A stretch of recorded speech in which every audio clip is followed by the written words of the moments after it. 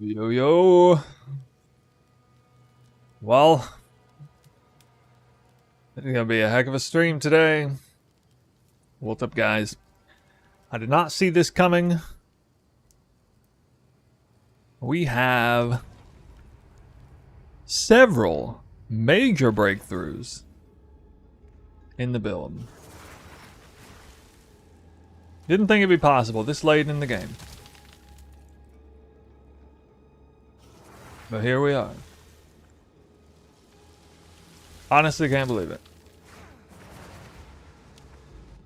I'm not even going to talk. Let's just show you.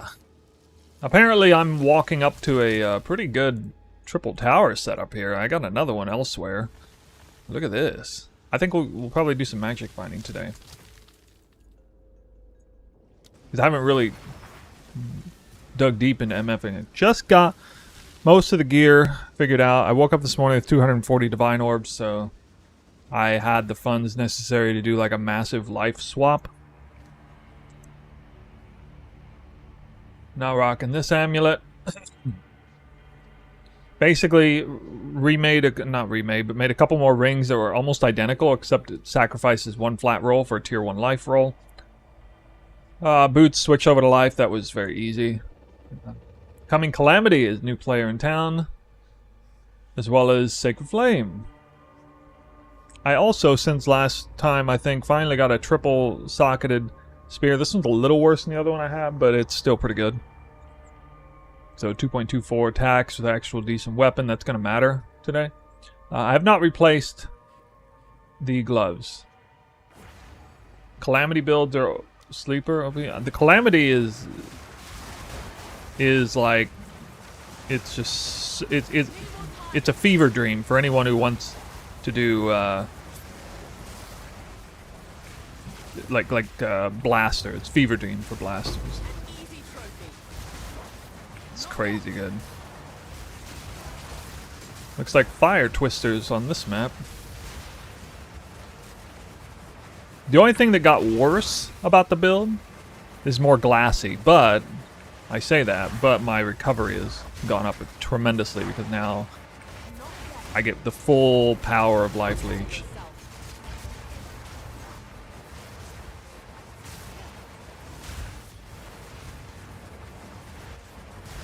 I also move a little slower than I did before too. Whirling Slash actually does damage now. You can see it just lawn mows enemies down. That's something that was not the case before at all. So that's going to be really enticing to a lot of people. We're basically combining a legit Whirling Slash clear build with Twister for even more insane clear and single target. One thing I didn't like about pure Whirling Slash builds is they typically had either they were slow or they had bad single target. Or both. And at least this build, I mean, just look at this. It's even a Delirium map. Especially once Headhunter kicks in. Oh my god. It's a lot of damage. Defy 2 support on 3 different gems. They say I have no mana now. Actually doing no mana, so this is level 20 Whirling Slash. And Trinity's up. Another major addition. Trinity is now here. If I had to choose between Siphon Elements and Charge Profusion, that's not a choice. Charge Profusion just gives you more.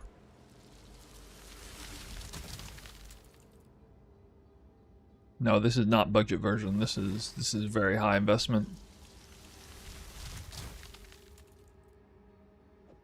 We gone high investment. You know what? I think.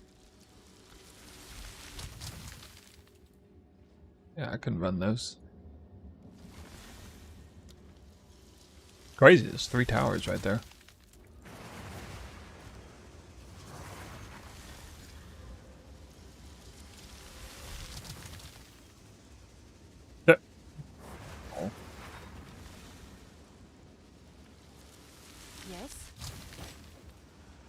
So much accuracy, dude. I'll do what I can to sell it for you. 35% movement speed. What? But what?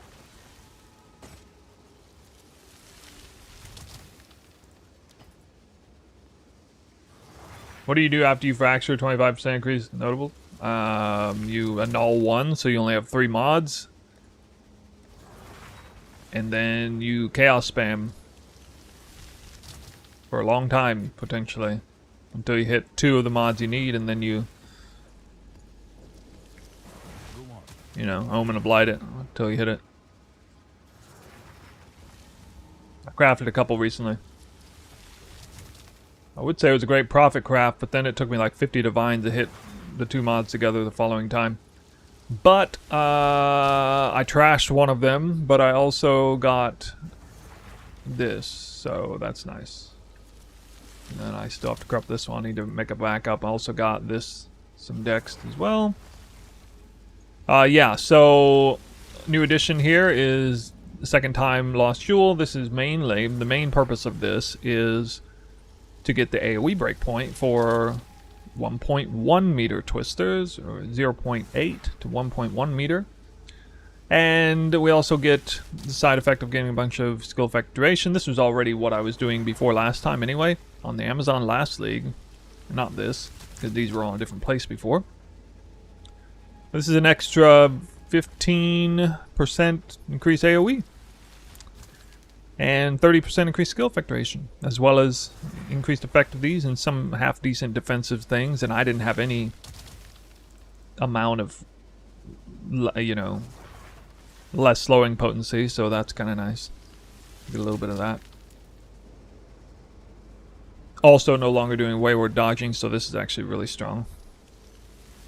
And now I'm focused a little more on elemental damage, so this is a bit stronger than it was. What is Profusion? Profusion is a support gem, and it is located in like 3 different places on this build. Is the increased duration detrimental to ghost dance stacks? Yeah, technically it is. Yeah, not that big of a deal. Okay, what am I doing? I need to actually buy. I probably should have done this before I start streaming, but I need to buy some precursors because I don't have any. See here. That.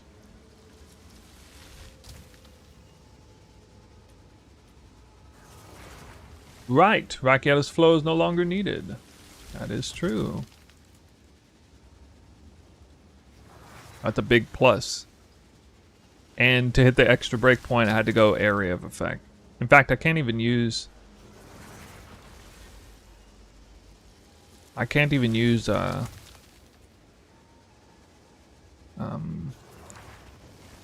Wow, completely forgot what I was about to say.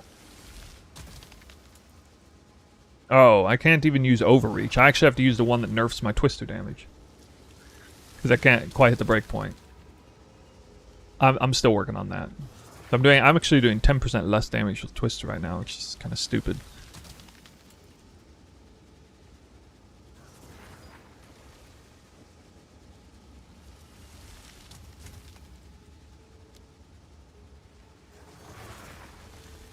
Why no Rakiatas? The Coming Calamity is an extremely powerful chest that does multiple things. It gives you 3 heralds.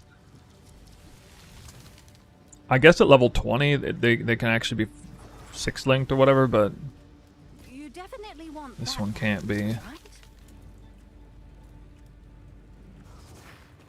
Oh, nice. Yeah, I'll search through these a little bit.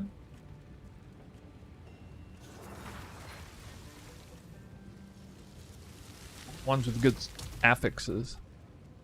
Those time loss with effect duration and AoE are mega money. Yeah, I mean, I sold my backup one for like, God, what was it, like 80 or 90 div? I couldn't believe that. I was like, wow. It definitely doesn't cost that much. Make it. Unless you get crazy unlucky.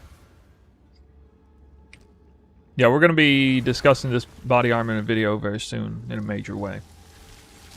It effectively has 2.5 all res rolls, the 3 resistance rolls, a low tier life roll. And then all 3 heralds, which don't take up a skill slot or reservation, so this kind of opens up reservation opportunities. Herald and Twister, maybe not the most necessary thing in the world, but it's really strong with Whirling Slash. And it just really helps. The biggest thing it's for is it just makes the mapping so much fun when you use this. But it's also really good because it says enemies in your presence have no elemental res. So now, while I'm obviously attacking a lot of enemies outside my presence when it matters, when I'm up next to a boss or something, they have no resistances, which means I no longer need Rakiatas. And so I don't recommend this, but I want to use Overreach because it shouldn't have a downside. According to POB, it has a downside, but Twisters are AoE abilities. They don't have. They shouldn't be based on accuracy. And Defy. So I actually removed Rakiatas, or not Rakiatas, but Garikans is all that kind of hurt a little bit. I really don't want to remove inevitable critical, but I don't really need the double crit damage from Rakiat. I don't know. We might look at it. This build, no, this is all brand new stuff right now. The guide is very much updated from like a couple days ago. Oh, I'm gonna need to do this on the website because it's gonna keep resetting my filter.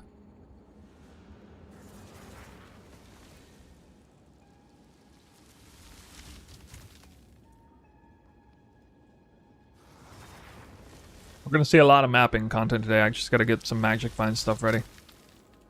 Get your Magic Find characters ready. What's new? It's done. I'll sort it.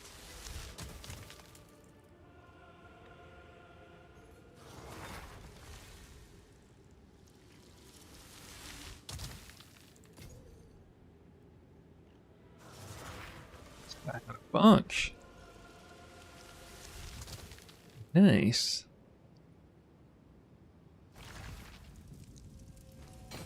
Oh, nice choice.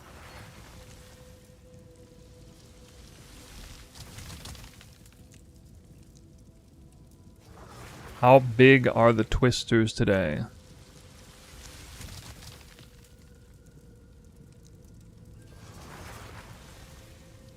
They're just enormous. 0.8 and 1.1 I guess it's worth that. meters. But it's the real story is not the Twisters. The real story today is about Whirling Slash and Heralds. Massive Herald AoE. Massive Whirling Slash AoE.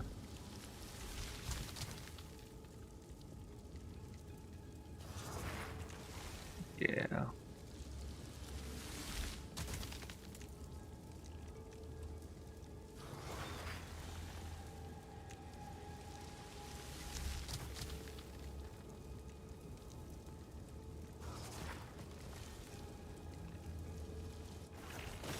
Are Exalts even worth looting? I'm probably going to feel like they're not trying to Magic Find. I'm starting to feel like I need to remove them from the filter. What's new? What's new? I really wanted to not have to do that, but it's too much. Okay, I got probably one more I can use.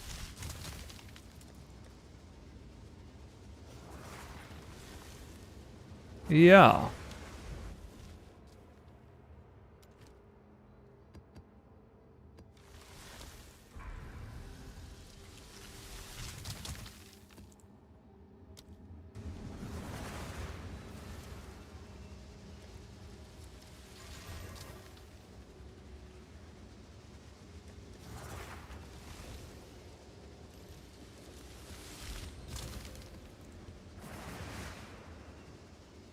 Didn't they nerf Whirling Slash? How are you still fast? Tech. Much tech.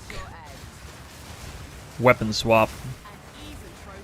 And good support gems.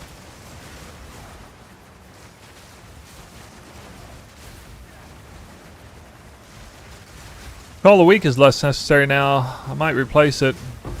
Not sure what to do with that one. I still like it for some things, but I feel less obligated to use it now.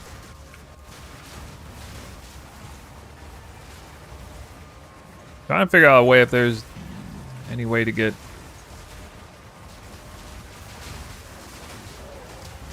maybe shock or...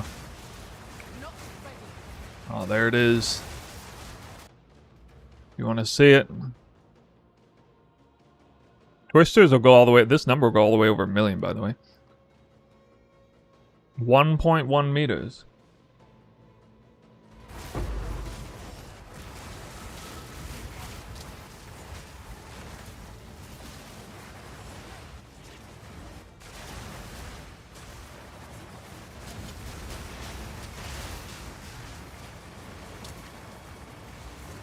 I mean, just look. If the Twisters don't kill him, the Heralds will. If the Heralds don't kill him, Whirling Slash will. Like, it's so crazy.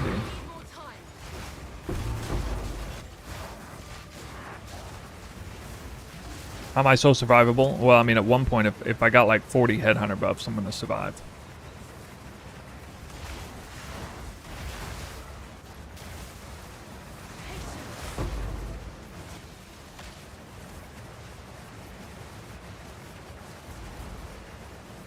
So I'm playing a little bit more into surviving through Headhunter, but this is a result of just playing for a while and hardly ever dying, and then I kind of, you know, I try to get more efficient or whatever, sacrifice a little bit of defense.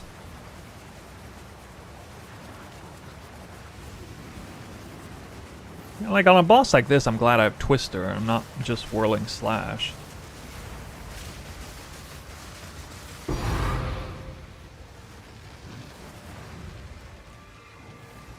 Crit chance, I mean, it fluctuates a lot because I'm running inevitable crit. It goes up to like 70% maybe.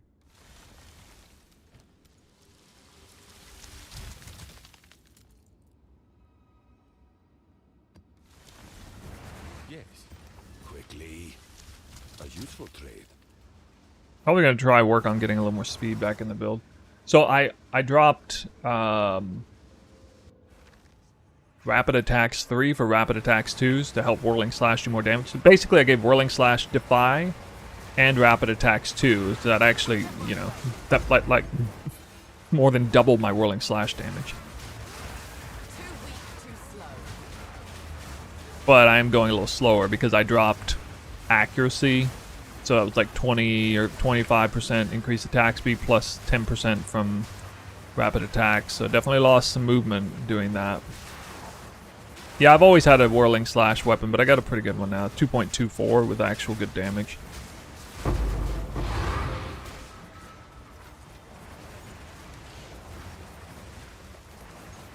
I also lost a little bit of attack speed on the tree.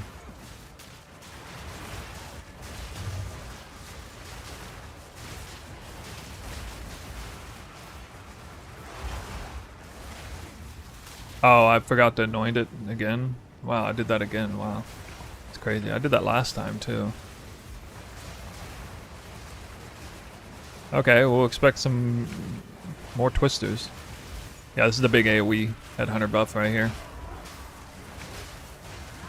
So much size you won't believe your eyes.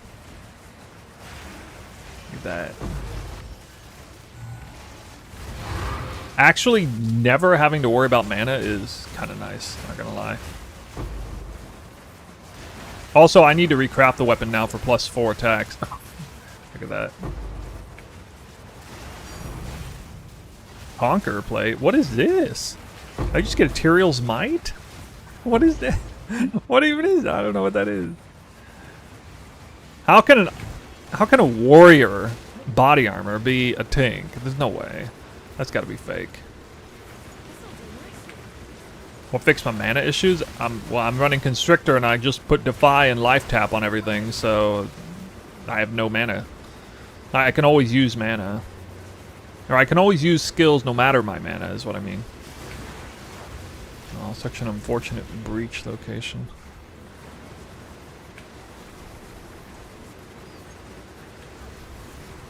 +3 proj. I need to do the math on it. If you have a flexible slot, I guess, yeah. I could potentially get it.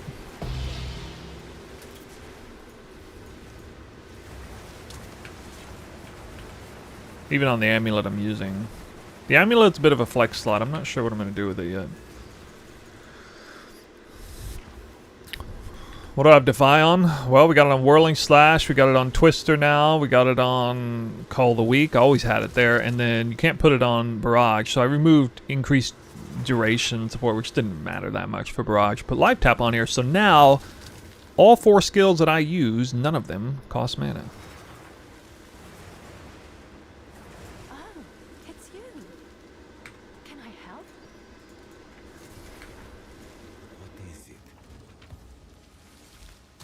Oh, it's Calms. Calm? Calms? Worth a little bit. Not corrupted? Oh, it's actually worth a lot, not corrupted. What? What?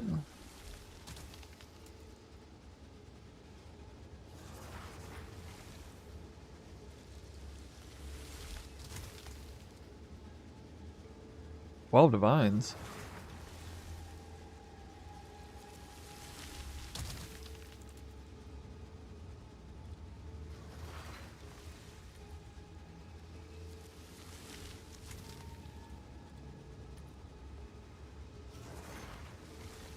Damn. I lose 7 divines for valing this, if I val it, but... Wait, what? 1600's not even worth anything. Bro, this... No, it's not. Like, literally 1600 isn't worth any more. I have to val it upwards just to save the value. I have to go all the way up to 1700 to actually start making real currency. I mean, I will, just because I'm kind of... If I wasn't content creating, I wouldn't do this. Seems like a stupid idea, but... So, can this have sockets? I can't remember, I guess so.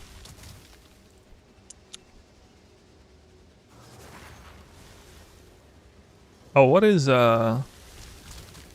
3 sockets?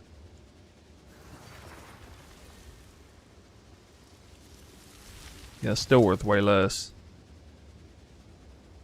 Watched your stream last night, twice this morning. Only bad thing about Instatrade, you can't thank whoever sold it to you. Yeah, you're welcome. I just lower them down over time. Alright, well. We'll give it a shot. Oh! And it's garbage. GG, no re. Yeah, why did I do that? Good news for Why did I do that?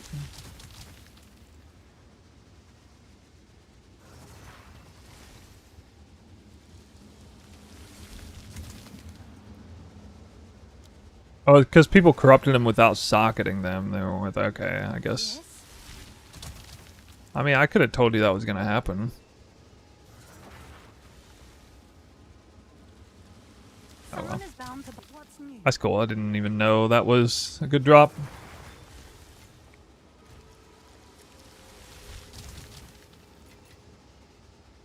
Here, we'll put jackpot drops on the...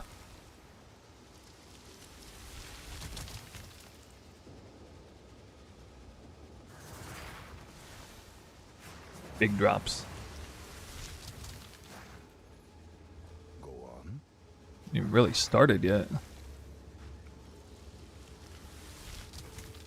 Yeah, I see that now. I'm not that stupid. Not put a socket on there. I mean, I could see, you know, they talk about, hey, PoE 1 will ruin your experience of PoE 2 because, like, the knowledge you have from PoE 1, you take it to PoE 2 and you sabotage yourself. There are probably some veterans of PoE 1 who didn't even think of socketing it because they were like, oh, I'm sorry, it doesn't have any sockets, but then it does. Now, actually,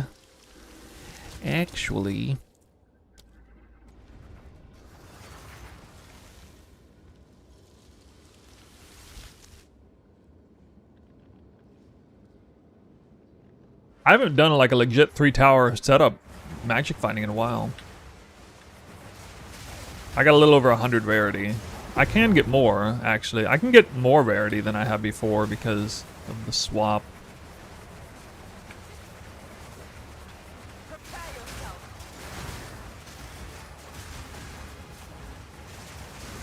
Too weak, too slow.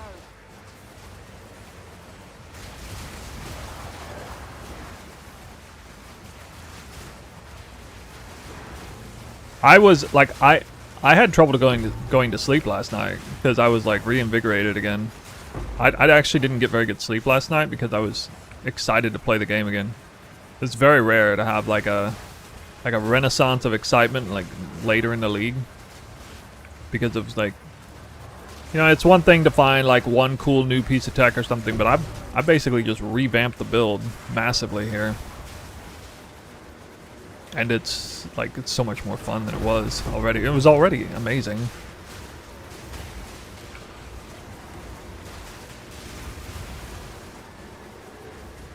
I mean, if you compare footage of this versus like what I was doing a week ago, this is so much more extreme. It's crazy.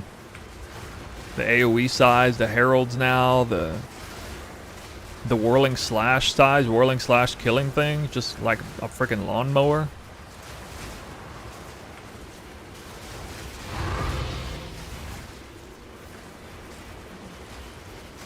With Whirling Slash doing real damage, I'm far less likely to get like surrounded by small enemies. So indirectly a lot of survivability has come back to me on account of that. You know, the good old, the best defense is good offense argument. Because I mean, like right now I'm standing in the middle of a bunch of abysses. What's gonna kill me, you know? The entire screen, literally every inch of the screen is filled with twisters, so the second something spawns, it's insta-gibbed.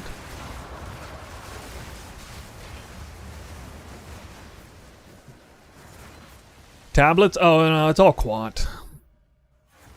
I was testing initially with Trinity level 14, and it was a little bit hard to pull off. I didn't realize that if you know, well now we can go up to like level 25 Trinity, and through the new supports, actually 26, but there's no point. You're going 26 apparently. Barely broke a sweat. Yeah, it's actually a lot more reliable when you have higher level Trinity. It's a lot more easy to manage. We do not suffer and live. Can you one-shot Uber Arbiter? I've never fought Uber Arbiter. I will at some point in this league. I don't even know if he can be one-shot or not. You have increased the visual clutter even further. I know. I know. That is by design. You will see nothing and you'll be happy.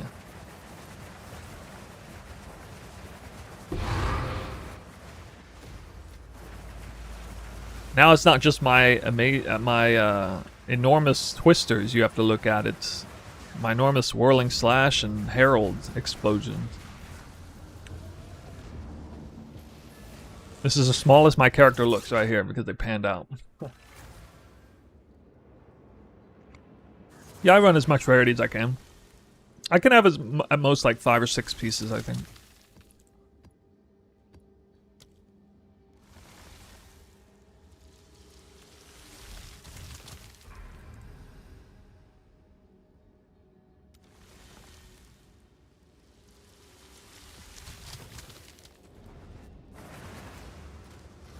What did I change? I've changed a lot of stuff.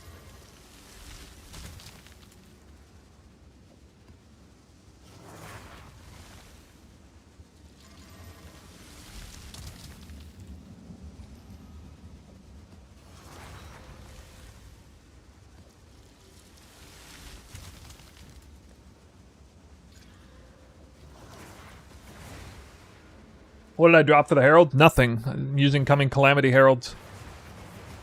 Haven't been around for a while. Hope you're doing well. I am better than well. I'm uncharacteristically excited to play the game in the middle of the league because of the breakthroughs. I've now transcended the arguments of like, oh, which build is better clear or something. We've just straight up transcended that argument now today. Which build's faster? Build is better clear. Oh, I don't know. Maybe this one? I do want to get a little faster with Whirling Slash.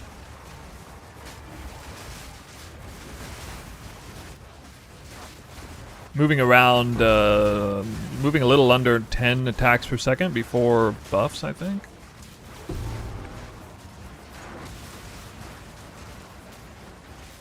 And this is so much fun on Breach. The Breach could be a little bit frustrating, like if the Twisters somehow like fell through the cracks, didn't quite hit the enemies. But with the Heralds and the Whirling Slash and everything, like... So Whirling Slash doing damage means Breaches are no longer dangerous with like moving around, getting surrounded, and whatnot. You like how I went up one aisle and my Twisters went up the other aisle? Oh, that was a nice Shroud Walk timing. I mean, look at this. This is so gross. I don't think anything can even touch this at this point. More annoying with Shroud Walker. It doesn't... No, Shroud Walker doesn't even matter. I need to actually make a... I'm going to make a Reddit post with a funny clip. Shroud Walker saved a map for me yesterday. I actually had a bugged map that had the terrain cut off. And it was actually a high invested map with... It was one of those areas surrounded by abyss. So the map itself is like 2div or something. Area is overrun by abyss, I guess. And I populated the map, and the map was actually cut off at around the third point, a third of the way into the map. Like, you literally couldn't get to the other side. And right as I realized that, I somehow just shroud walked across the ravine, like... And it's not even like going up a ledge, it's like going over a canyon. It was like 2 screens away. I don't know how I shroud walked 2 screens away, but... So, yeah, I'm going to make a little short video. It'll be a parody video, like, GG, please never remove, or something like, you know, Shroud Walker is the best mechanic in the entire game. Or this is why, you know, Shroud Walker is the best mechanic in the game, or something like that.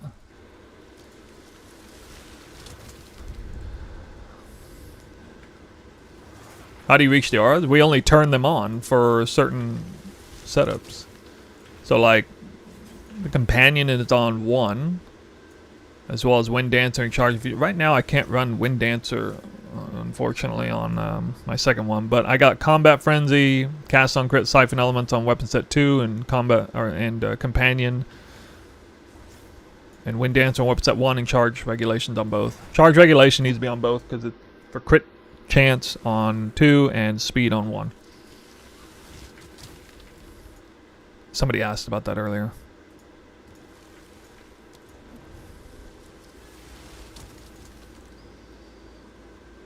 I'm using AoE, hit more breakpoints.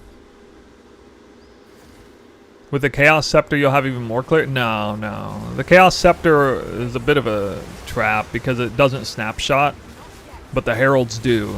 The Heralds snapshot, and they can be on at all times anyway, either one, because they're free. It doesn't even matter if they snapshot. It's actually nice having the Herald on Weapon Set 1 with Weapon Set 1 actually doing damage.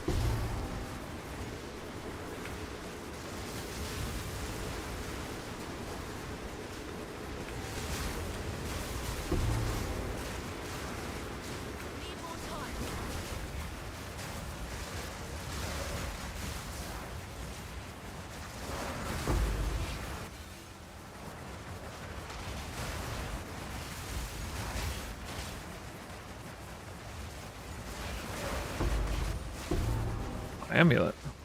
Tier 4 Amulet.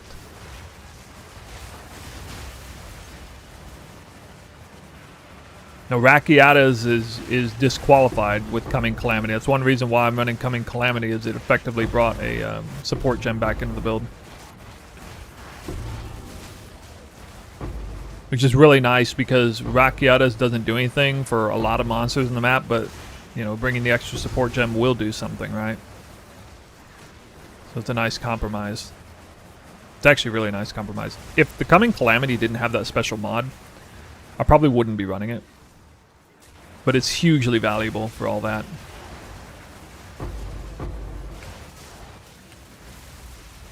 It has like 2.5. It has 3 resistance rolls, a mid-tier life roll, the special mod. Enemies in your presence have no resistances, and it has 3 free heralds.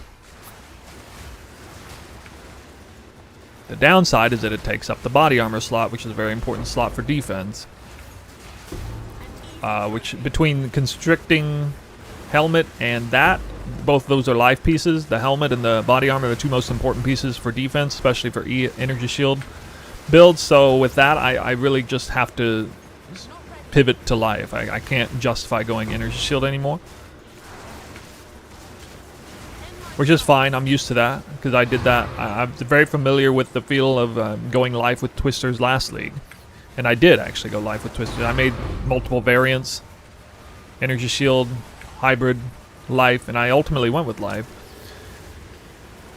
I used that culture overflow life body armor, but I was this close to coming calamity anyway. I tested it a lot on stream, some of you might remember.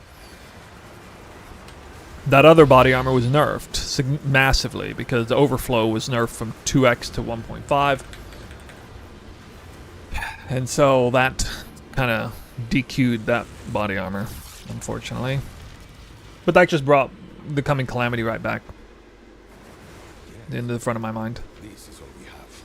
Indeed.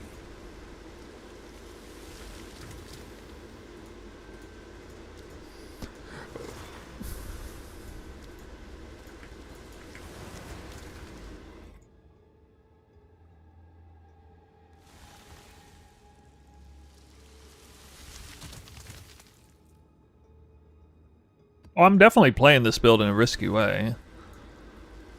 Like, I only have 2,800 life. I have amazing recovery. But, you know, I am categorically squishy. This is a fantastic 3-tower setup. Alright, we're gonna have some fun here. I'm gonna need to roll some maps.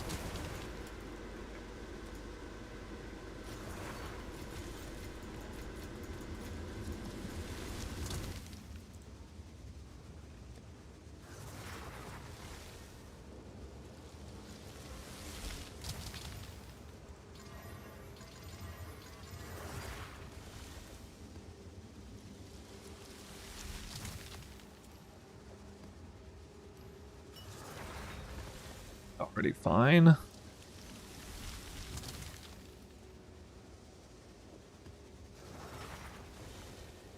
Run some high deli maps. They're a lot more dangerous.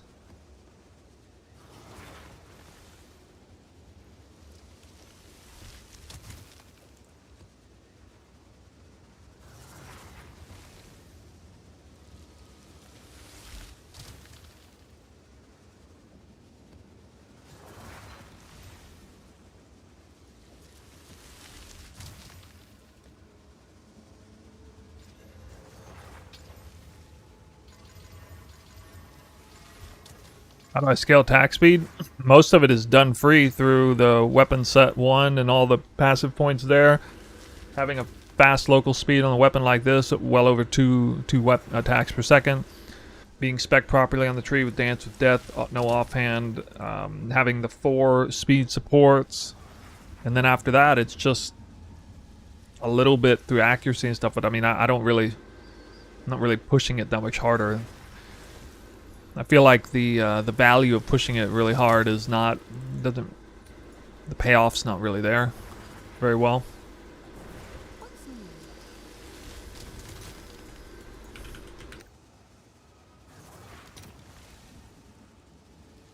This thing is really cheap now. I'll fill that in as soon as I can.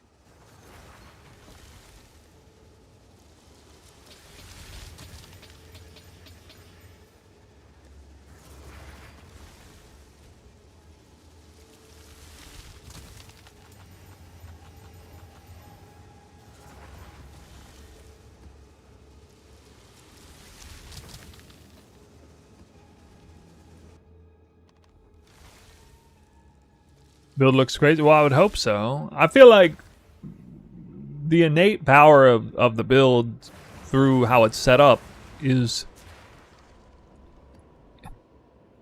It actually doesn't scale all that well. I am force scaling pretty hard with AoE, and that's having some major impact.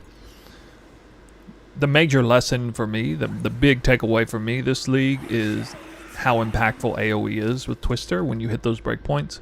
I did not explore this sufficiently in 0.2. Had I done that, I would have probably made the build a little different. I would have at least went for one additional breakpoint.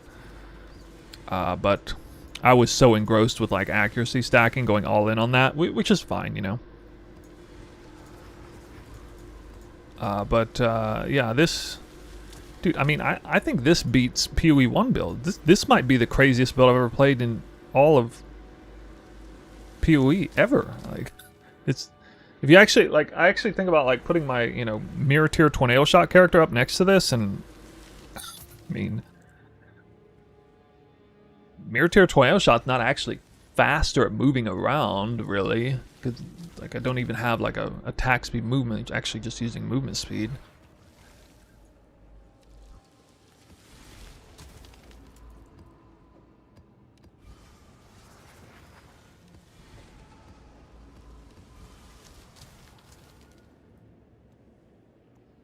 Oh, that's a shitty choices there. Ooh. There's a big one. Alright, we got one big one here.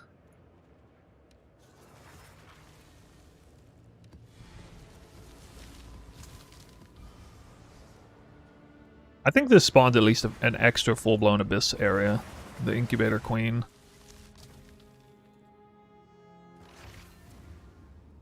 Have an order? What are the AoE breakpoints? I mean, I don't know them off the top of my head. I use POB. I'm hitting 3 AoE breakpoints right now. So...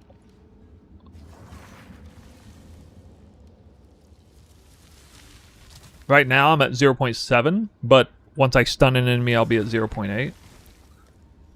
And then I want to use this jewel, but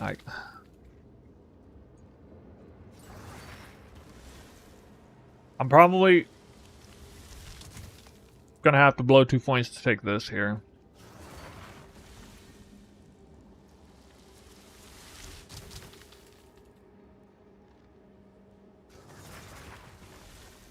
Or maybe I do take these 3.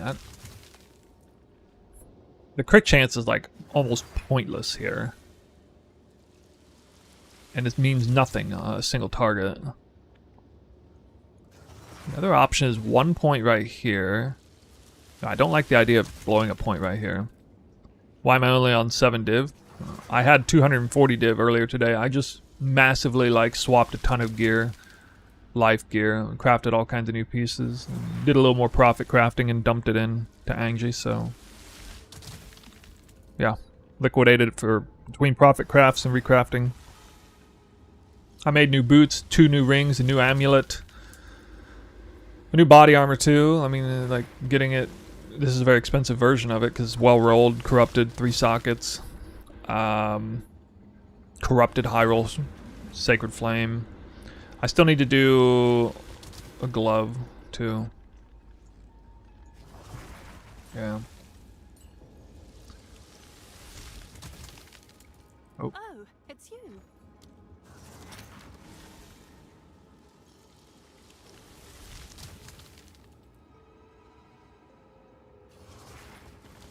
Which one is... Let's see if Is there it are this any one? takers.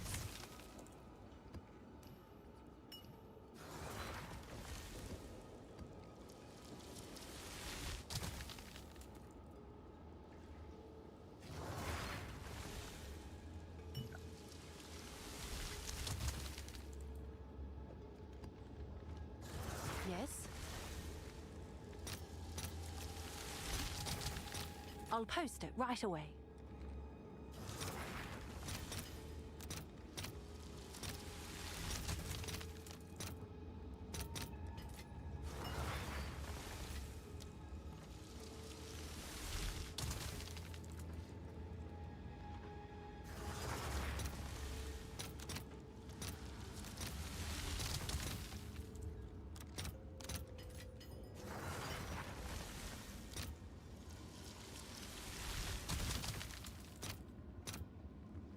I'll post it right away.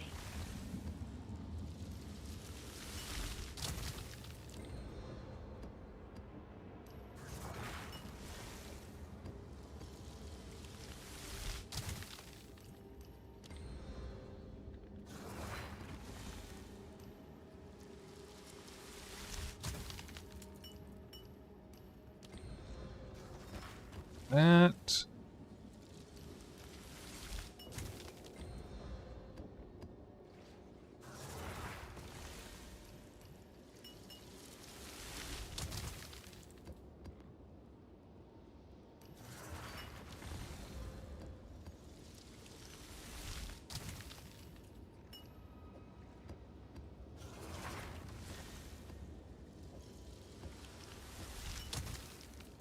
Alright, there's 10 maps to run. Oops. Give me that. Yes?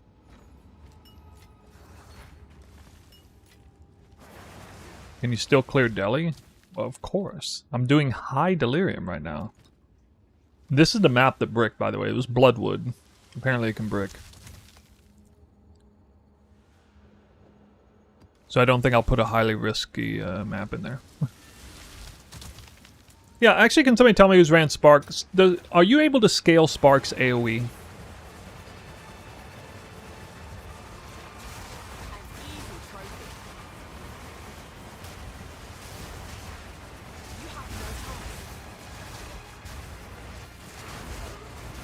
So actually, Twisters is better than Spark mechanically because it's Spark plus AoE scaling.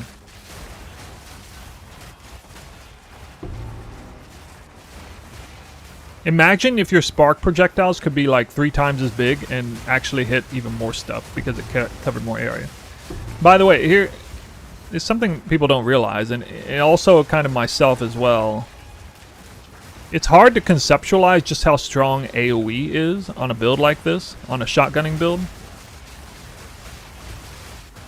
Because what you don't think about is the fact that you're not just hitting more enemies more often just because your projectiles are bigger. The literal size of the arena in any given space at any given time is condensed to such a degree that, like, if for example you shoot a projectile and it had, let's say hypothetically had a 50% chance to hit an enemy through a particular hallway or something, and let's say you made that projectile twice as big, it now has way more than just, you know, twice as much chance of hitting. It could go from a 50% chance all the way up to a 100% chance to hit because that's how little room is left in the area for which the projectile can travel. This is especially true on a map like this. You know, there's a bunch of little treeways and stuff. And having played Twister a lot, I know that, you know, sometimes I overestimate how strong Twister is, and especially an open map or something, because, you know, the projectiles, there's tons of projectiles going around, but maybe I get unlucky and a lot of them miss or something. That happens so much less now with mass AoE Twisters. Their monsters are not squeezing through the cracks. The Twisters aren't missing, anywhere near like they could before. And it should be self-evident. You're just watching the footage here. I mean, you know, how often are monsters evading massive swarms of Twisters? Well, they actually do sometimes with default-sized Twisters, but we are flipping the script today. Smokey says, got your build mainly set up, clearing 215-16 with Delhi and going fast as fuck. Love it, man. Thank you for the guide. You got it. You got the low end version. Man, if you're on a 1 Divine budget version of this, you have no idea what's in store. You're in for a wild ride. Well, you do have an idea. You're watching the stream, I guess.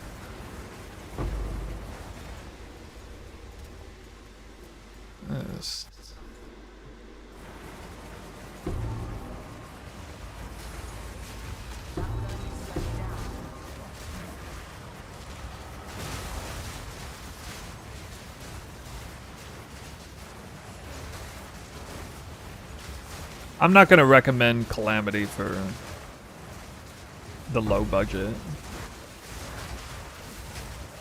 On paper, I'm a lot more squishy than I was before.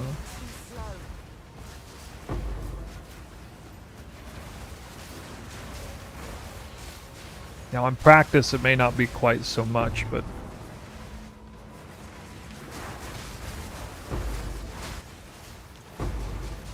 I mean, just think about how hard it is for monsters to hit me. Yeah, I'm res capped. Yeah. Hell, the body armor gives me 39 all res.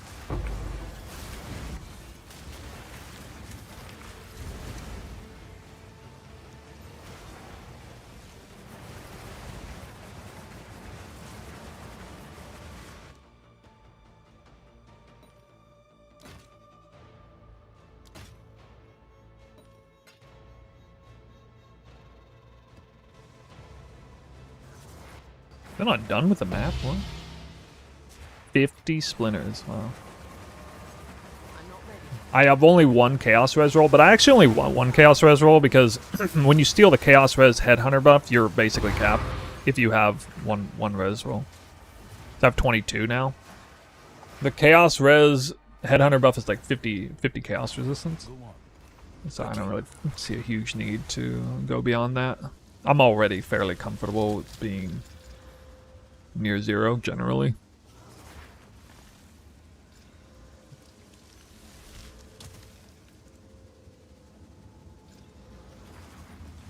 Speak quickly. Gold is useless to me. Take it.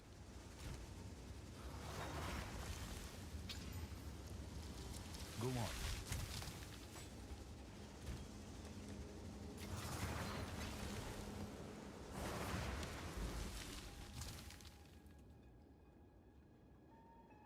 Glances at a month of bots. Yeah, it must be kind of crazy if you like go watch my build like, you know, a month ago and then see it like 3 weeks ago, then 2 weeks ago, then a week ago, and you're gonna see some evolution there.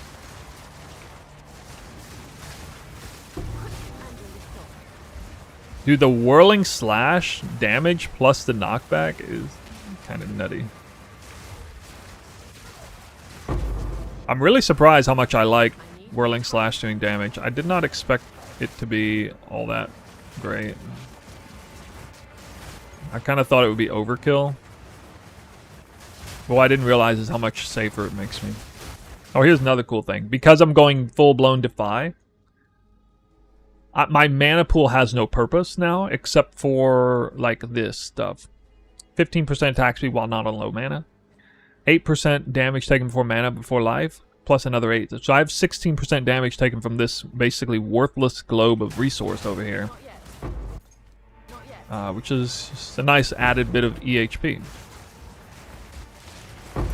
Which is to say, I still care about mana leech. So, I mean, I have to get one mana leech roll, but it's not as important, I guess. I told myself, I guess, you know, if I could roll 15% attack speed on a ring suffix, I would do that. So I guess I need to run, you know, man. I suppose I'm morally obligated then to go for the recovery and do that whole thing.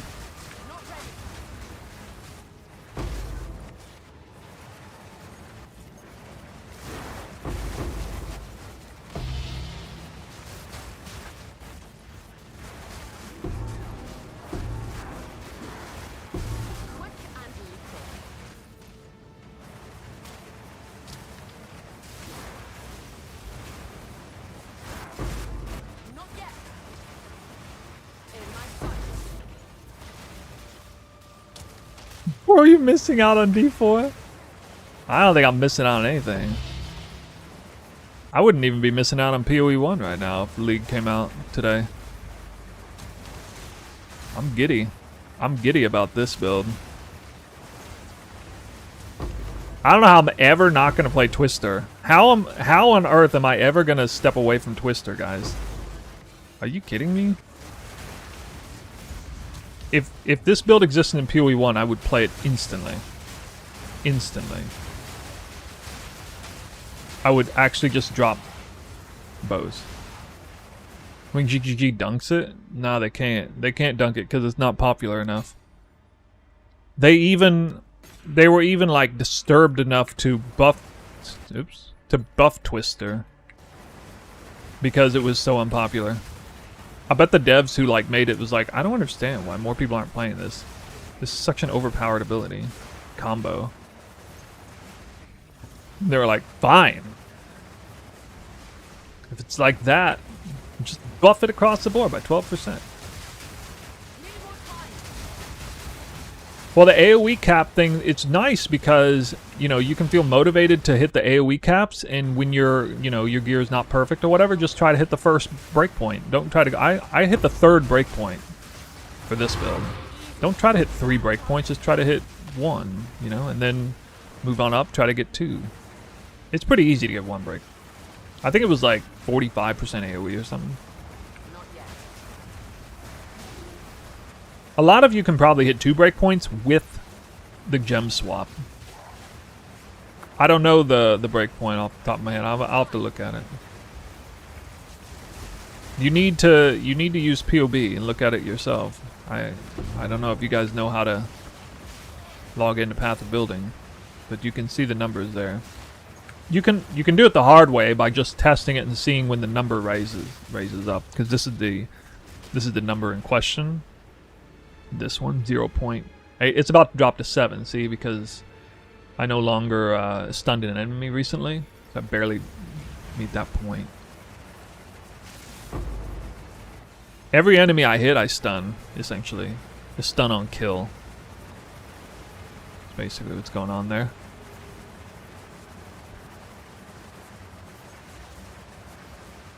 Wow, I didn't even see that. Killed an enemy. Alright, hold on. So, just killing those enemies right there probably got a stun. Yeah, alright. Yeah, you can see when I go from 45% increase AoE to 40% increase AoE, it drops a breakpoint. So I'm right at the breakpoint right now.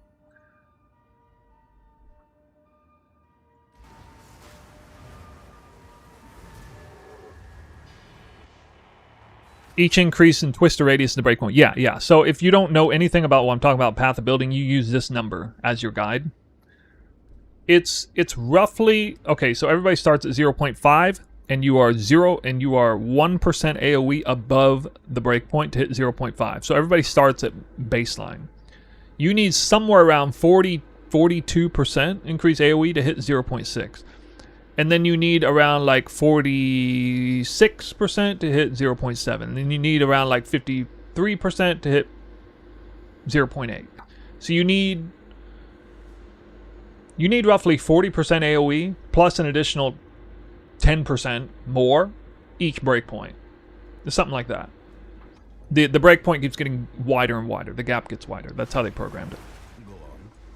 You know what I mean? Like it's a escalating curve. This is all we have.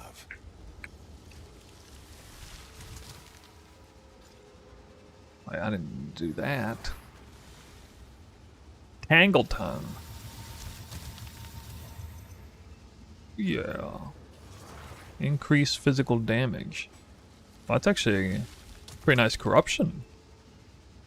Because that's more than you can even get on the... And it's already got the flat. It's kind of nice. So that'll actually be a really high DPS Tangleton.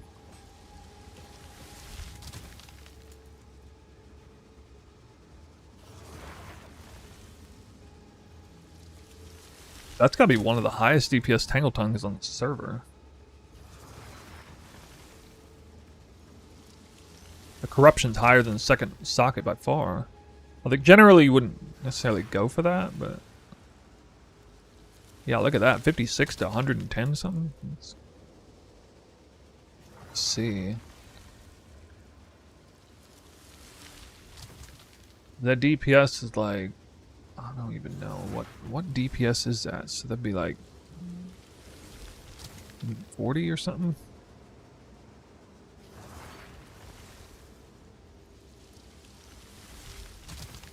Oh, some people hit... Oh, I see. Okay, hold on. I can, with level requirement.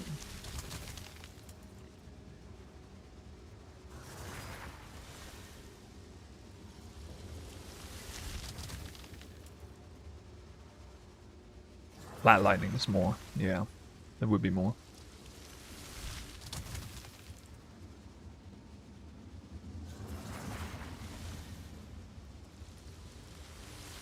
Well, damn. Those flat rolls, they do be so strong. They do be strong. Alright, well, mine's a little special, I guess. Seems like a good deal. Is the strat of Trial of Systemus working? Oh, yeah. Yeah, big. What the f... I used a weak one. What's new? What?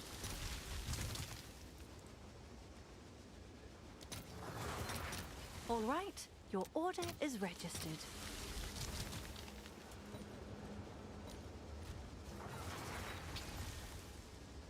Ah! Crazy. So crazy. Why not? Because I can. Wait, no. What I need to do here is... Yeah. See, this is how you craft right here. This is how you do it. Boom into the prefix. You bastard. How did you fail? Why you gotta do that? Why you gotta do that?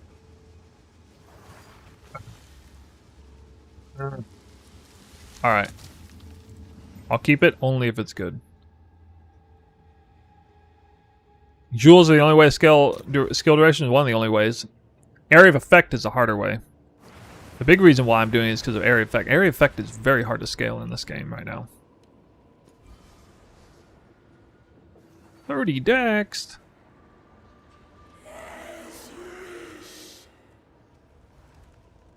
CDR? No, I don't want CDR because I wait on salvo anyway. I like CDR. The only time I'm glad I have CDR is on a less CDR map. Generally speaking, I don't think CDR is very good if you're using salvo support.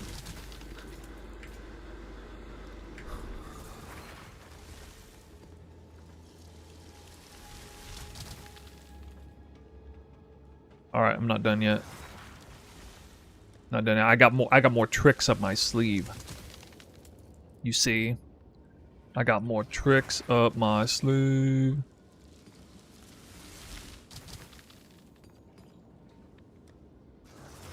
Yeah. If you know, you know. Oh.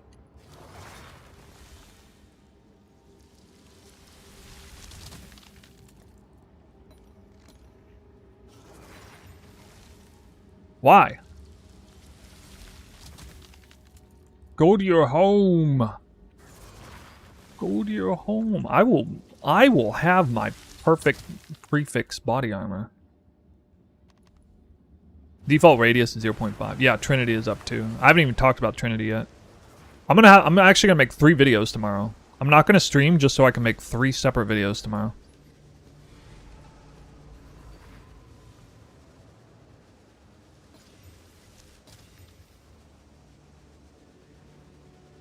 I guess it's just not possible to bring it over to the other side.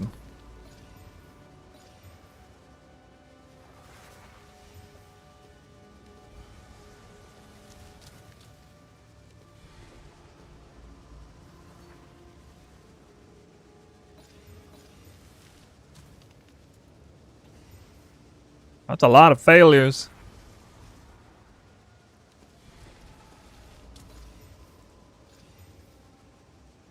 Wow, maybe it's like weighted because it doesn't have any suffixes. It's weird. The suffix one's pretty cheap though. This one here. These don't cost that much. I wanna see.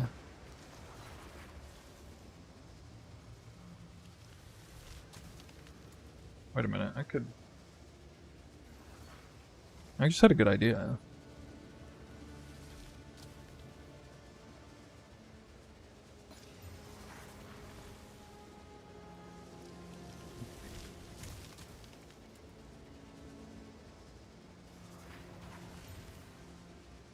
I have an idea, actually, for this.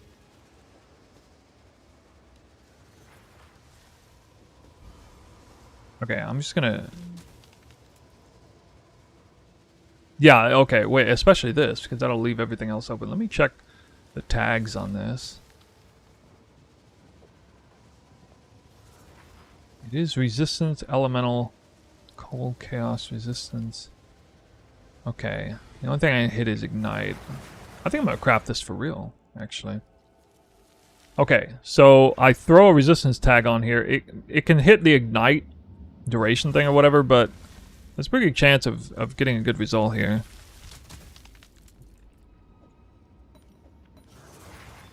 Okay. This tag is going to force this.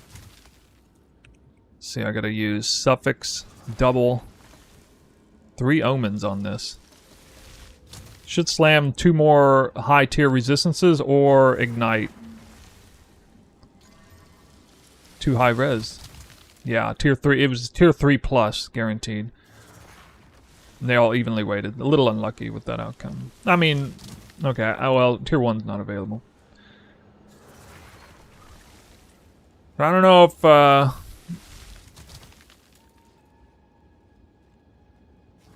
can't magically slam that in there. I don't...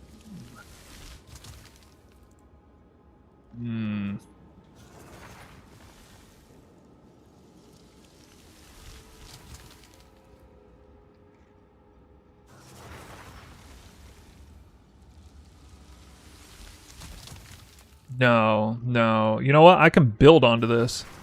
Yeah, I'm actually gonna go crazy on this here. I'm gonna try to peel it.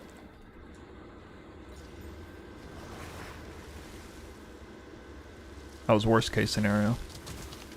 Because if I would have peeled it, I could have forced Abyss back over again. There's a way to make it go prefix, I think, but I really need the desecrated mod to be a prefix. It's the only way I can confidently get a high tier percent.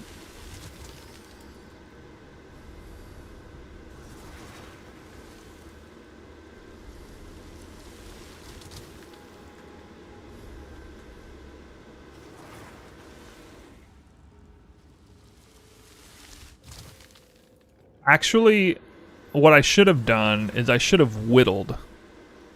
No, whittle would have pulled it over to the prefix side too.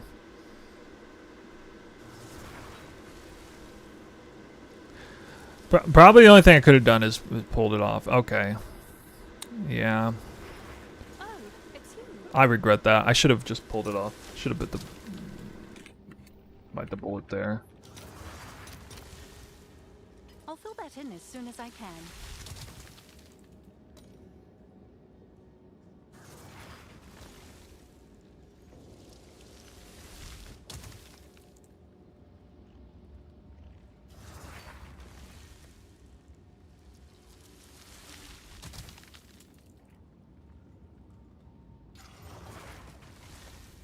Okay, that's now it's now an expensive craft.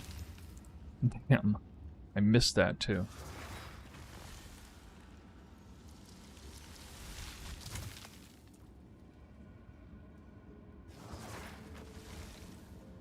God, that's annoying.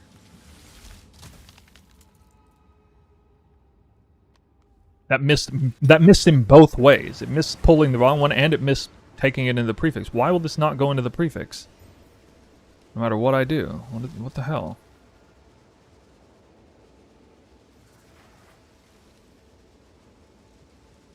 Yeah, somehow I just got absolutely fucked on this.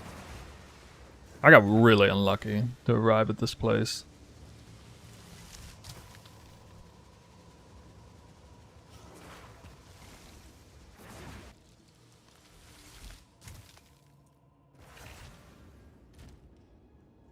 Oh, it's you. I don't mind paying a little extra. I'm just kind of curious on this craft. I have extra currency. All right, your order is registered. I just want to see if this works the way I think it should.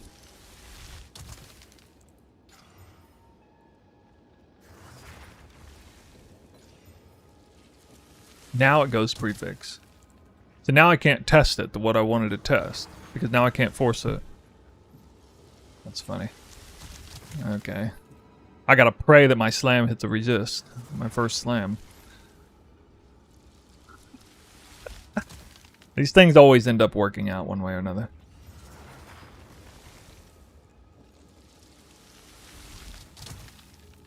Essence Abyss. Originally, I was just trying to drag it into a prefix, but it failed like 7 times in a row. Then I was like, alright, well, I can... If it's going to be like that, I can force homogenize, exalt slam, double resist, likely. And then I can try to... What I should have done is I should have just taken the Omen of Light when I had 2 res on there and just forced it into the suffix, prefix slot. It's not even that expensive. Ancient ribs are not even that expensive. And then I could have got that where I wanted, and then did another homogenized slam on the suffix, and potentially ended up with an all tier 2 to 3 resist, all tier 1 prefix body armor, which would have been worth 40, 50 div. That was the idea. But this is kind of, I wanted to see this anyway because this is really going to help me determine whether I wanted to actually spend currency on this craft. I already did end up spending like 10 divines on this. But the result of this would have told me what I needed to do with the suffixes. Okay, that's garbage. Alright, that's 49 spirit. Tier 3. Man, not... Tier 3 is a lot worse than Tier 2, unfortunately, but...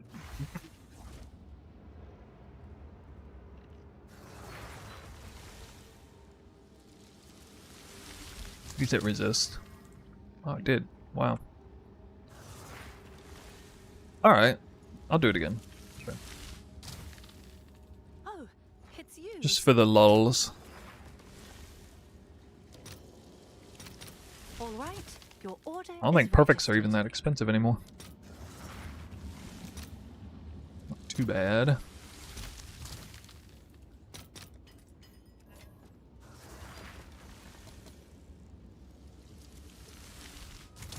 Oh. Forgot. Almost forgot this guy.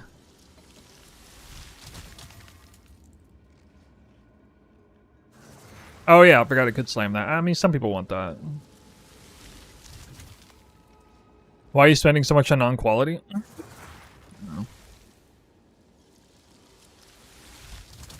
Been profit crafting a lot. Been going fairly well.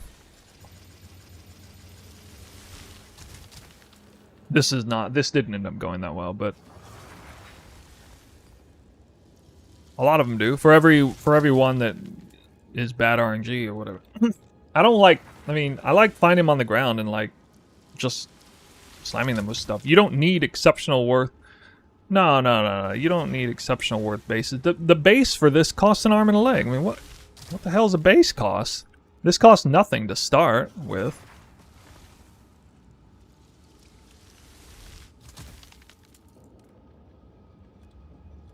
Last I checked, this was pretty expensive. Yeah, not fractured either. Let's look at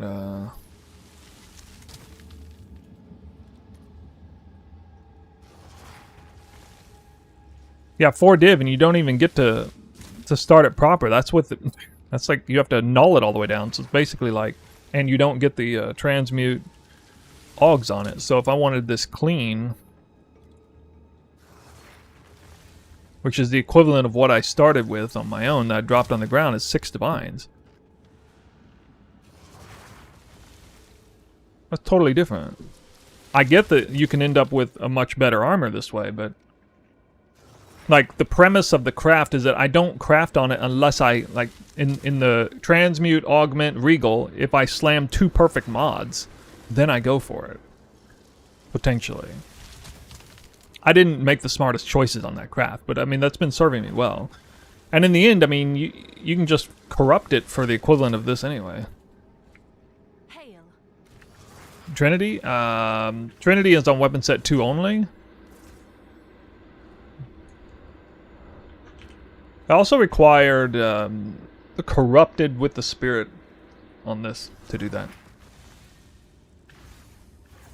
Although maybe not if you're using a solar amulet, but I get an extra rarity roll for that, so that's nice.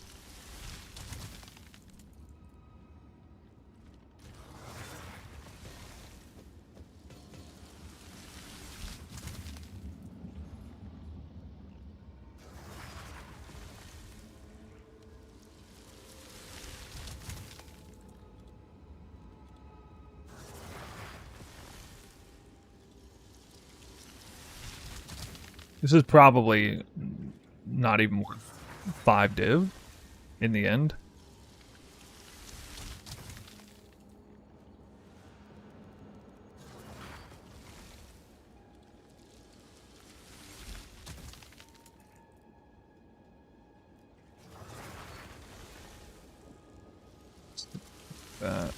Yo, thanks for the sub. I love. Appreciate it. Yeah, I dropped Rakiatis for area. That's right.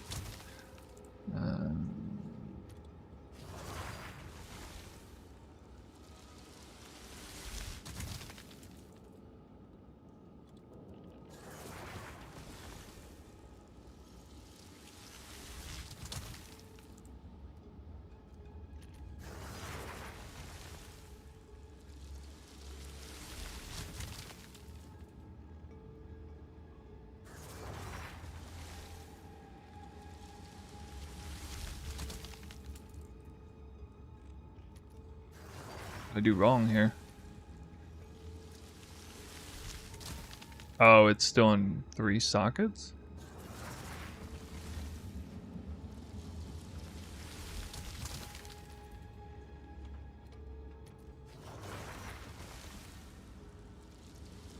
Oh, normal. Okay. That's why. Forgot normal. It's worth at least this much.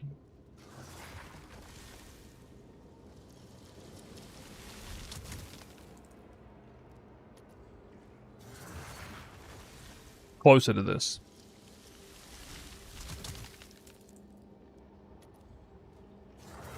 Might as well go for the corrupt. This seems like a pretty good idea, considering the differences. I'll actually make currency on this craft if I hit the corrupt. Crazy enough. Even though I botched it real bad. And I did hit. A 1 in 3 chance. Well, that's not quite as high as I thought it was. Okay, at least made my money back. Probably. I don't know. No, maybe not tier 4. I mean, I did put that res counter on there. I don't think I'm gonna sell it for any more than 10. Is that a good price for It'll that? probably sell for 5 to I 10. have no idea. I don't know. I guess we're somebody wants sending that a specific message. res We combination or mean something. business. Bossing without Rakiatas? The coming calamity has enemies in your presence have no elemental res. So while I'm not turning it negative, I'm obliterating their resistances anyway, so that's why we don't run Rakiatas. I've not actually done like full-blown bossing on this since then. I mean, just, I don't know, we could do it as Zesh test in a little bit, I guess.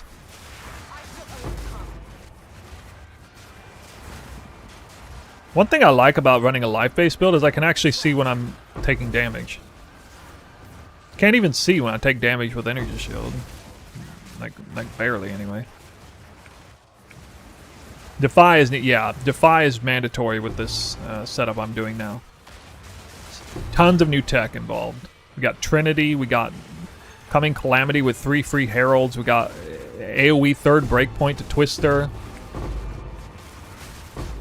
Defy on 3 links and then life tap on another, so every single skill costs no mana is effectively.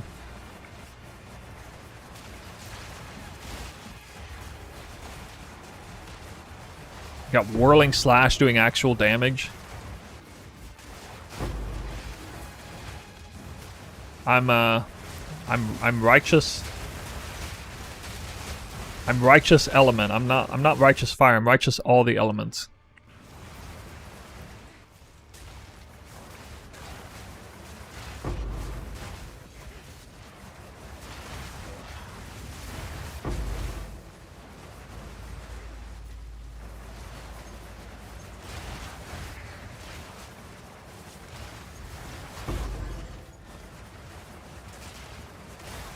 Spirit from gear. Scepter has 34%. So 34 from the scepter and 50 from the amulet.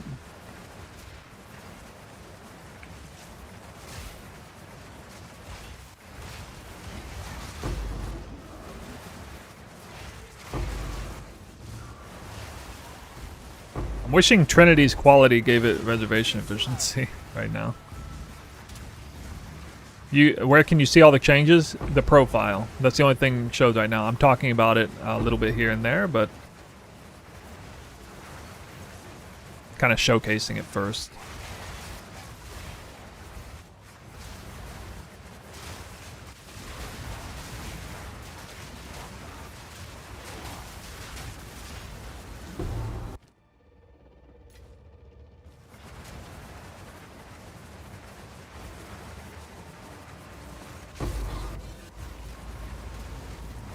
This build versus ritual is just beyond silly now. I mean, it's already good even with 0.5 meter twisters. It's still really good against ritual. But with this, it's crazy.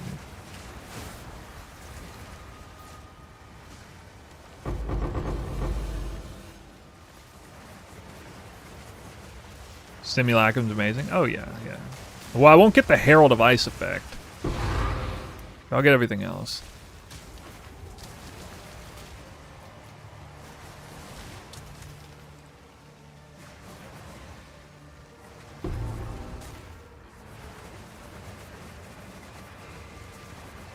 How much area of effect? It was something like 170%. Somewhere around there.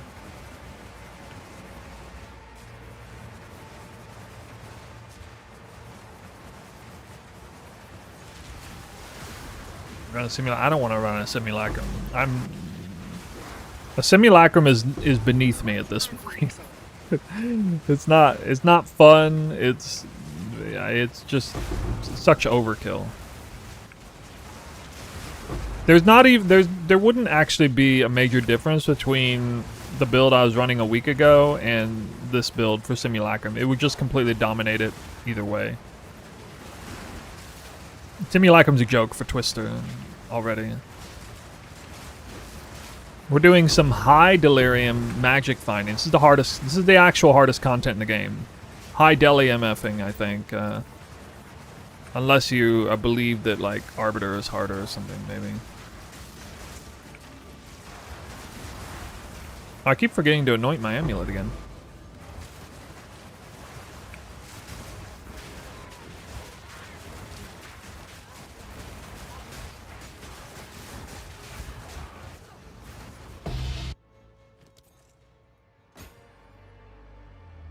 I could have brought a series, I guess.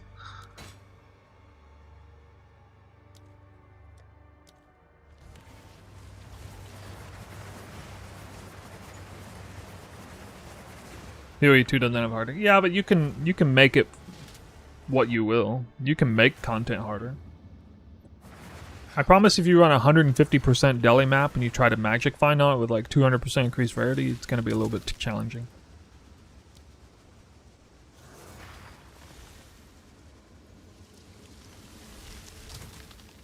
What's new?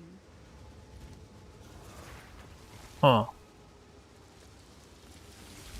Well, I guess it's worth one little slam.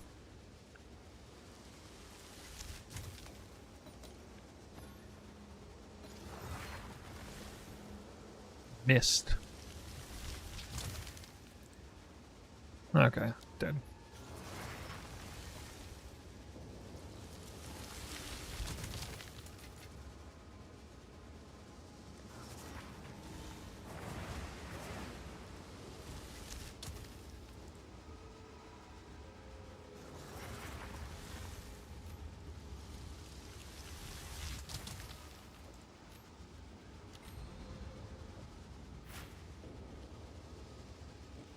When I get new gloves, I'll have probably about 3,000 life, especially if I get like 170 life gloves. Trinity snapshots, yeah. it's actually good that I don't have Trinity working off Whirling Slash, because I don't want it to read off of that. I can go ahead and explain Trinity here now. So Trinity is set to weapon set 2 only. It's level 25, thanks to Lightning Mastery with Truth Omen, and then you can get the one with the increased quality for 26. There's actually 0 benefits of a level 26 Trinity. There's no difference between 25 and 27 at all. So, no point in doing that.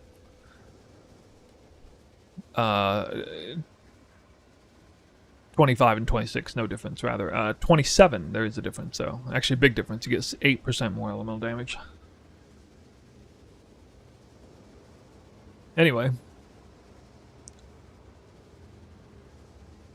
If we look at Twister, it's just reading off the damage from Twister. You can see that lightning, the nice thing about having a huge flat lightning roll on the weapon is that this sets you up well for Trinity, generally speaking. Lightning low and high is very different, although I am using Lucky roll now. You can see that Sacred Flame is outproducing on the fire side and still doing a lot of physical, of course. Cold is a little bit on the down low. Well, that's good because I'm using cold twisters, so I'll actually do like a lot more cold damage. But fire, so basically fire and cold kind of compete, and then lightning sometimes edges out. But where lightning really gets its kicks is through Herald of Ice. When I freeze enemies, I am using Lightning Attunement Shock here just to help like to get some more elemental ailments. So now lightning is usually winning on the Herald of Ice. If you don't have a flat lightning roll on it, it would be kind of dead even. But typically Herald of Ice lightning is winning, and Herald of Ice does count towards Trinity. And so one cool way to set up Trinity for a lot of builds like Lightning Spear and stuff before was coming Calamity, or at least double Heralds.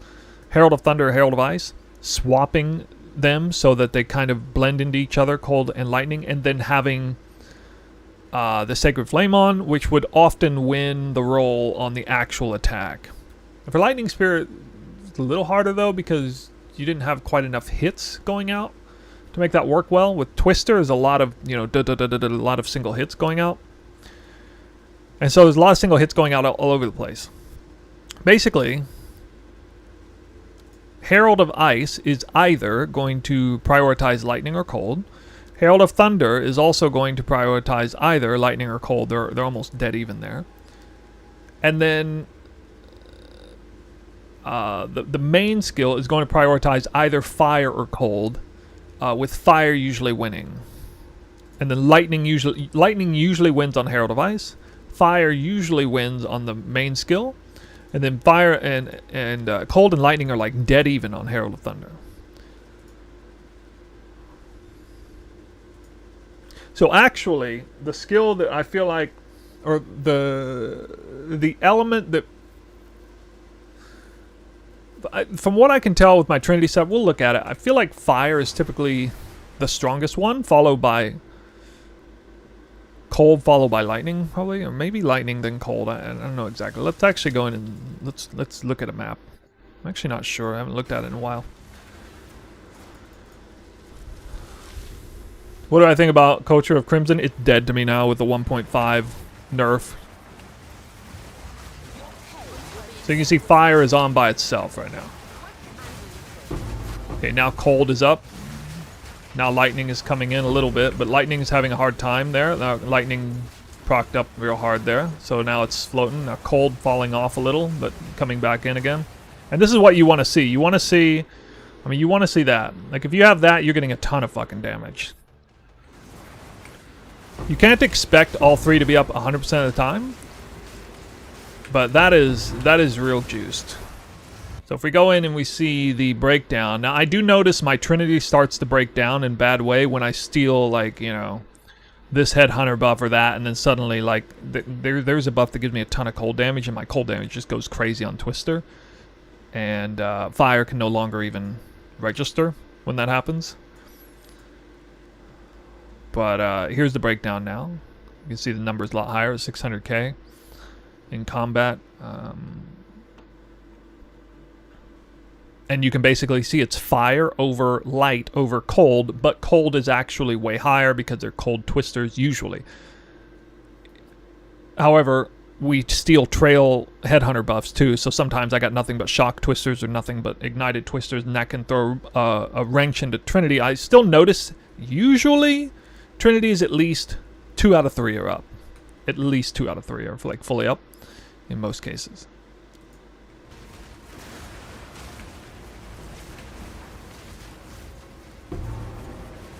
What are we doing today? We're talking new twister variant. Life, pivoting to life from ES. No more mana costs. Absolutely huge AoE. Free heralds for everybody. Yeah, running coming calamity. 1.1 meter twisters. Insane. I mean, what? Let me see what the herald AoE is. The twister 1.1. Let's see what Herald of Ice is. Herald of Ice is 3.6 meters. That's a big Herald of Ice explosion. Coming Calamity expensive? A really well-rolled Corrupted one is, but otherwise, no. Not really.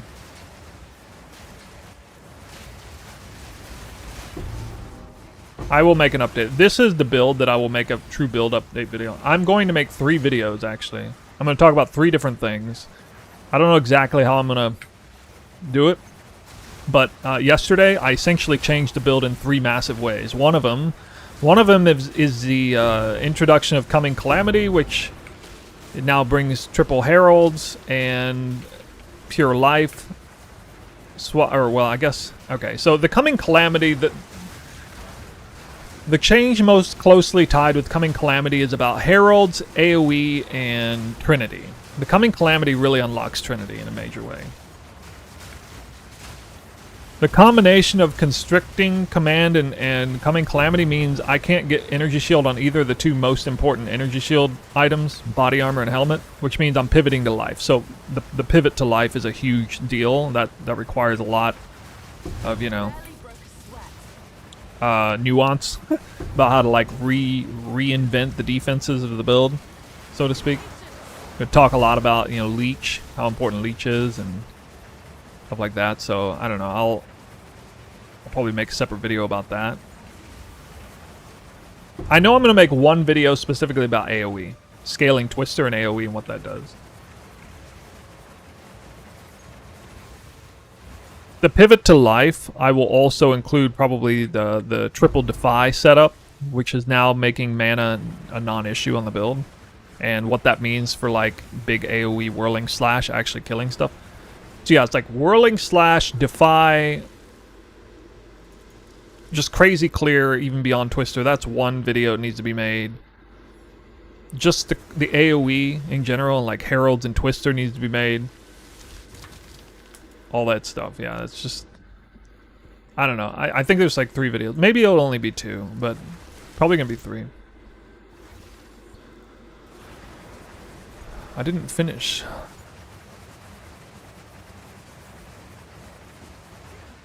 What? What did I miss? Thought I reached a dead end up here. Oh, I didn't reach a dead end. Okay.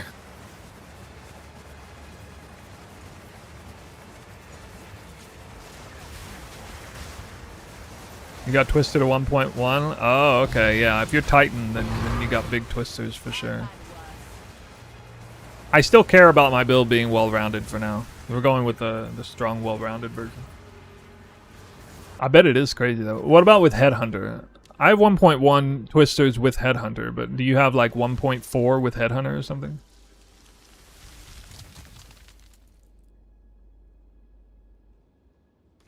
Yeah, that's pretty nuts. I'd like to see what that looks like with Headhunter. You don't own Headhunter? Well, that's sad.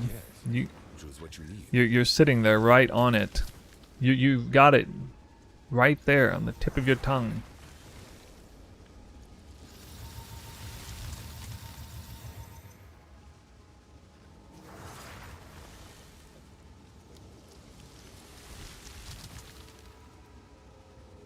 Why I picked this up.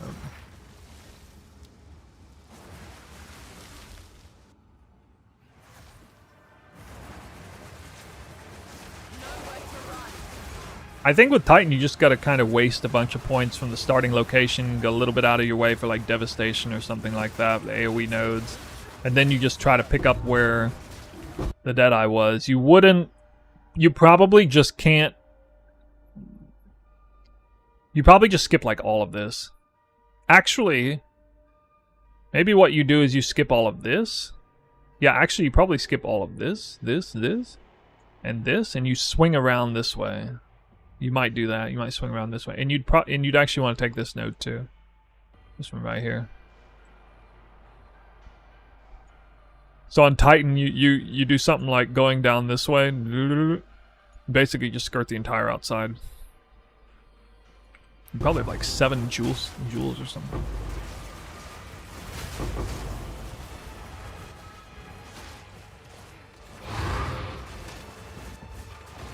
That medium large is really, really strong though, that metamorphosis spot.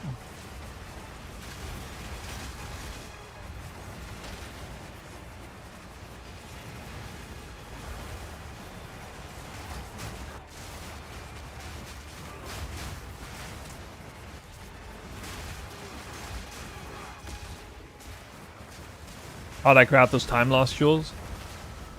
I live searched jewels that were already prepped for a fracture. It's a 1 to 3 fracture, and then, you know, obviously failed the fracture on some of them. I paid like up to 1 or even 2 div per attempt. Then it's you peel it off to 3 modifiers. And you just keep spinning the wheel on chaos orbs for a very long time until you hit 2 out of the 3, and then you desecrate for the last one. I don't know what the average cost is. The average cost is probably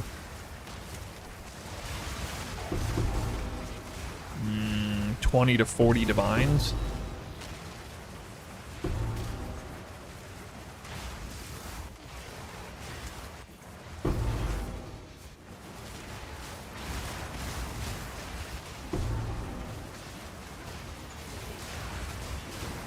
But you can definitely make the perfect time loss jewel. Like, you can totally do that.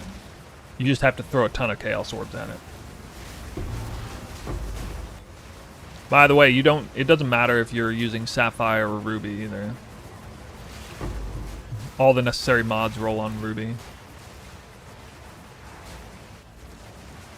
What affix did I desecrate?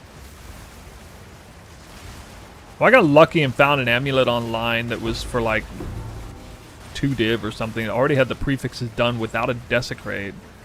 I then was fortunate and fractured a suffix, a valuable suffix. So if you can somehow get a fractured suffix with the 3 prefixes done and no desecrate involved, then you're basically set. Because you can just keep spinning the percent, it's like percent attribute roll and desecrate over and over again until you hit all res. I just wanted to end it with, I barely need attributes on a roll, but I figured I'd just go for it since attributes are pretty strong, even for like, you know, attack speed and stuff, and evasion. I can run the build with no attribute rolls. I just have to lower the level of cast on crit and siphon elements. I would have to lower it to like 16 or 17 or something. Which I don't think matters much.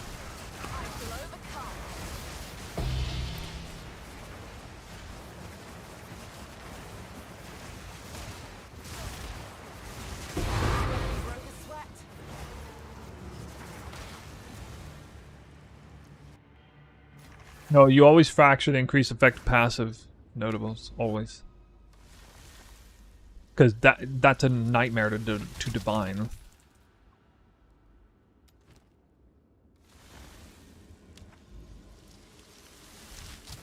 Sun Temple. Ugh. What is it? This is all we have. A useful trade. Yes?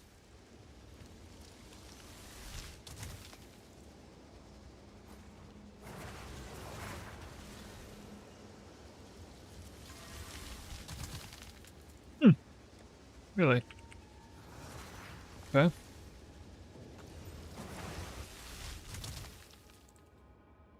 You think GG will fix you being stuck all the time in Pebbles? I don't get stuck all the time in Pebbles. We no longer get stuck on Pebbles. Maps like Step and Willow don't get stuck hardly at all anymore. You'll still get stuck on like a giant boulder or something if you run into it, but...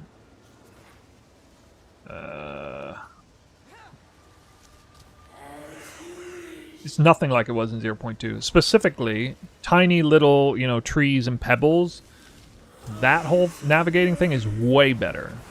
There isn't that much of a difference, though, if you're like, you know, like this. You're like rubbing up against a hard wall or something, and you might get stuck a little bit. That's still kind of the same as before. Hail. I don't use the recombinator. I don't even trust those numbers at all. Have an order? I've thrown in the towel with the recombinator. Someone is bound to buy that.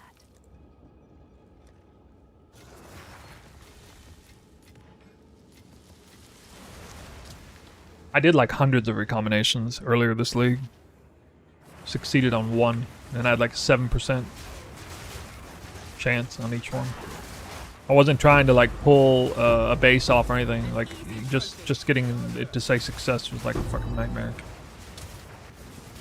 I probably did like 300 recombinations, 200 to 300, and I only succeeded at one. Okay, to be fair, like 30% of them were like a 4% success, but like the other 60% were like 7% success. So it's pretty low mathematical odds there. I was trying to combo tier 3% physical damage, tier 2 crit. That's what most of them were recombinating. Hey, what is this? I'm getting scammed.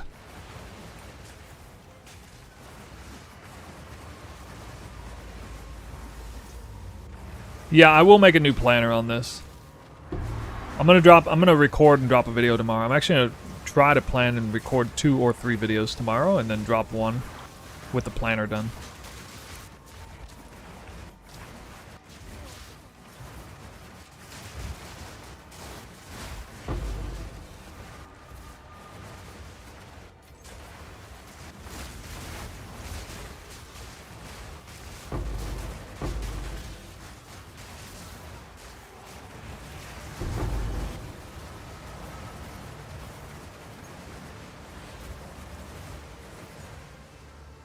That's all of it.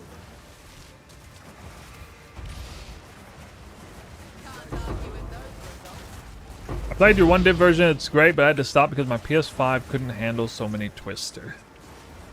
Damn.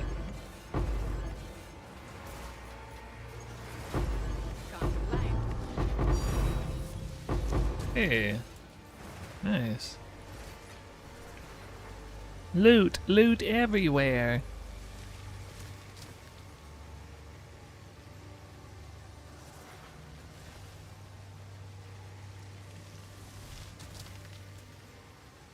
Do people even go for that?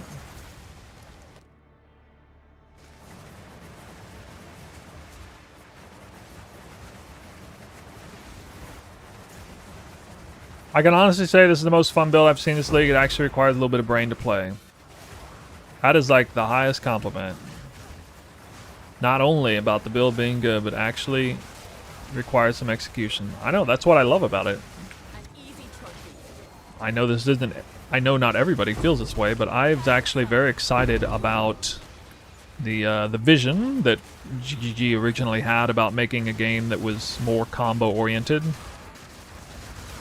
To take you back all the way to the D3 days when Diablo 3 was first coming out, I was super excited to play the monk class because I loved the idea of having like combo generators and like having some major payoff after that, or even like weaving in multiple different skills through their generator process. I theory crafted like my ass off in vain. Like there was no point in even theory crafting because like we barely had any information on. It didn't pay off at all. Like they didn't. The game was totally half-baked in that respect, of course, but you know, I never forgot, like, oh, this is what we could have had, you know, this is what we could have had. And so whenever GG was talking about, you know, this sort of thing, and I got to see, you know, I got to see Mark live playing Monk at ExileCon 2 and how he was doing the combos. And yeah, I mean, it looked like his gear sucked really bad, but you could see he was showcasing actual, like, integrated combo gameplay. I was like, whoa, this is exactly what I was imagining Diablo 3 Monk to be when they were talking about it. And they had, like, you know, 5 different generators, and this is it. Like, we're gonna have it. And well, the game, you know, PoE 2 didn't exactly turn out to be all-in combo generating or whatever, but at least this build has some elements of that.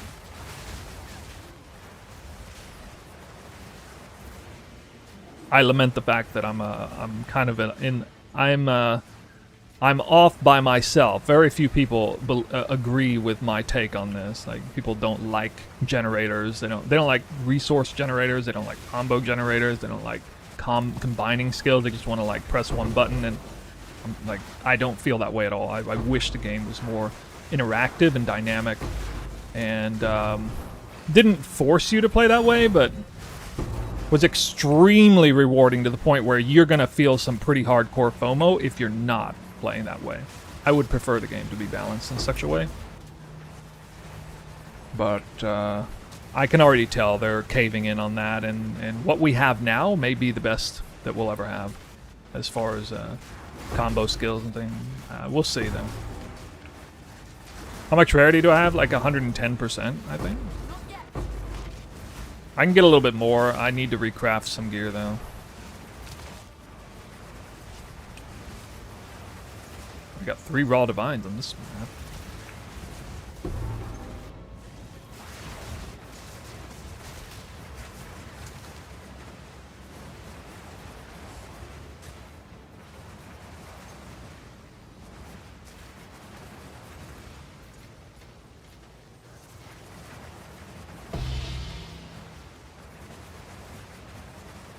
We got any life gamers in here? Fans of life-based builds? In my sights.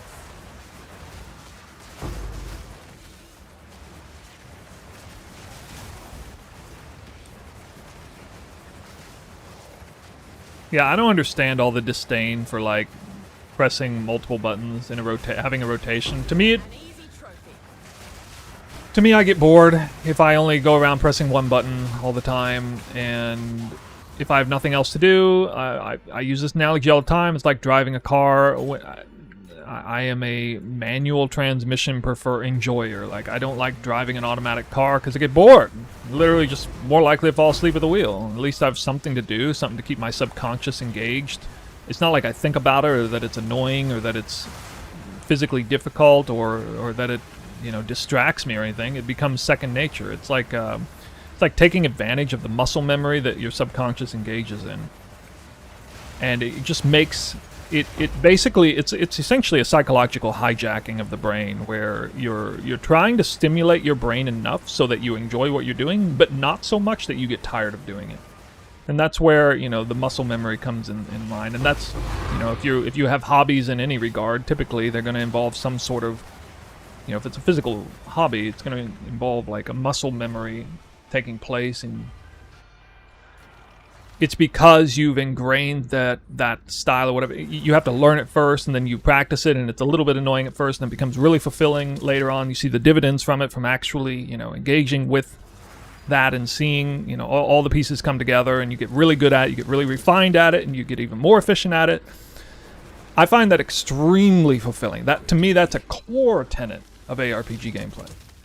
And the whole, like, 0 or 1 button build thing, that just blasts that whole thing out of the equation. And I think the ARPG genre itself is worse off for the trend, where developers are moving away from that.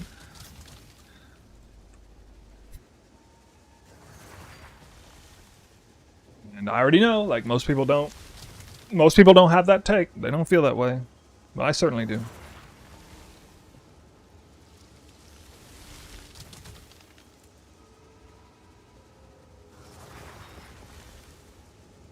Sometimes I think when people who are married to the 0 or 1 button build idea, when they try 2, 3, 4 button builds, it frustrates them and they don't like it. And it's akin to somebody trying to learn how to drive a manual transmission and giving up before it becomes easy, before it becomes second nature. I remember learning how to drive a manual transmission. You know, the only thing you have to do on automatic is steer and go and brake. With manual, you throw in the clutch. It's got a sensitive thing and the right-hand shift involved. So you basically go from 3 inputs to 5, with one of them being hypersensitive. If you got a shitty car, which I did. And that's super daunting, and it was extremely stressful, and I had moments where I almost crashed because I was on an incline. You know, your car goes backwards, and you're like learning how to do it, and it's like, it is not fun to learn how to get over that, but it was so fulfilling, you know, that climbing out of that valley of like not enjoying manual driving and being like, I can do this, I can do this, I can totally do this, I just got to get better at it. And then like I don't even want to drive anything else, because then I go back to driving automatic. I'm like, what the fuck is this? I'm just gonna fall asleep at the wheel. Can't even like. Have an order? I don't know why more people don't feel that way. Have an order?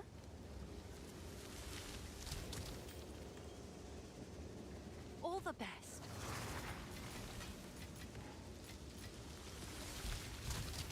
You gotta see the forest through the trees, I guess.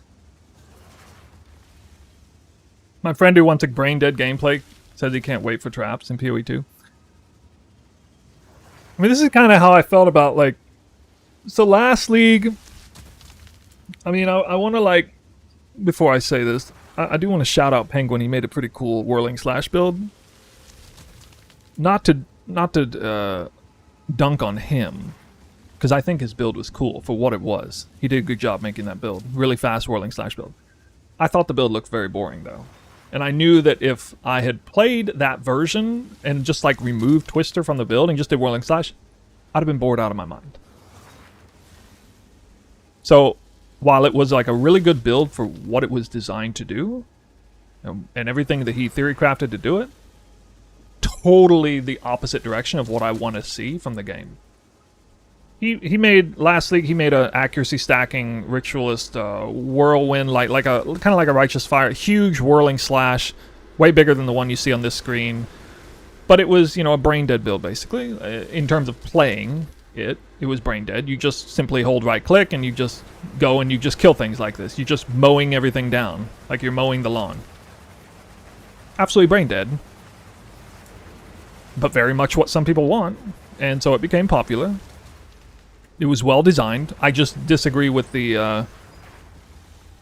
I don't disagree with anything that he did as far as making the build. I just disagree with the concept of that type of gameplay being good.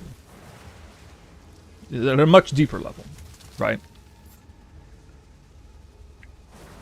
So I find myself incorporating elements of what he did into my build now. And it's really fun and exciting because I still have Twister involved. I'm doing more than one thing. Like, it would simultaneously bore me to death if it was all I was doing, but because I got multiple components, multiple different, you know, angles of damage, DPS, and different things to do depending on what situation I'm in, it becomes really fun. What's new?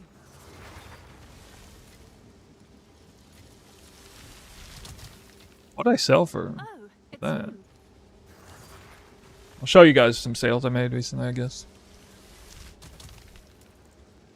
Oh, that body armor that was I almost put up for 10 div sold for 12. So I actually made currency on that, even though I used 2 orbs of light on it. That's funny. That's crazy.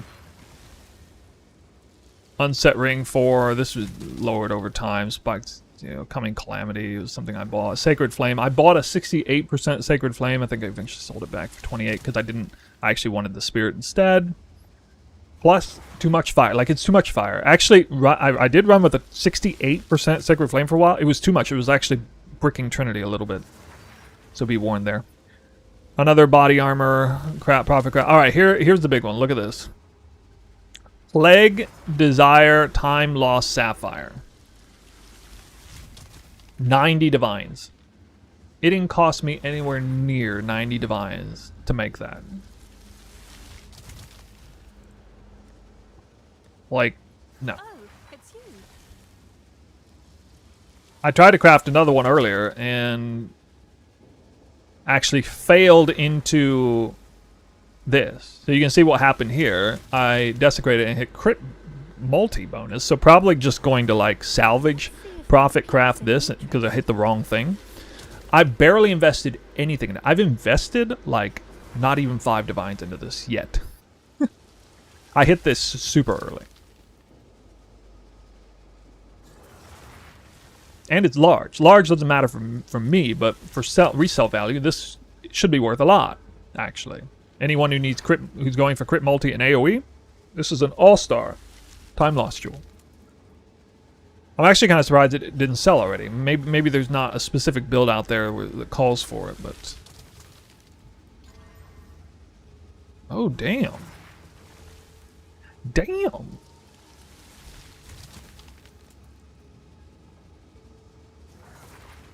I don't know, I guess I'll try this. I don't know if this is actually worth anything or not. You know, you can check the history on the website. It shows the exact stats in the item. I didn't know that, no. I only knew that this existed now because I saw Red Vials doing it on his stream yesterday. I didn't even know there was. I thought it was weird how I couldn't see what sold before.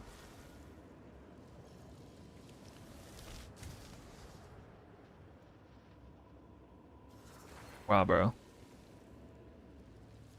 I think I'm gonna go for thorns. Out of spite.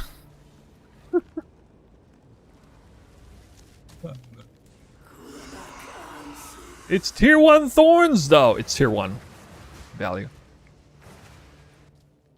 My 1 div build video is has a lot of longevity. Oh, it's you. It did reasonably well as I released it, but it's getting way more views like on day 3 or 4 or 5 than one of my videos normally does. I'll do what I can to sell it for you.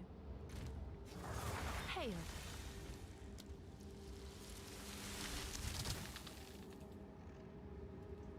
Did you say the website here, or you mean like I gotta alt tab and do that? Why evasion boot? I'm dropping energy shield. I'm not scaling energy shield at all anymore. But my evasion sucks. Actually, I'm gonna have to. So I'm gonna have to recraft the gloves. I think I'm actually going to go for. I don't really care about flat damage here. I really want to drop the fire. I think if I drop the fire, that'll help Trinity a bit. But prefixes. I think I want to go double life. So life hybrid ES or life hybrid evasion life. And 1 flat roll, I guess. 100% going to have tier 1 life on it. Probably going to want tier 1 hybrid life. Either tier 1 hybrid life or like... I might just go full-blown evasion, flat, percent and flat. I can go triple life. Can't do triple life. What? It's triple life? 10% from the essence? What? I didn't know about that. That works on gloves? That's on body armor. This is body armor, not gloves. You crazy, dude? This is body armor. Holy shit, dude. You throw me for a loop. Dude, if I could put 10% life on gloves, I would insta these right now. Give it to me. Nah, it's gloves only. Or body armor only.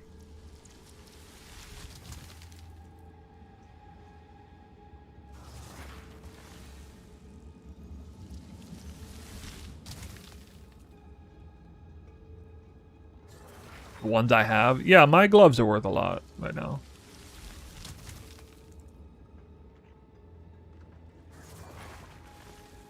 Wait. This guy. No, you're doing it wrong. 10x. It's the wrong color, but it doesn't matter. Like that's a profit fracture there. Any day of the week. Alright, you want to know how to profit fracture? Right here. Prefix only.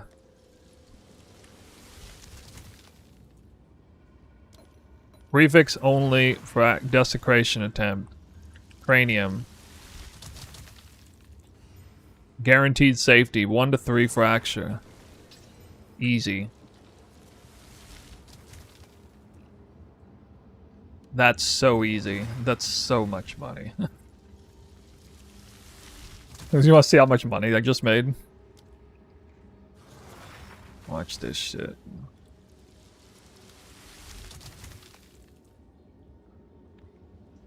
What? Effect of notables. It's 1 in 3. It's no luck.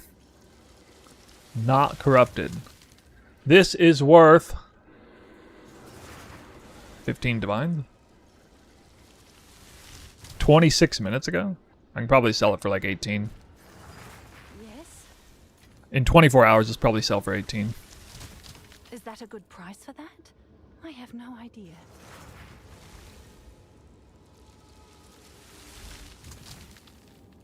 I don't know. I don't know. I don't know what people are using to craft these. I don't know what they're going for. What are the perfect mods? Like large movement speed and what?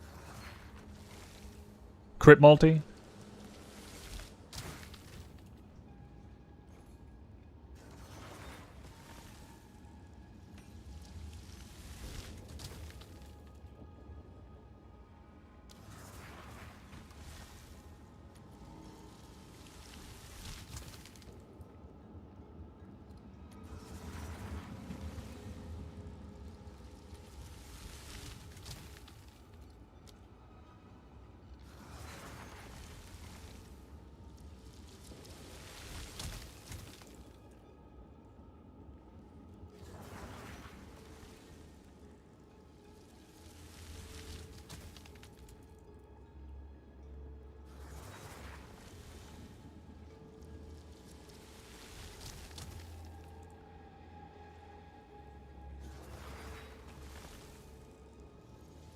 Effective small?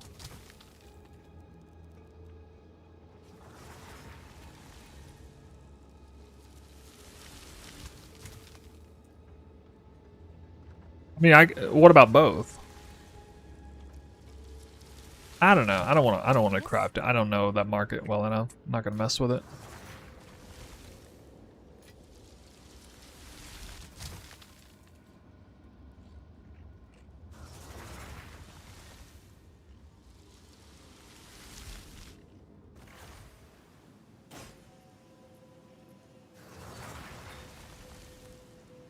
Sure thing.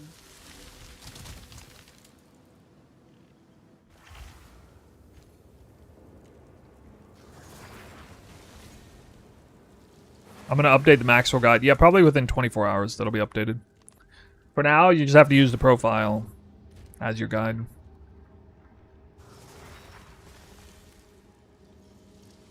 Because I'm not 100% sure what I might keep and what I might remove and stuff, so we'll have to see. Yes? Cranium's getting a little bit expensive. Actually, no, that's not very expensive at all. Oh my god, it's almost nothing.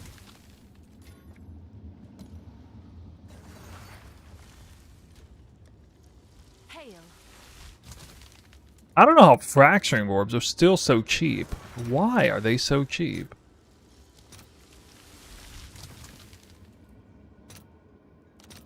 I'll fill that in as soon as I can.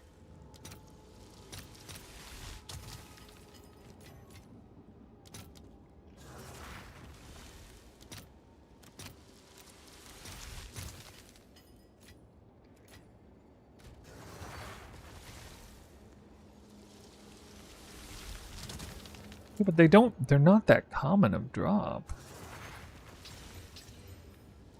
Double fail. Yes? Funny thing is, I'll still sell it for like 20x.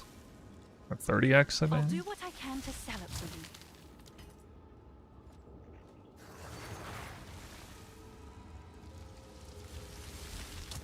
you. Yeah, I know, a divine is like Gone crazy. I was gonna make one of those jewels, but no, there's not any available. For cheap.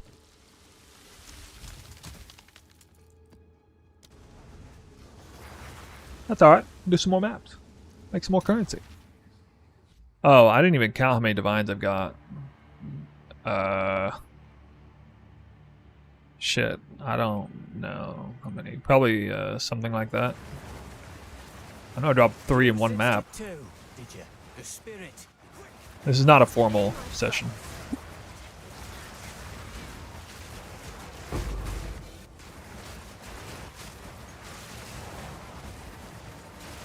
Now my whirling slash drives enemies back and kills them. In the process. Whoa.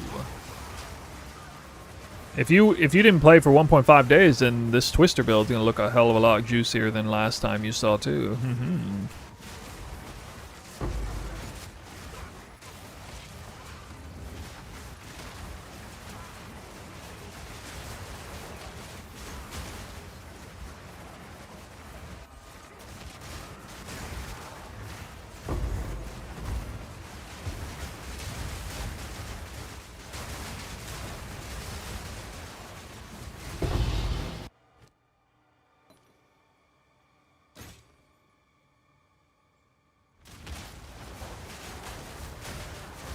Annulment?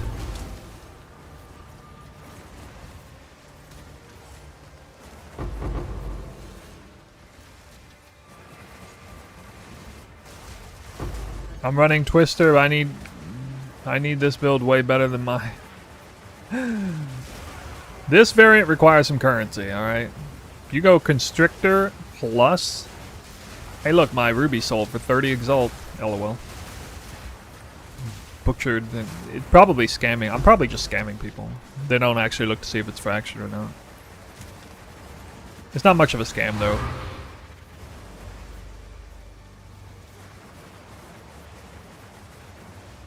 Hey, where's my breach? Where's my breach, dude? Annulment should tink now. Dude, it definitely should. I should probably reset my filter. I bet Neversing made it tink now, by now. Does it tink for you guys?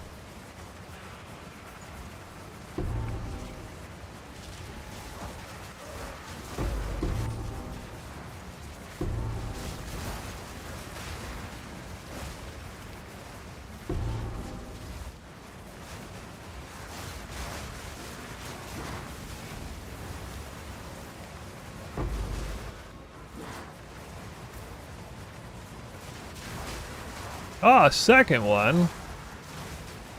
Sure. I wonder if this build can handle 2 breaches at once. Dude, I want to get a 10 breach map in Savannah so bad. I would so unlock like 5 of them at once.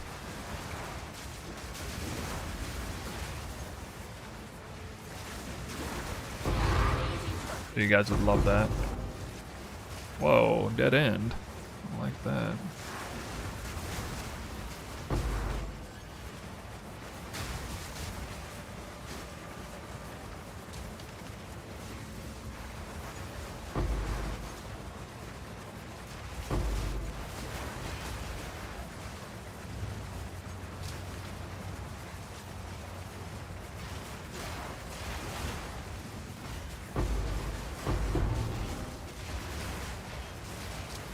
There are some really good ramifications for having whirling slash kill enemies because it makes it a lot safer for me to kind of like in a breach like that to drive my way to a place where, you know, deep into the fray of the monsters rather than just like skirting the edges and casting Twister and skirting the edge and casting Twister. I can actually just go, you know, last second dive way up in there like Helm's Deep,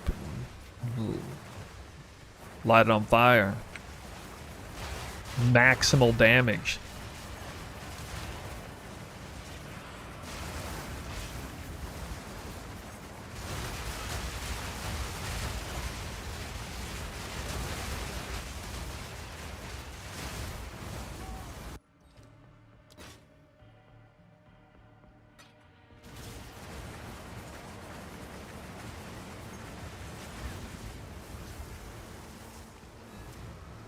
Went from T2 map to T15. 1 mod, 1 death. This build is working.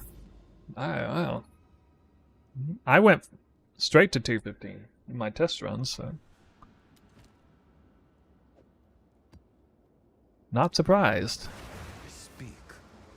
Yeah, you want anticipation. Useful trade. It's not like giga mandatory, but it's effectively it's more damage than any other passive point. Because you're time gated by your salvo uptime more than anything for damage.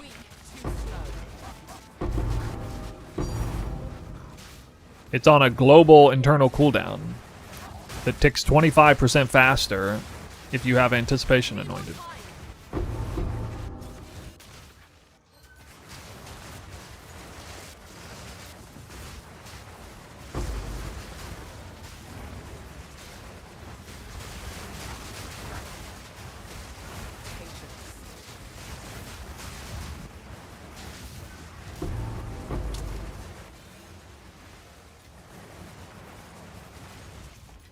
I didn't even see that drop. What? I didn't see or hear that. Kind of a common theme. If there was a negative about this build, it's the fact that you might drop a really valuable item and you'll never know it because it was like 4 screens away. You should probably turn your sound up really high on this build.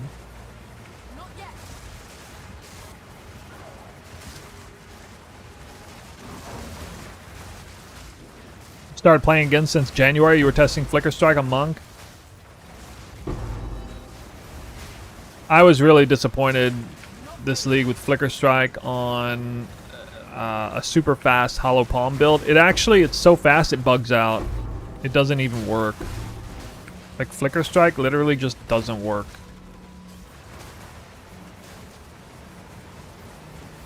I guess because your attack rate is so fast that it just doesn't even bother like trying to make the connection or something. I don't know what was going on. I dealt with that a little bit back in 0.1, but now we attack faster than we did even back then, so...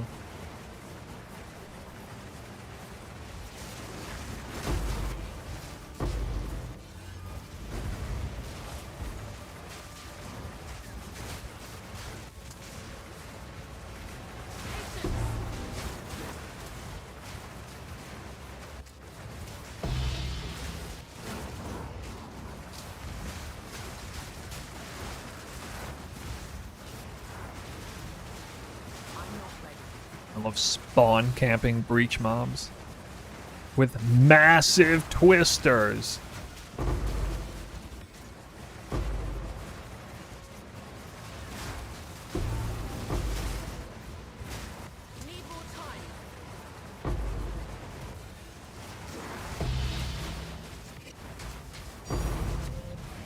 We're gonna have to bring some of those lightning arrow purists back in here, have them see what they tell us what they think about this build.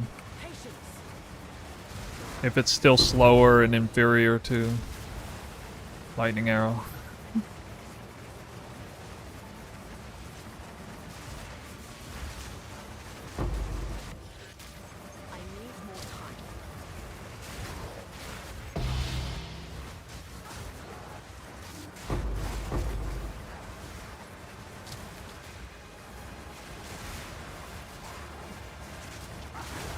Frenzy charge is inconsistent. You're not freezing enemies, probably. They quit 2 weeks ago. Yeah, out of boredom, no doubt.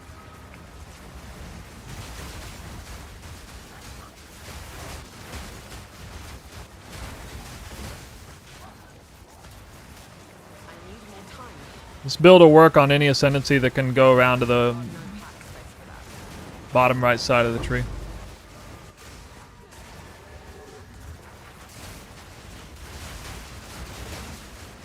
Low sound channels?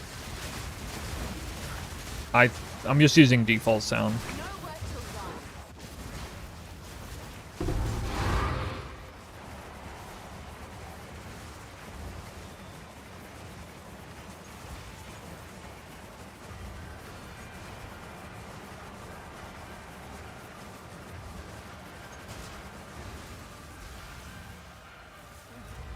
There's only so much to do. I mean, there's only so much to do in a candy store, you're right. What is And I'm spending all day and night in that candy store. I will make use of this. Having the time of my life. Alright, this is probably not really worth anything.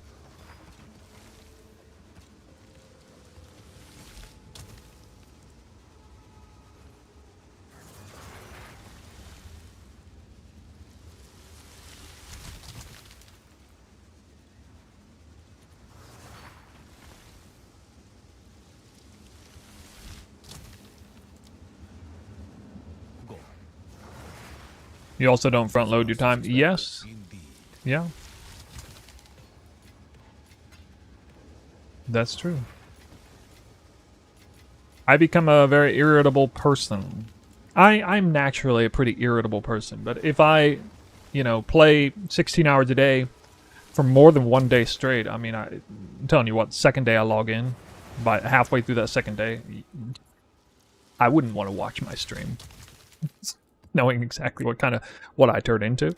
No. I get pretty crabby when I'm mentally exhausted, tired from, whatever. Maybe it was a little different, when I was younger, I guess, but especially now. It's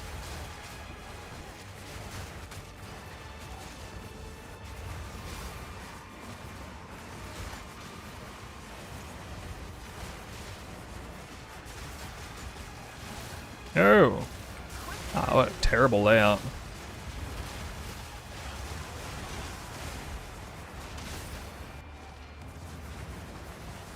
Is the lightning damage roll mandatory for Trinity? That's a great question. I do not think so, no. I don't think so. Because I was testing it with a pure Fizz Spear. You don't want a flat fire roll, I'll tell you that. Not a flat fire roll. But flat cold? Flat cold's probably okay. Flat lightning's obviously good. No elemental damage is good. I'll tell you what I can do. I can actually plug in a Fizz Spear. Show you guys what it looks like with Trinity. Trying to think if there's a different thing I set up to do that, but I don't think so.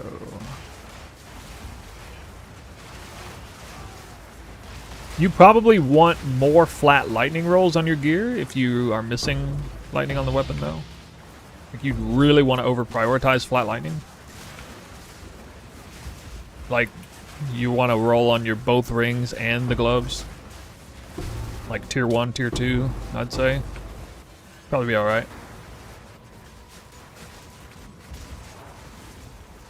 No, I mean, some people are built different, some of these streamers. Yeah, everybody obviously gets tired streaming that much, but it's not it's not playing 16 hours a day. It's not grinding 16 hours a day. It's being online 16 hours a day. That's what exhausts me. Because of my, I played 16 hours a day, every day since I was a child. Like, that was never that hard to do. Maybe a little harder to do now that I'm older, but that's not the hard thing. It's dealing with people. I'm an introvert personality, INTP personality type, which means I exhaust a lot of energy when I'm interacting with people, even if I can't see them, even just talking to you guys. I'm using more mental energy than your average person just streaming. And I'm saying that as a negative, like it's a negative, like I'm not efficient with my mental energy when being around people. So I always gotta like veg out, leave, just get exhausted. When I turn off the stream, like I go walk outside, I am like, it's a weird feeling because I'm like so mentally exhausted, but like physically invigorated. Nothing feels better than like a really good workout right after a really long stream. Because it's just like, it's just like food for the soul or something. Because I'm like, all jittery and fucked up because the hormonal imbalances and stuff from like all that mental work. Gotta equalize it with a bunch of resistance training or something.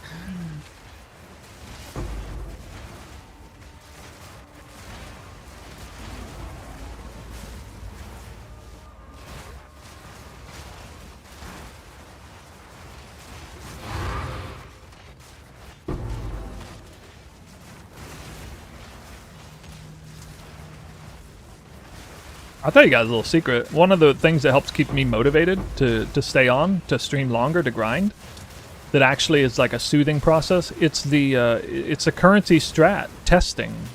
It's doing the numbers and testing them. There's something, I don't know, there's just something like soothing about that. Like, this is harder to do than if I was actually recording it for real. Recording the numbers.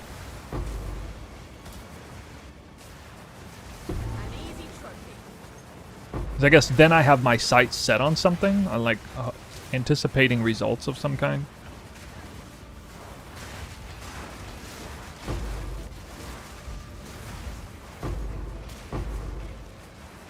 The Dig is a pretty bad map when it comes to Twister, but you know, it still works all right.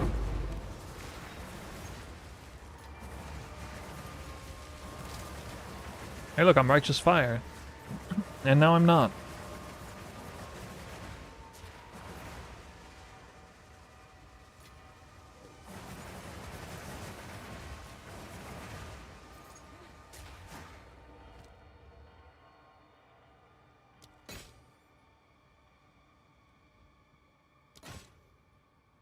Ooh.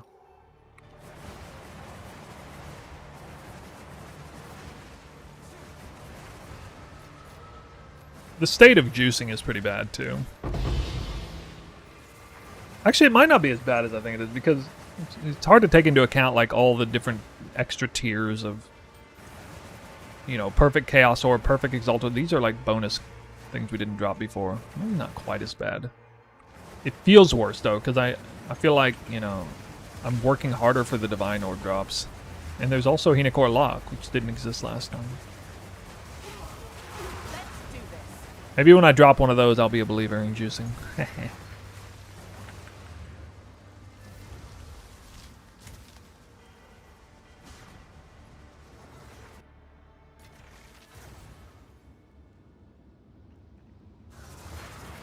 Speak. This is all we have. Gold is useless to me. Take it.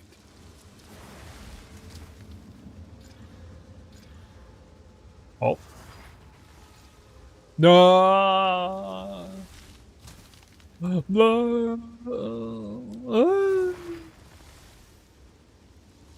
Attribute requirements.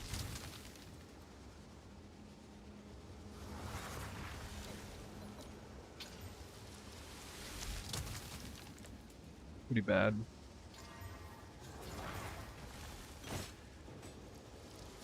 Can I help? What's new?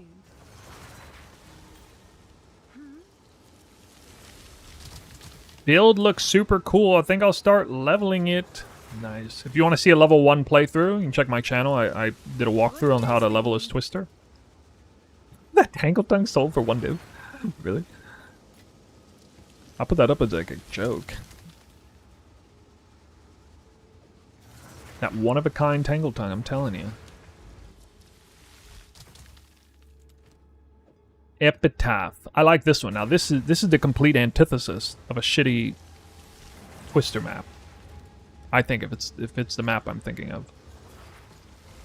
Why is that garbage?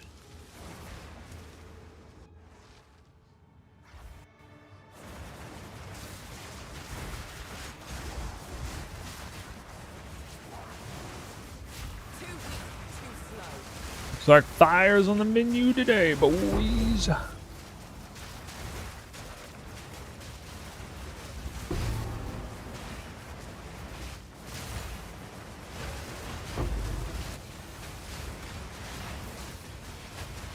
Sorry if I'm hurting your eyes. We're flying close to the sun today.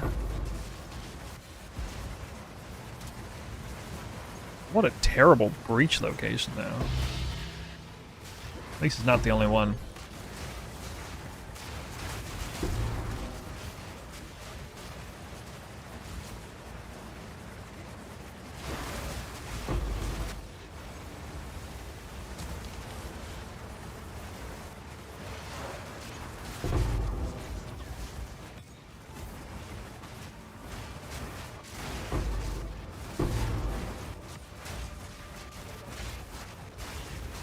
Another breach. Really?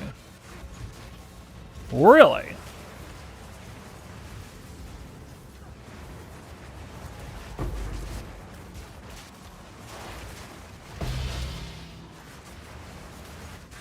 Any recommendations on a skill besides Call of the Week?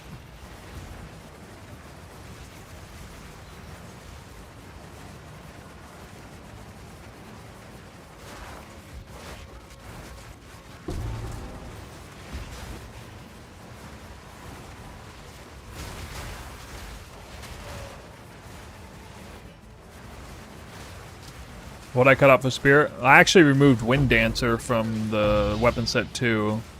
Ghost Dance has also been removed. That's one of the upsides to going Pure Life, is now my recovery is specifically Leech based, so that gave me a skill gem and reservation back. So I got 60 reservation back there. I think I dropped... No, actually, the other thing I did was I gave my... Oh, I dropped... I was running like a double precision setup with it too, and then I also corrupted it with 24% spirit, so I got 134 spirit from the scepter. I needed like 120 or something like that, I think.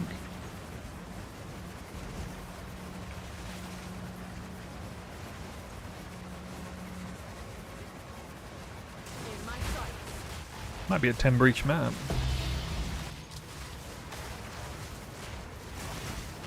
You can play this build on any class. There's nothing hyper-specific about Deadeye Ascendancy. Just Deadeye is great for frenzy charges, speed, damage overall.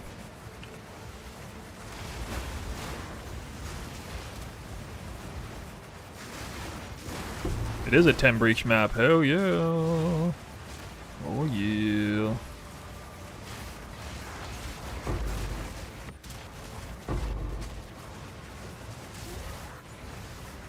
Ten breach in this one, boys.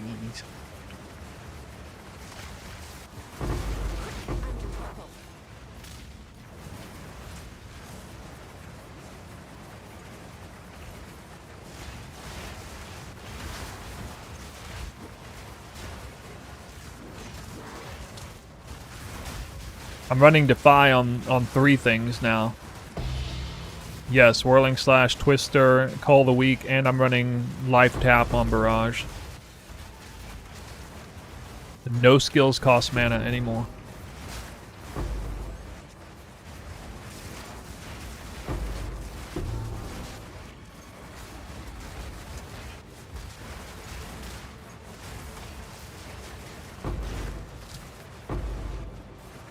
I'm gonna be tired of seeing Fire Twisters by the end of this.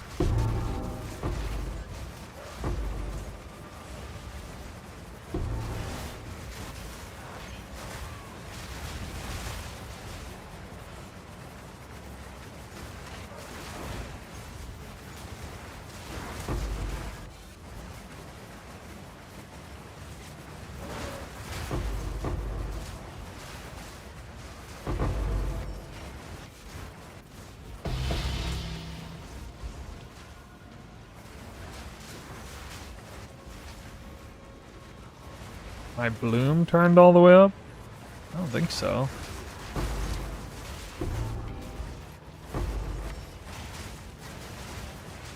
Crazy that my game can... I'm having like no performance issues right now at all. Running very smooth.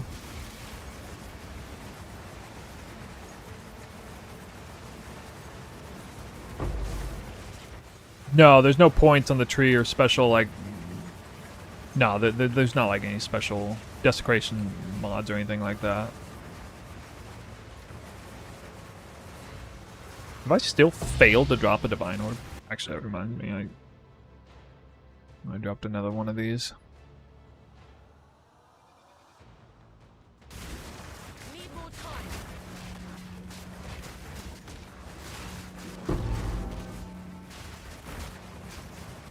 Quick and lethal.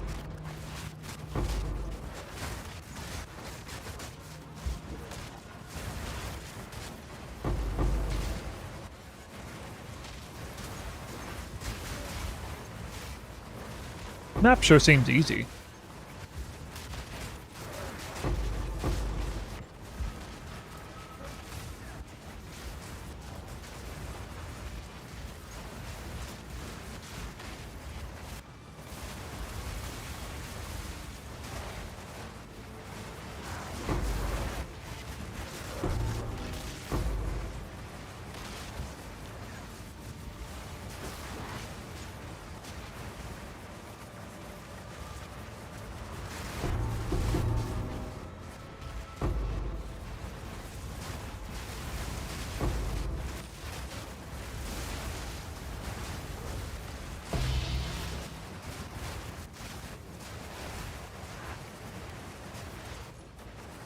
Oh, I should have walked in here.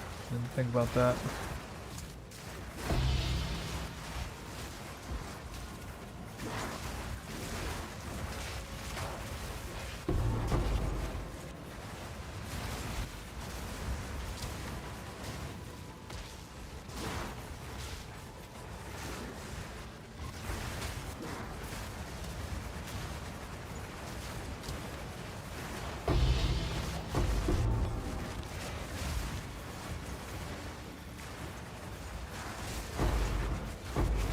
An easy trophy.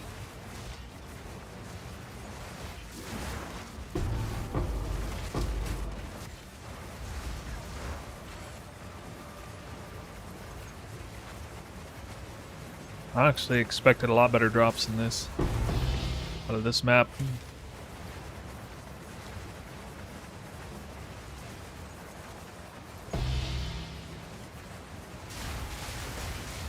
That's a crime. Do a map like this. 71 quant, 81 rarity. My rarity is a little low, but like no divine really. It's crazy.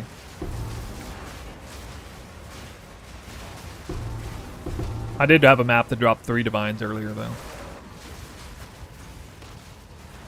Anybody show Jonathan this gameplay? This is why he buffed Twister by 12%, guys. Twister needed a 12% buff. All right, 12% buff across the board. The day before the patch.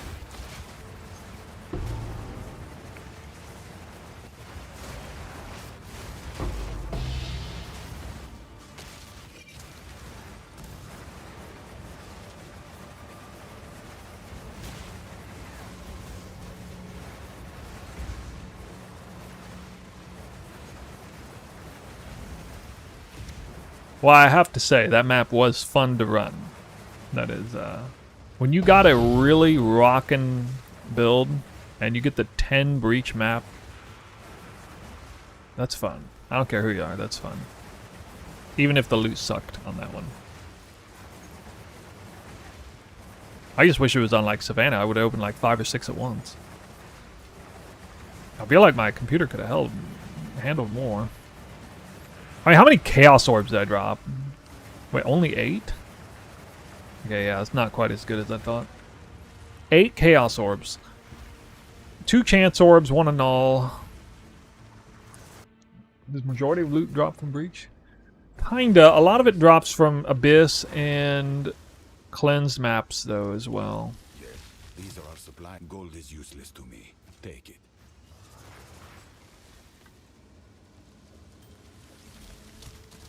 Alright, what were we looking at? Bloom?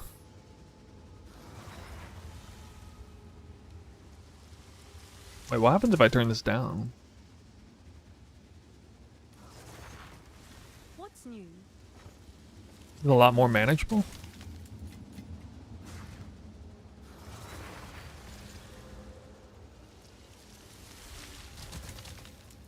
Have an order?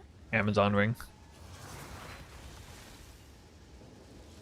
Is that a good price for that? Hey bro, I'm trying to make your build, but the only thing I can get is rare. I can get the only I can get rarity are rings and boots. If I get rarity from those, my resistance or damage are low, and I die a lot. If I can get resistance, I can't farm divines.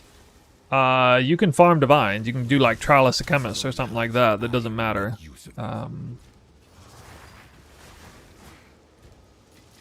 If you have like perfect gear with this build, you can still get like almost 200% rarity.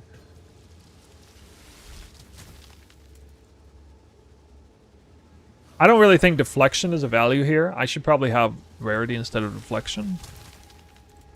Everything else is pretty mandatory. What I have, I mean, I could have like rarity prefix instead of life, but I'm not making that sacrifice. So I'm missing, as far as what I'm going for, I'm missing only one rarity affix, I think, and I have 108%. So I will have like I will cap out around 150, probably with my build. Why did you change the scepter? That's for Trinity. So Trinity's online. Trinity needs that help. I mean, well, I guess it kind of needs it. Yeah. All right. Let's see if we got any. Nope. Nope.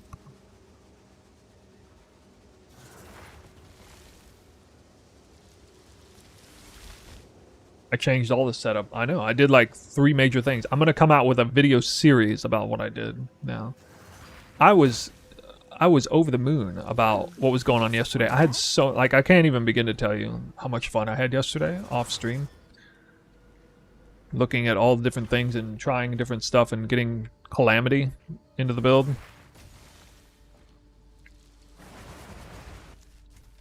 I'm going to hit one of these.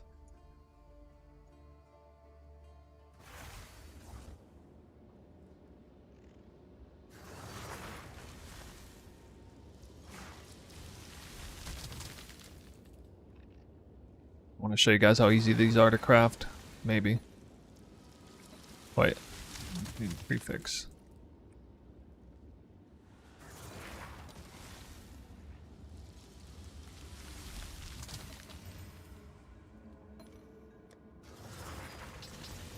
Alright, we hit one.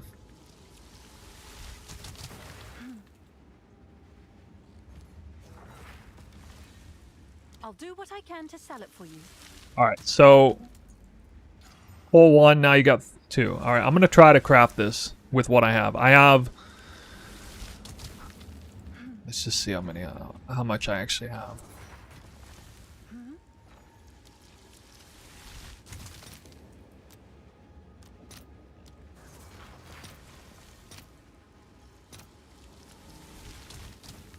These are going up.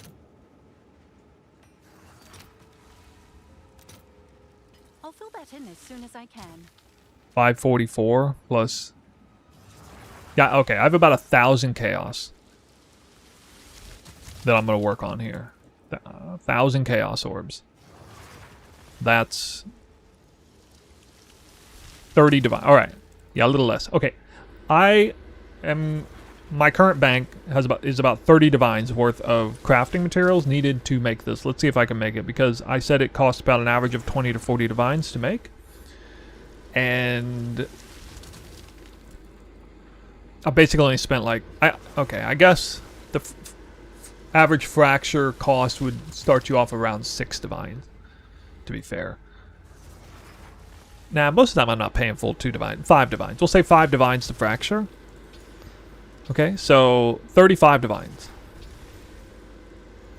Medium or large do I want to hit? Preferably I hit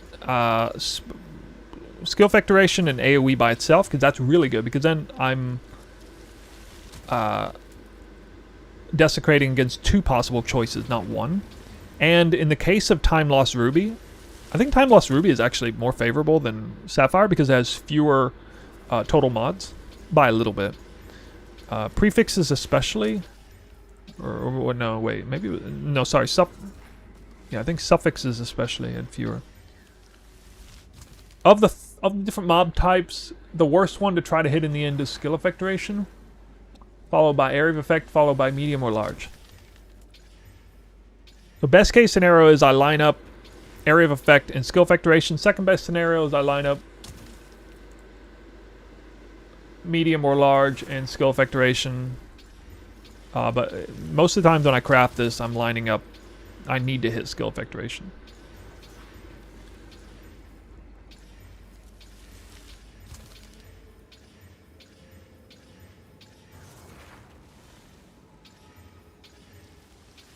What modifiers are valuable? I don't know what modifiers are valuable, actually. Okay, so here's another thing I should point out.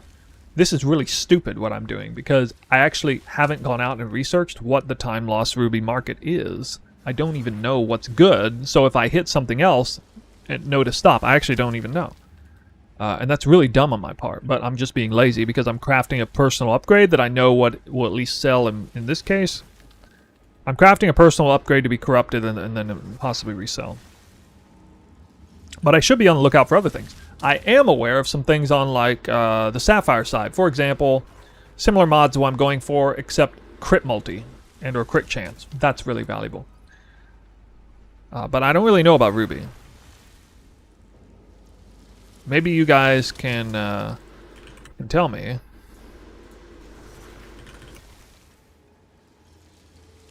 It's probably effective small nodes.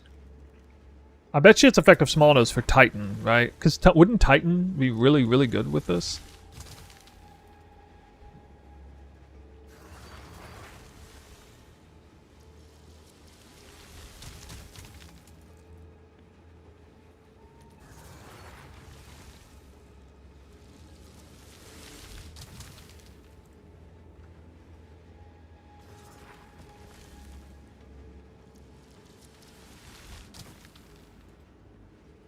Looks like maximum energy shield doubling up is really good. I mean, that could be for any ES class, though. Percent armor, percent energy shield, percent energy. Okay, obviously, small passive skills of percent energy shield is good, and effective small, that is clearly a good combo. So large, 25% small's energy shield plus something looks like value. Let me see what else let's see.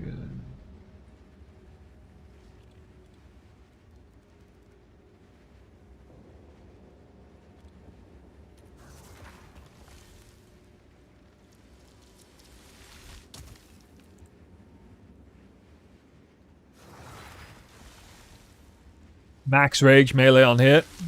Okay, max rage might be really good. Global defense is probably good. Skill effectuation's there. Really?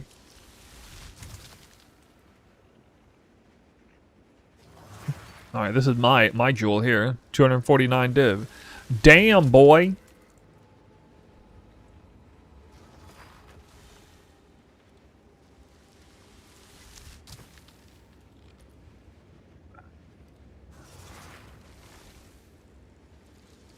Doubling up small and notables. Skill effectuation, global defense, armor.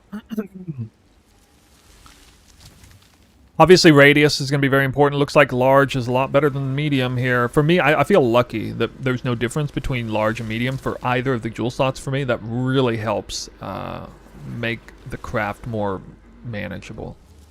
That really, really helps. Max rage, magnitude of bleeding. What? That looks fake.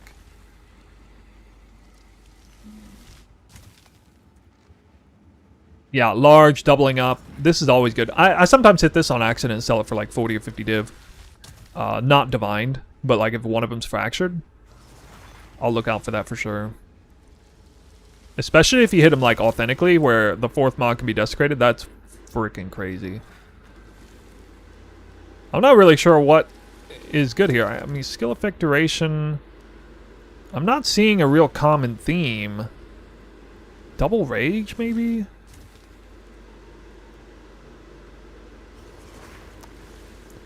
It doesn't look like there's a real solid market on these. I don't know. But that's alright, because, I mean, I'm crafting my own anyway. Definitely want to resell if I hit large plus small effect notables on 3 mods. That is huge, hitting that. And I've already hit it twice before. Okay, see, there's smalls.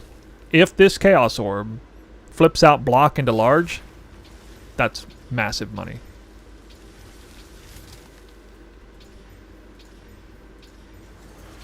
Medium. Nope. Now, personally, I'm just looking for area of effect, skill effectuation, medium or large.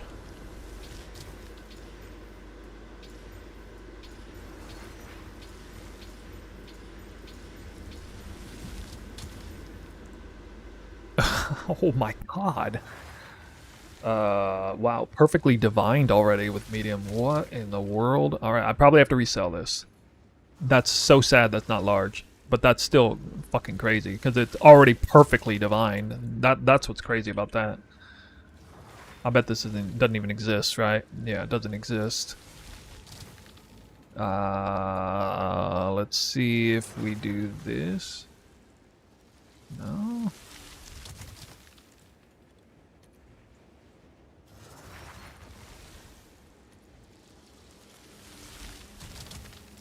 What? Did I mess up something?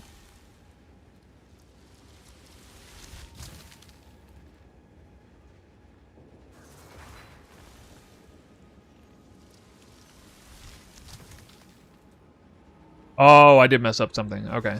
Yeah, sorry. I did mess up.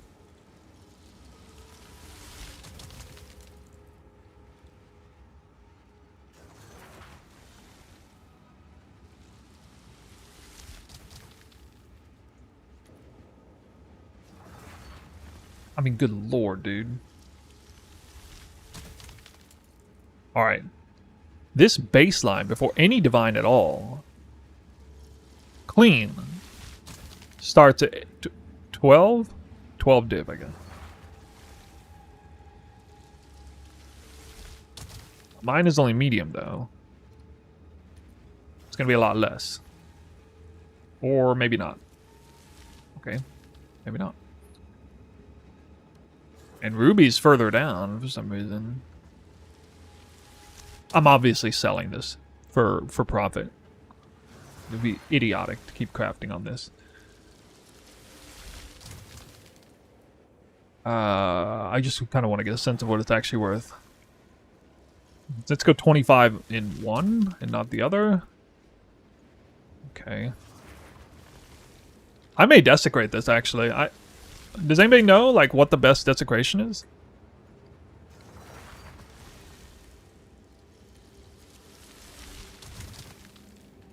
I mean, just double 25s is 50 divine. What? You know, that's cute. I wonder if he annulled.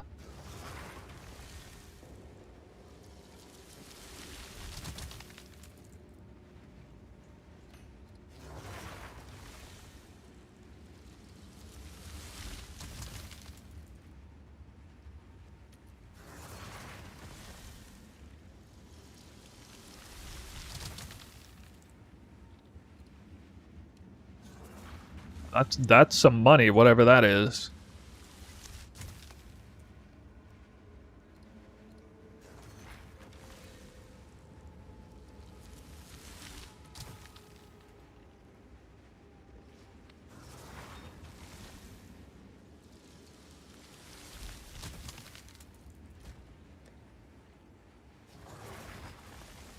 I'm trying to think if I lose value, because people search up jewels often don't, they're like can't see the desecrated mod. I'm afraid if I desecrate with anything, it might throw people off, and they don't realize that it can be lighted off. So I almost think in this case, especially because there's issues with the site and showing what's desecrated and not when it comes to jewels, I might actually get more value out of this if I don't desecrate it. Especially when I don't know what the best mod is. I mean, I guess it'd be like, you know, Rage on Hit or probably Energy Shield.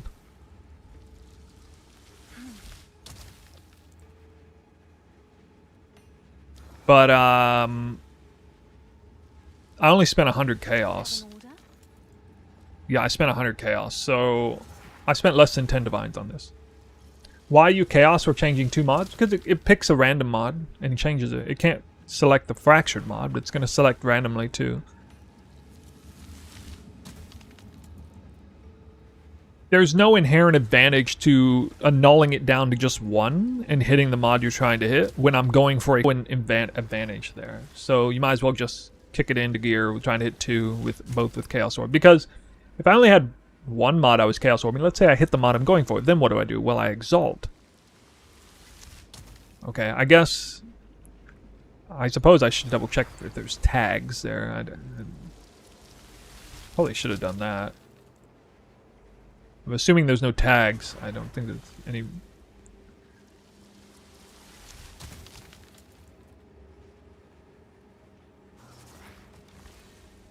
Yeah, surely there's no tag connector here. Let's see, it's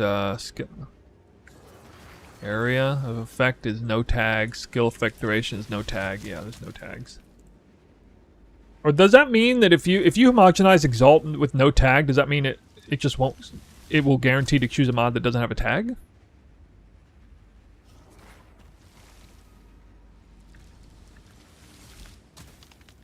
Actually, in that case, it might be worth doing because that would remove... Does it do that? It says there's no mods to choose. Oh, okay. Okay.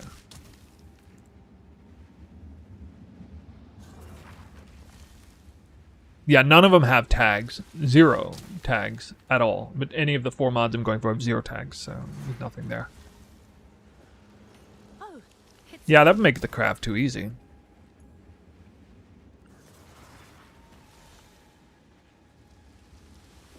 Oh, fuck it. Start is that a 100. good price for that? I have no idea. Hey. Holy shit.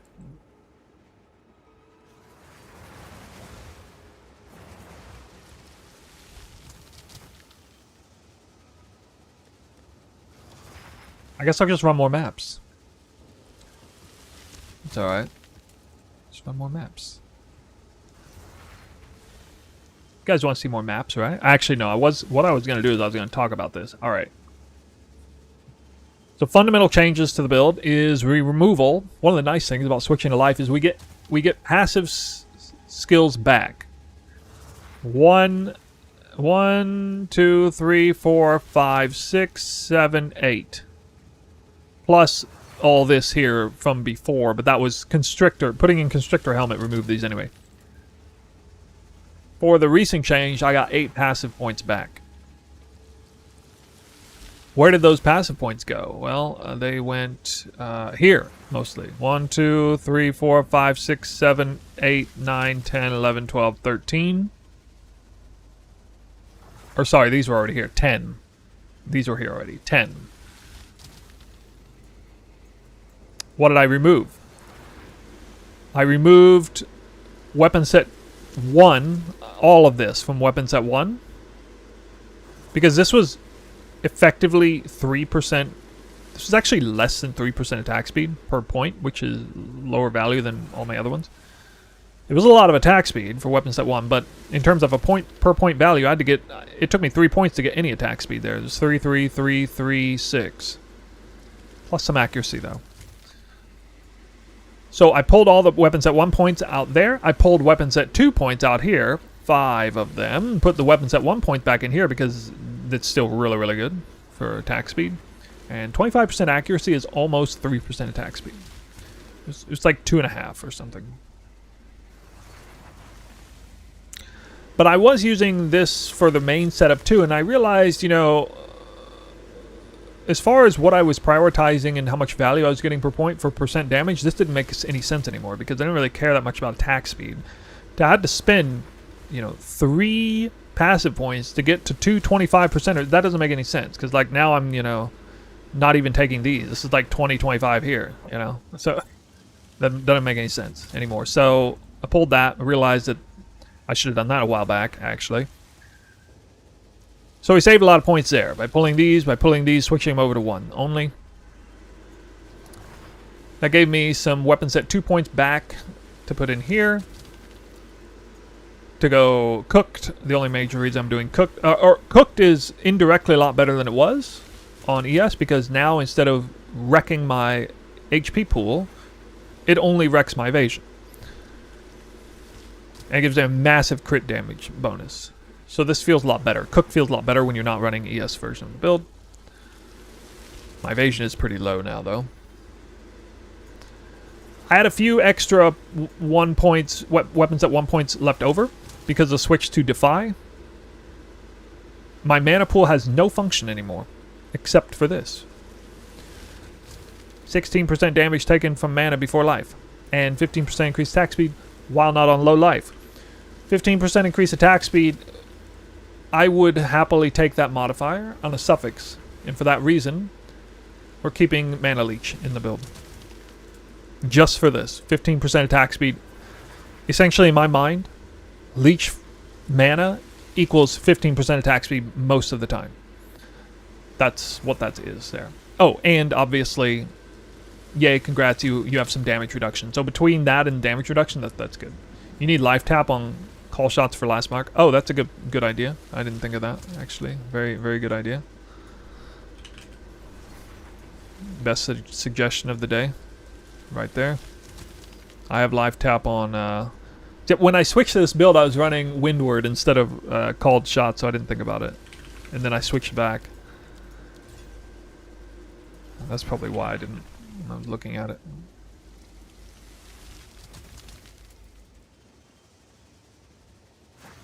Smart chatter. Yeah, my amulet is anointed now. Yes. How to reset a map? Hold control. You. All right, so you go to like here or something. Right here before you press it. I guess you go here right before you. Actually, okay, you're standing at the door of the zone, and you press the door of the zone. You hold control before you press the zone in area. Whatever the signaler to zone into that area, whether it's a mini map or the actual layout.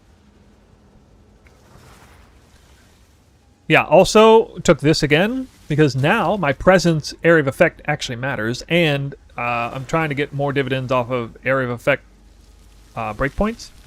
There's a whole point of going, putting a bunch of points in here was to hit yet another area breakpoint. 3, 3, 3, 3, 3. That's 15% AOE. Get an extra 3 here, which I wasn't running before to hit the breakpoint. I still have this available if I want to use it. No other major changes there. I'm missing 2 points right here because I'm only level 97.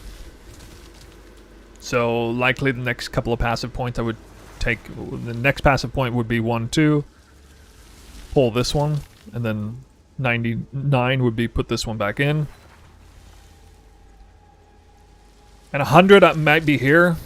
This is the little point I pulled. 15% crit against days, or I might pull a couple points there and actually put 2 points here instead. I'm thinking about doing this because I'm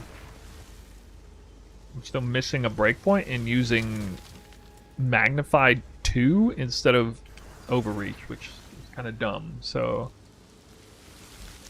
I'd like to hurry up and reach level 98. Maybe pull this. Actually, what can I could pull these, I guess. Map, please. I just got done mapping. And now everyone's been waiting patiently for me to explain it. So, sorry, you arrived late. You missed a ton of mapping, I guess. But I will map later on.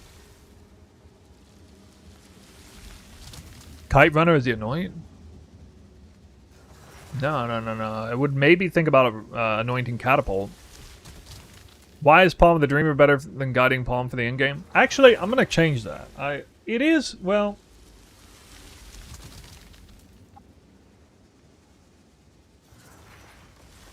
It is good because it does have AoE if you're not running any sort of explode. The explode does mean something, but it doesn't snapshot.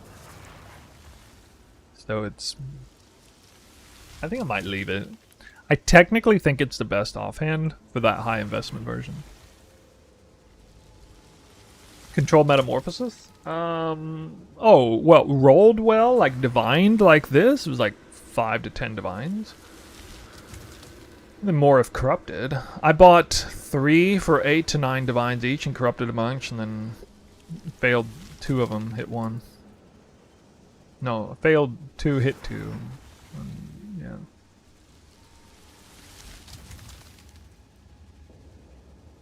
Okay, yeah, so...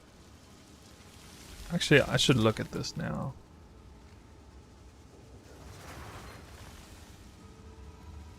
It's too bad armor break duration isn't useful.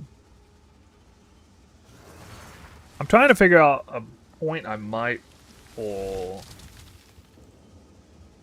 Have to be that, that, or that. That. Can't be one of these. It's gonna have to be this. It has to be this. I can't do anything else. Time to learn something new.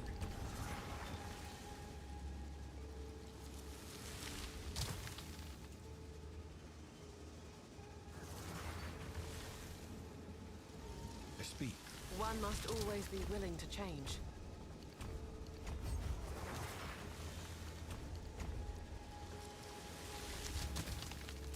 This might hit the break point without it. I'm not sure if it does. We'll find out. That's essentially 10% more damage.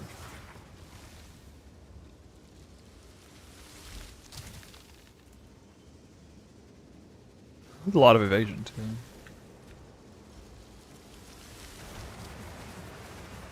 Actually, that's pretty nice. Hold on, how much is that?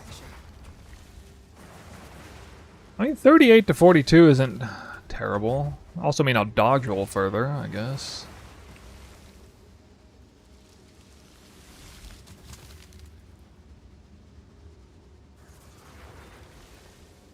How much crit is needed to go crit? I mean, nothing. You can just get in... Tangled Tongue is a level 30 weapon that you can get in a bifurcated, crazy high flat crit. Maybe a couple nodes. You can put... You just put Inevitable Critical in there, and maybe you can put like Pinpoint Critical in there as well. Your crit chance will go really high.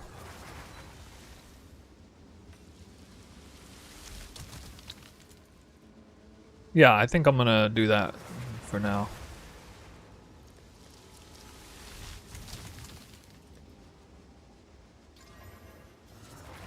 Let me find out if I hit this breakpoint or not.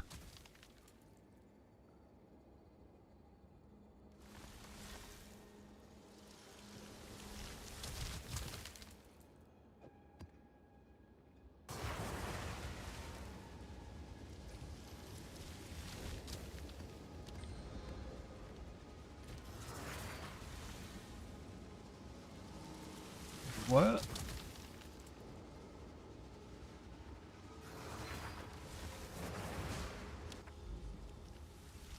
Have I considered the ascendancy? Not in any serious way. I haven't, no.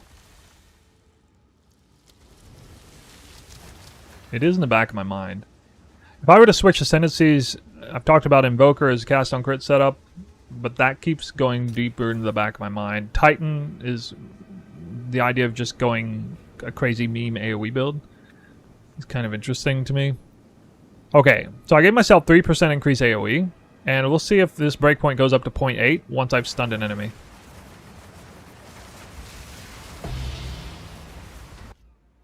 I believe it did.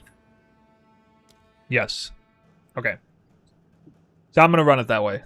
It looks like, at least for now. To hit that breakpoint, I need that point. Otherwise, I got to suffer 10% less damage done. And in POB, Overreach reads as a significant DPS loss, but the game doesn't think that Twister's accuracy means anything. So I don't really know the answer. I'm pretty sure Twisters don't...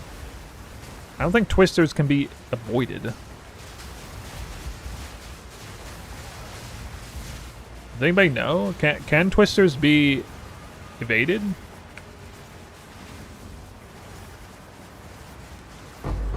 AoE skill. I mean, typically in PoE, AoE abilities can't be evaded.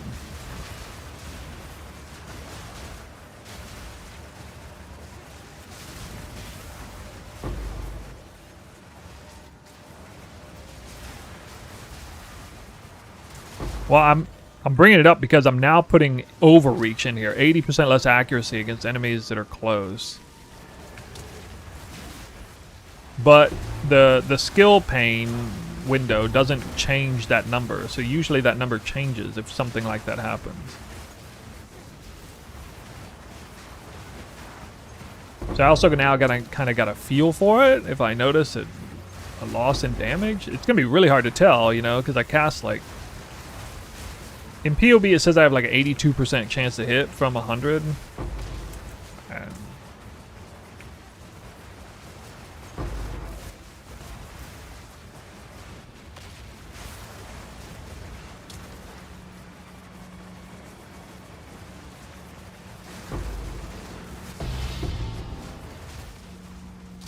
whoa.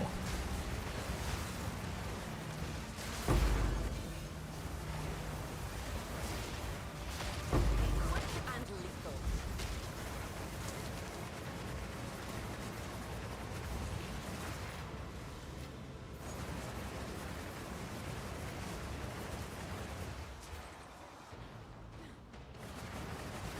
Patience.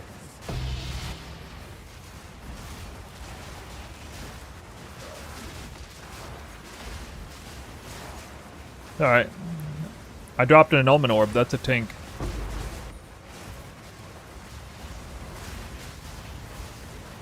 Excuse me, waiter, there's a gameplay in my buff list. Look at the AoE though when I steal Headhunter. And get the buff. Bro, 1.1 meter twister. I love this. 1.1 meter twister. Herald of Thunder. It's 2.2 meters. They nerfed the shit out of this. That's like double the Herald of Thunder radius, I think. And Herald of Ice 3.6.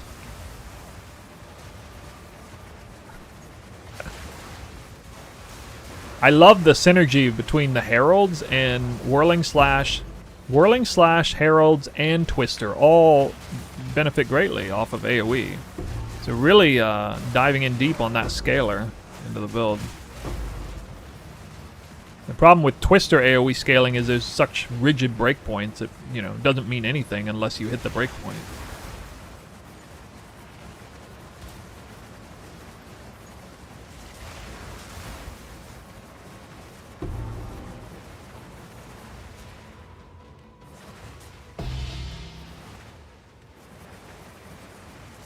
.4. Yeah, well that's a huge amount because it started at like 1.5 or something. They nerfed it by like 30%.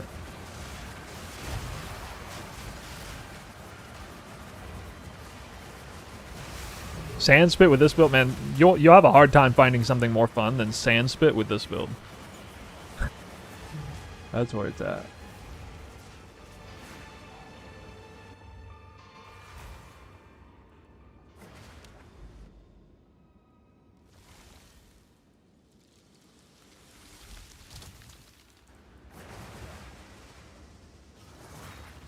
Yes. This is all we have.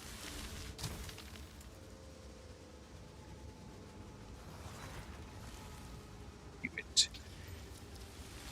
Do it. Do it. Do it. Fine.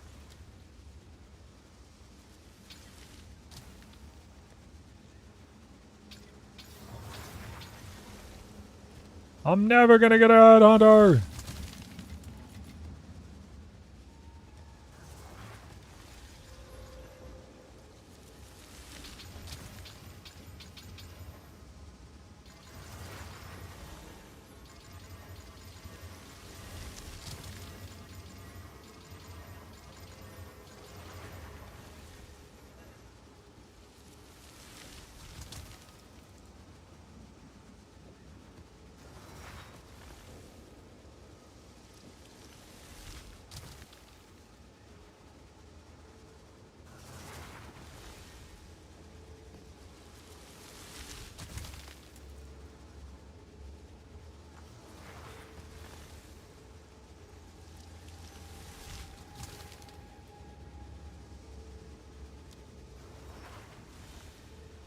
What is that omen called again? I don't remember. Chaotic rarity. Yes? Does Shroud Heart Walker get me killed? No, not usually. Not when I'm rocking a bunch of Headhunter buffs. I usually don't have Shroud Walker unless I'm rocking a bunch of Headhunter buffs.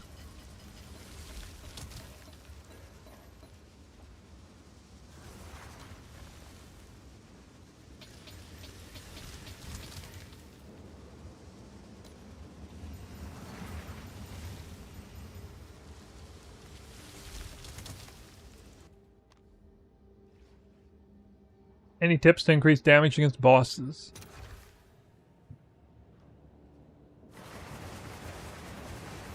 I mean, positioning matters a lot. Make sure you hit the boss with Whirling Slash before you cast Twister, because there's a lot of conditionals at play, like crit chance against blinded enemies, that kind of stuff. A lot of times, bad boss DPS is a product of not critting, failing to crit too many times.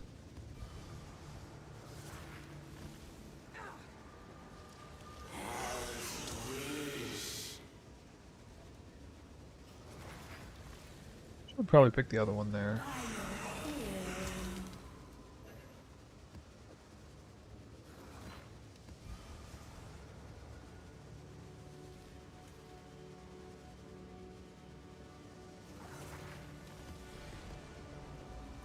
How do you infuse the twisters? Elemental Ground, the Companion, Trail of Ice, and or freezing cold infusions through the Ice Nova. Cast on crit Ice Nova plus Siphon Elements. It's kind of a complicated setup, but it's like a backup.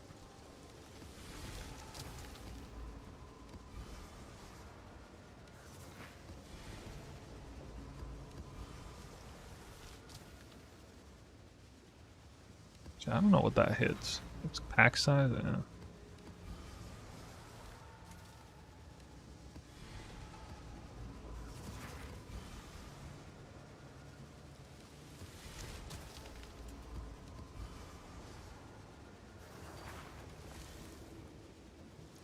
Wow. I guess mana... Hey, Mana Siphoner doesn't matter anymore. I just now realized. Holy shit, dude. That's like the best thing ever, right? Imagine not caring about Mana Siphoner. I guess it'll do damage to me, though.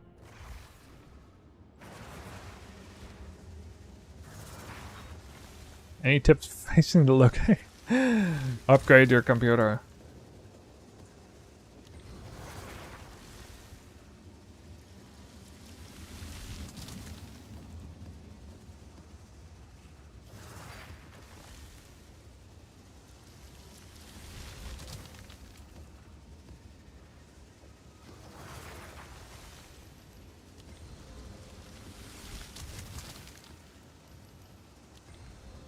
Paranoia is distilled emotions are a lot cheaper now. I mean, Calamity is in play. Yep. We got too many good things going for us with that. I was already bummed about having to drop ES on the helmet. Might as well make the full swap to life. Play it like on the glass cannon version of the build last time around. But, you know, I mean, somebody said this a second ago about being glass cannon. The game is easier. A lot easier in 0.3 than 0.2. Like, just literally monsters are easier. Less threatening. The game is less rippy. We're stronger, we have more defenses. It's just easier across the board. This is not updated on the guide. The only place you're going to find the fully updated version with this setup is through the profile. I'll try to get it done maybe tonight or tomorrow. I'm going to work on a series of videos. I'm going to try to record all the videos at once. Bring them out swiftly, starting tomorrow. These are major upgrades to the build. I mean, as long as you're okay with sacrificing defense. Yeah, the whole, like, constricting cap was, I mean, I felt like it was worth it, but it was a little hard to argue in favor of it because, you know, just for that seemed a little weak. But with that combined with coming Calamity, going full-blown life, this feels like a happy marriage between that helmet and body armor slot, which, you know, if you're going to sacrifice one or the other, you might as well just sacrifice them both and go full-blown life.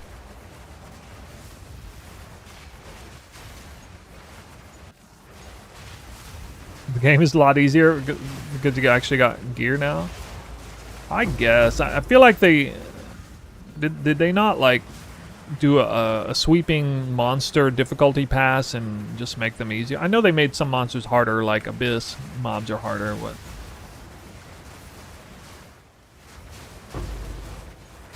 I mean, I'm not gonna lie, I still had great gear in 0.2. I had an almost perfect spear. I think it was tier 1, double tier 1, tier 3 with like a tier 3 suffix or something, something like that.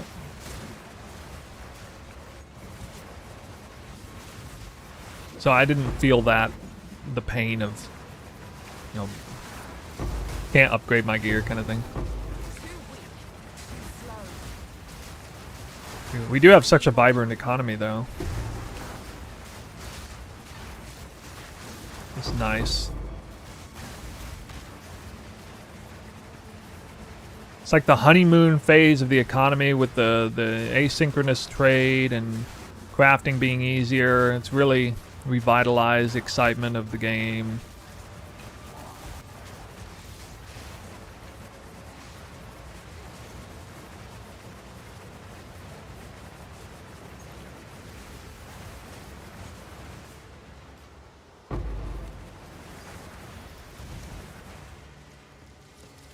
Grand Project dropped.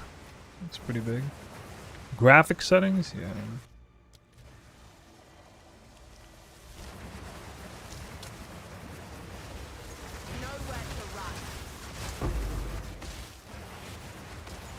Pretty high-end computer when I bought it, but it's like 8 years old now, so...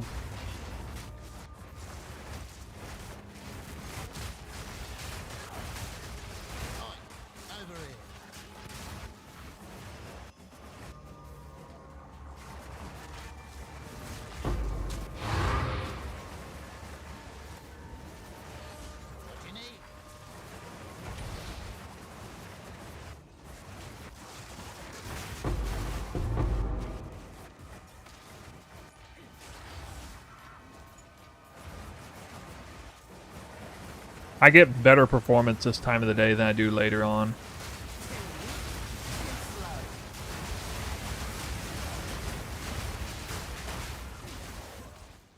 I live in downtown Tokyo, so I have, you know, almost the world's best internet, basically.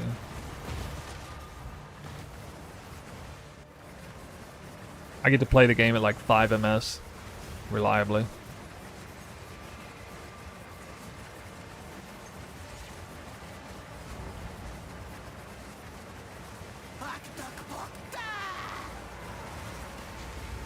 Karaoke VOD? I mean, I'm not gonna do it by myself. You're not waiting for me a karaoke VOD. You're waiting for me to make friends. You're gonna be waiting for a long time, man. Oh, there's a box to open there. Oh well. Deliberation? No. That's a weak support gem. We got way too many strong, really strong options. A useful trade. Oh.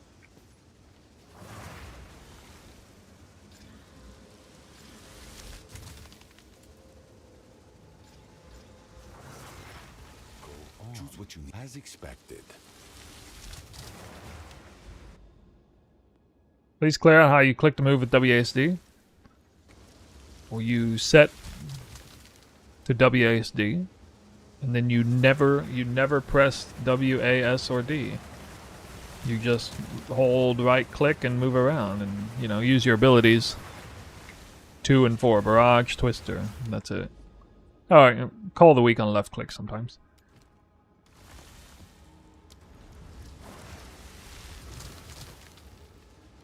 Mr. Line, yeah, I'm going for AoE breakpoints specifically, otherwise I don't recommend putting Area of Effect in here, but I'm using Overreach, Projectile Acceleration 3, super strong.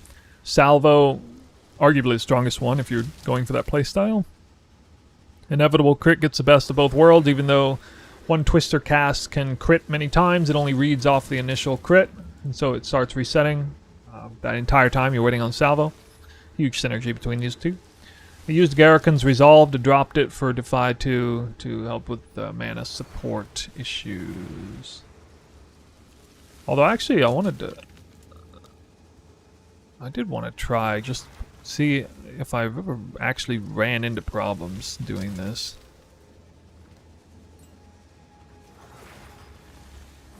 I just want to see to what extent I don't have mana to cast Twister. Out of mana. Okay. Yeah, that's it's bad enough, I'll put it away. Couldn't cast it even one time. Quick and lethal.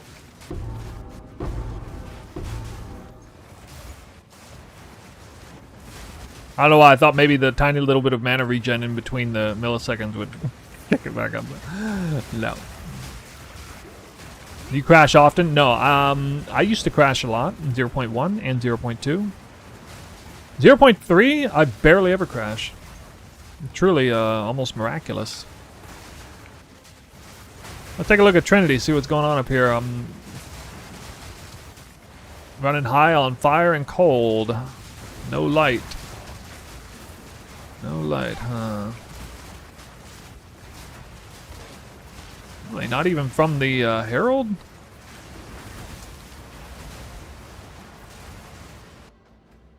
I stole a huge cold damage. Yeah, okay, yeah.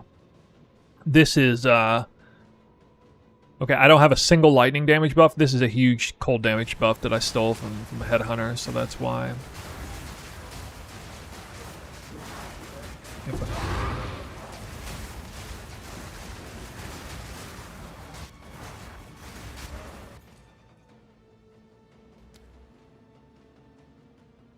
Lightning went up a little, cold is still there. Yeah, I play on Vulcan now. I haven't done DirectX in a while.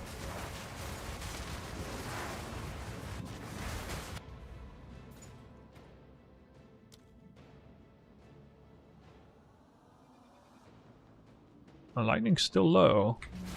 I need more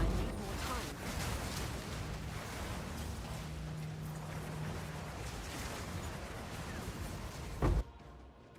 Read off? Does it actually read off that thing? Okay, no, okay. That's without the cold twister, so that's why cold is beefing really hard right now. I may need a flat lightning roll on my gloves. I think I am going to need a flat lightning roll on my gloves. Yeah, I'm gonna have to do that. I may have to recraft the ring to have flat lightning as well. Need more time. The lightning just can never win on the twisters, but it's winning through the Herald of Eyes. It's winning. Still low there. This is where I'm getting lightning fed here. You can see Herald of Ice to switch over to lightning attunement. Gets a lot of it has a lot more lightning than cold and fire. So really the only way I'm getting lightning Trinity is through the Herald.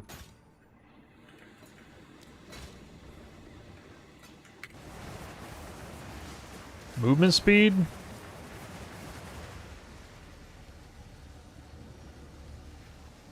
%60. Probably a few headhunter buffs in there. Spirit for Trinity? At least for now, I had to drop Wind Dancer from weapon set 2. And we also lost Ghost Dance as a consequence of removing ES from the build.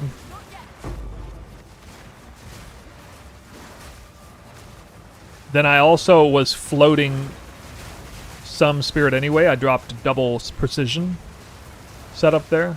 Or at least, yeah, there was a double precision setup going on. And I corrupted the scepter not for increased damage, but for increased spirit So I got like 134 spirit from the scepter in total instead of 110 like usual. So all 4 of those things equals... Yeah, more. I guess I should go continue doing this breach, huh?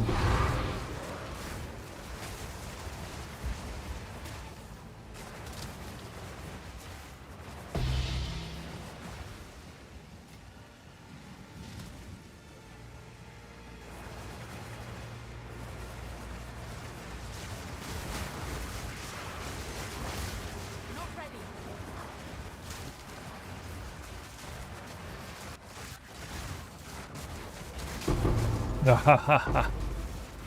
Yeah, definitely was asking to die there. I stood my ground. The heralds are coming from calamity. The body armor, they're free. You get the skill slot and the reservation for free on those. We also get to lose Rakiata's flow because coming calamity comes with automatic penetration and 100% penetration in within your presence. So, I mean, that's not quite as good as Rakiata's flow, but it's really makes up for it.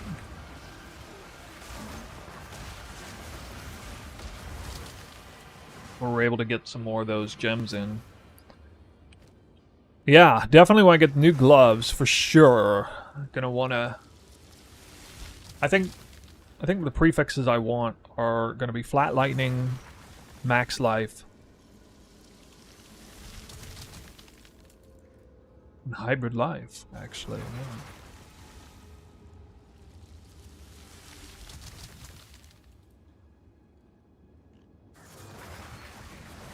What is it?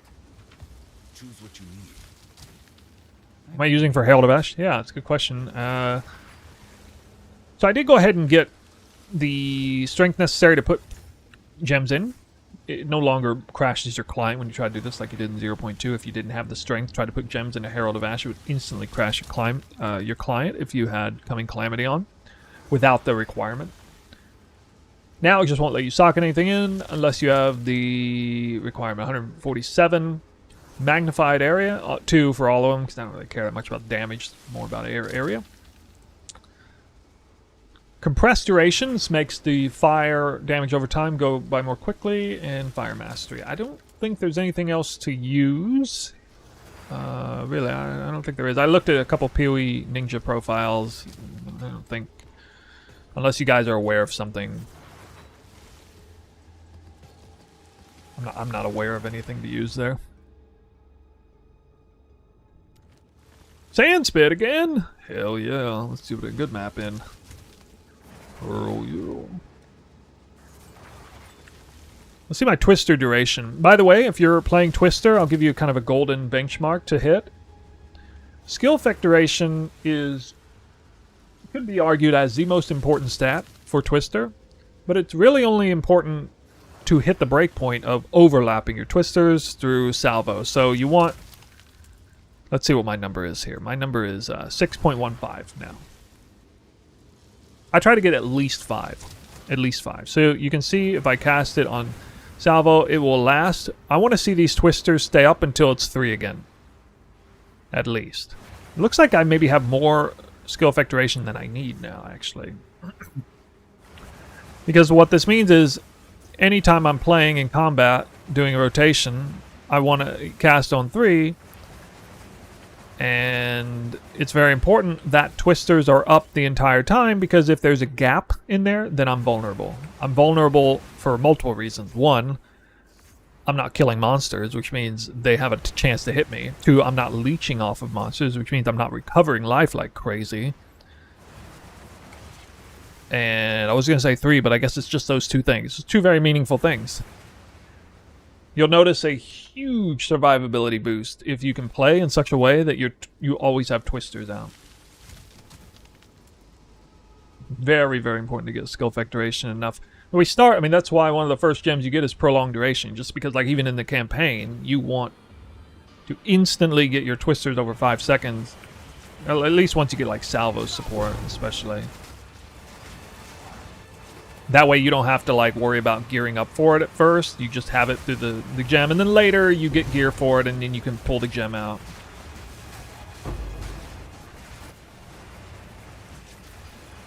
It's still a decent, it's still a very good support gem even without it.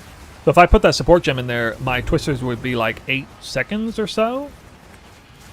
And then they would start to like double overlap, which would be pretty crazy. But like if I'm focused on like one-shotting bosses and, you know, just clearing really quick, I don't need twisters overlapping like double time, because I'm not spending double time in one area, you know? Like, so there's no point.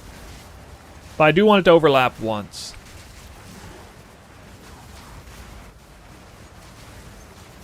Because if I was double overlapping twisters, okay, so I have twisters still running 10 screens behind me. First of all, the game doesn't actually render 10 screens behind me, and everything's dead 10 screens behind me anyway, so it doesn't matter.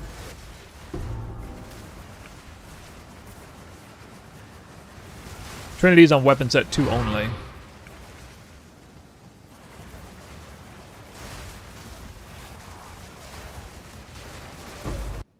Why is fire not proccing right now? It's pretty weird that cold, I guess cold is overriding fire, really? Even at the top end? Crazy.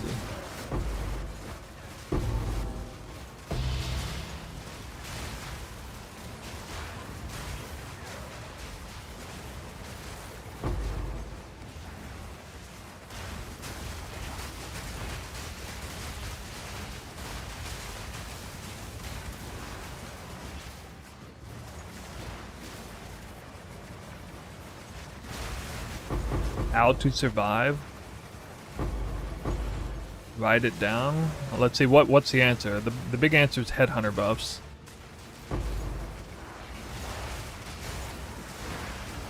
Like in terms of my survivability right now, it's mostly headhunter buffs. Res capped. Barely broke a sweat.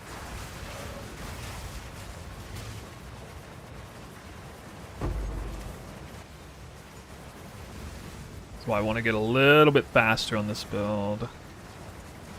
I can get faster by getting 3-socketed gloves. That'll be one thing. It'll definitely up the speed a little bit. Yeah, another version of the build. Hey man, if you want to go all the way, this is radical stuff, man. Look how big this whirling slash is.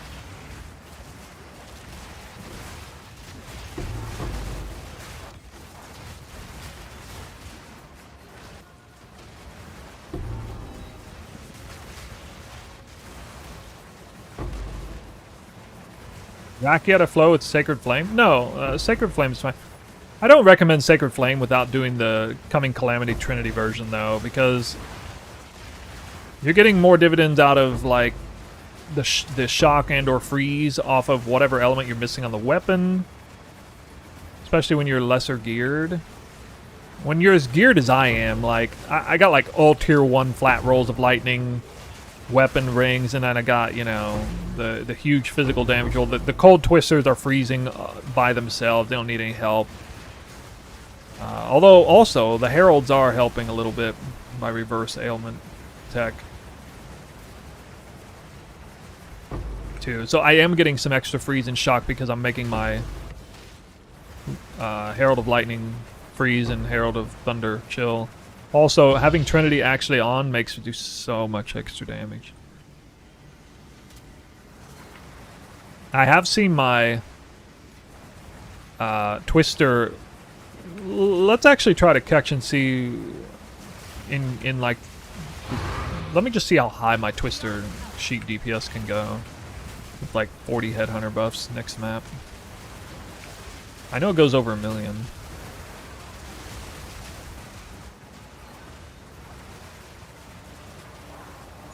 But to be fair, Garrican's Resolve doesn't actually give any sheet numbers.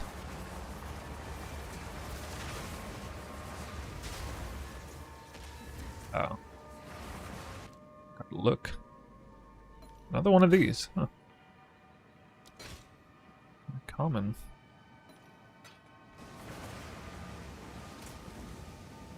Have you died yet? I haven't died in a while. I die sometimes. Yes. These are I have Should I say? Ooh.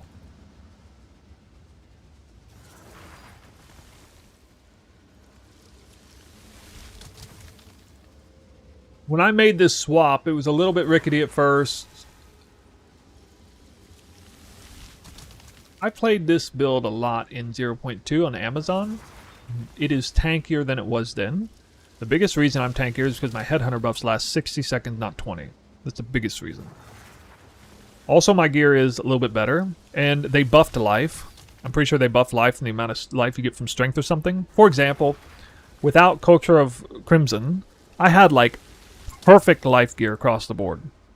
And I barely reached 2800 life in 0.2. And I'm talking, I had like tier 1 life on the helmet, more than this. Tier 1 life on the, or no, I think I was using this body armor still. I had double tier hybrid life on gloves. I had like 180 something life on gloves. Headhunter, boots, everything the same. I still barely reached 2800. So the formula definitely is favorable, or something's going on. I don't know exactly. Oh, actually, I have less life on the tree than I did last time, because last time I took... Where's it at? No, it's one like this.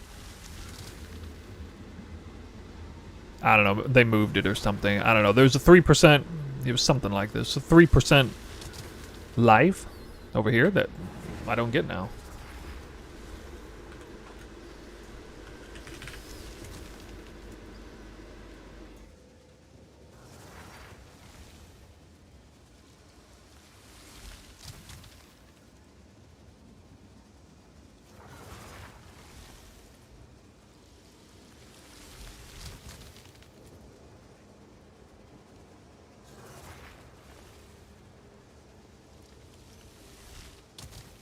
Didn't get any intel on this, but this has got to be worth a fracture attempt.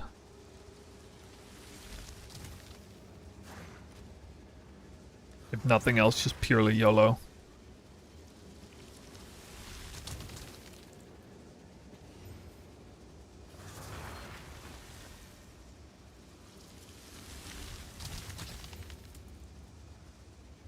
Yes. All the best. 1% away from perfect. Percent yes. Yes, these are our gold is useless to me. Take it. Calm Spirit was a body armor that dropped. It was the only high value unique I've dropped today.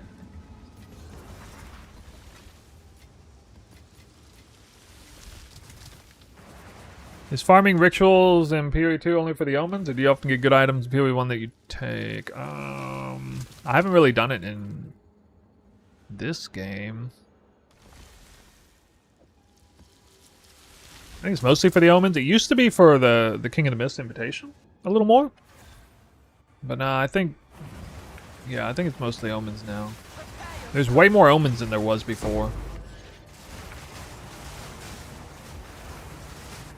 Like even that, you know, chaos roll a waystone into all rarity mods is like worth something.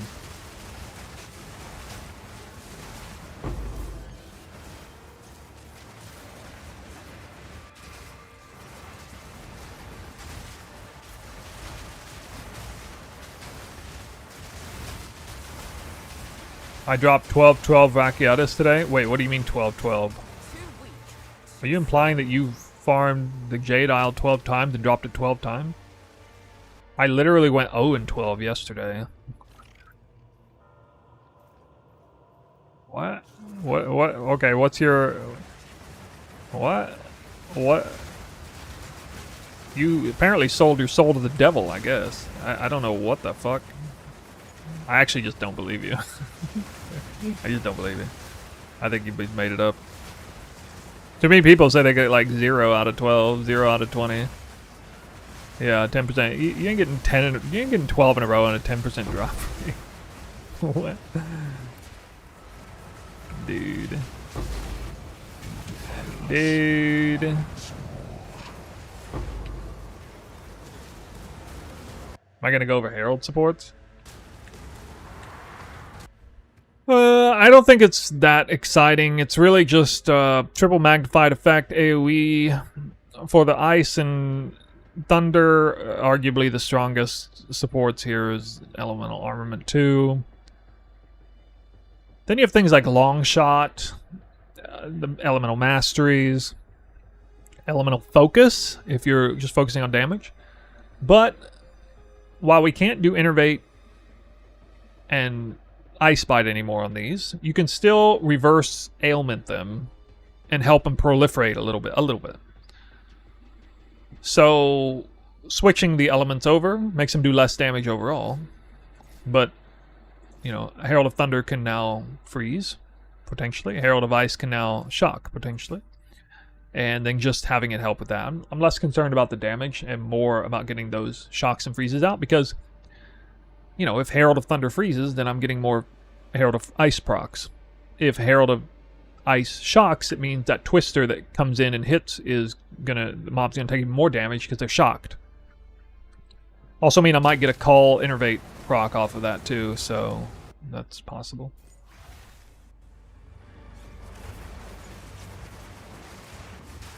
I shall overcome. An easy trophy.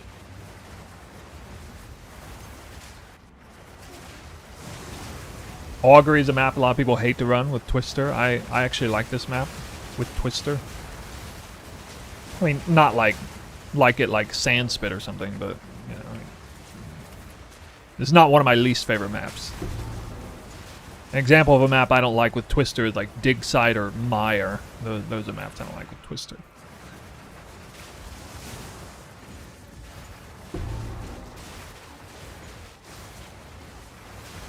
Even with a ton of edges and stuff in the way, at least there's not a lot of dead space in the map. And it's a very predictable layout too, that's nice. I'm only looking at the mini-map. I just watch the mini-map. I don't actually look at the map. You there, local. Come Biggest word of advice to anybody who has trouble navigating, running into walls and stuff, just increase the opacity of your mini-map to max and just play the mini-map. Don't play the actual map. nature forgive me for this. Maybe some people hate doing that, but I do that literally every game, every time. I think aside from like early Act 1, I'm only playing the minimap.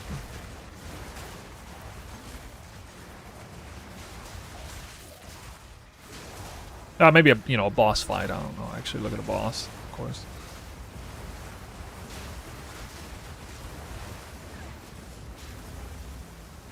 I can't remember the last time I played where I was looking. Ever since playing Diablo 2, like 20 years ago or whatever, Sorceress running through Halls of Lightning 3. Now I'm just looking at the minimap, baby. That's the only thing I'm looking at. It's hard enough.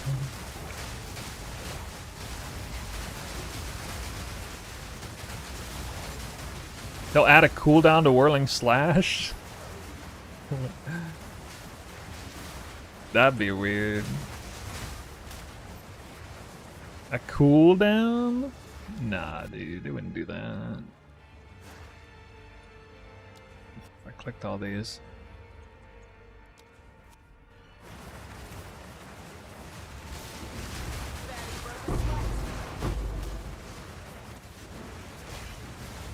Whirling Slash is a movement ability, bro. You can't put cooldown on movement. It'd be like putting a cooldown on dodge roll.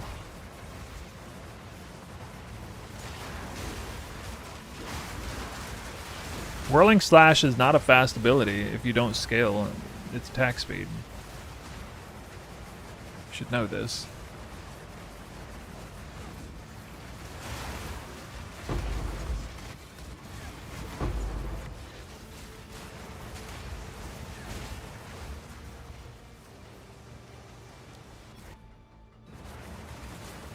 Point gamer.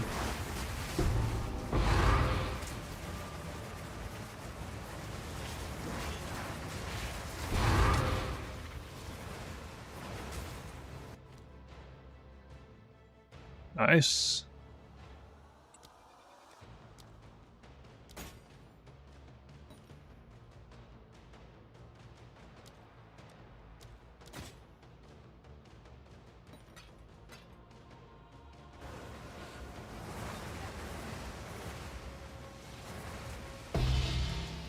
Well, you don't actually have to put a lot of investment to make it fast. I showed that in a one divine budget version. It's mostly the support gems and the weapon swap. These are our supplies. The weapons, it's really the weapon swap. Because, like, the support gems is an opportunity cost there. A big opportunity cost. You're not making Whirling Slash do damage. So, I mean, it's fine. It seems fairly fine. Put 4 speed supports in there. If that's what you're going for.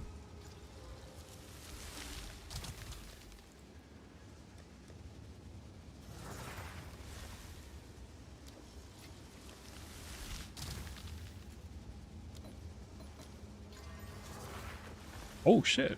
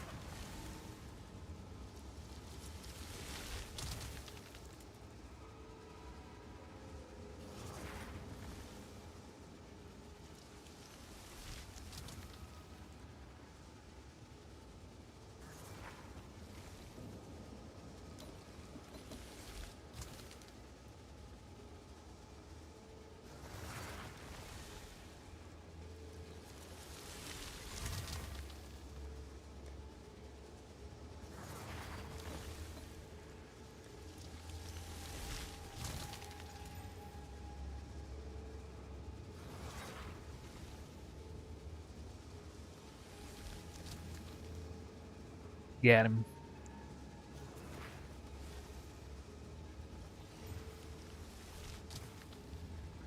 Have an order?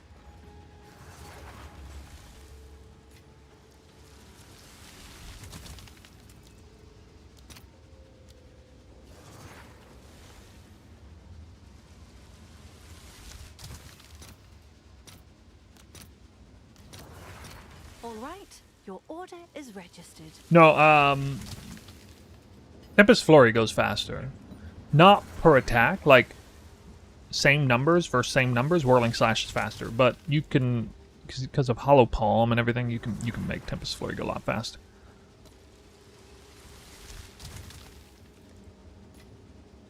There's more opportunities to scale the bejesus out of the attack speed on Tempest Flurry.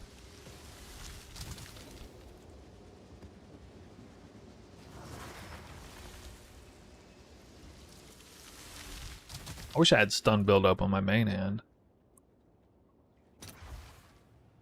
Yeah, Tempest Flurry does feel a lot clunkier. The biggest reason why Tempest Flurry is clunky is because you have no opportunity to cast while standing still. You're forced to move. It's forced move, which is always a little clunky.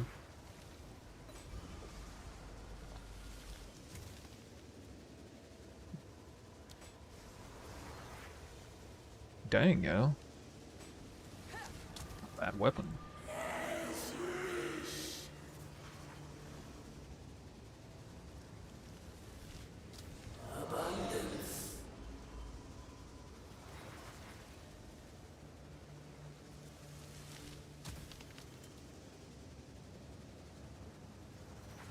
How much DPS is that? 2.0 weapon. No crit, though. I need to look at this, because I actually don't know if these are even worth crafting anymore. Probably not. 2 best elemental archetypes. 580.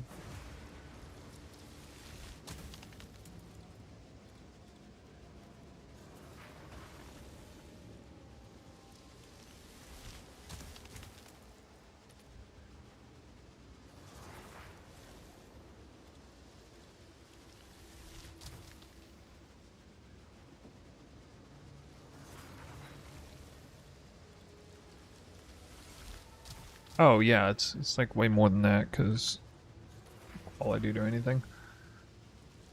Hmm.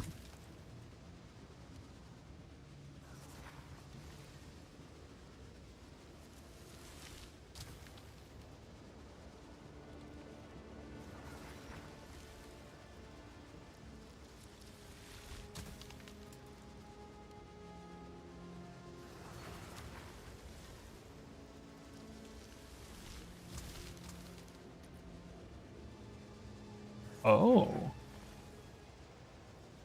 Oh.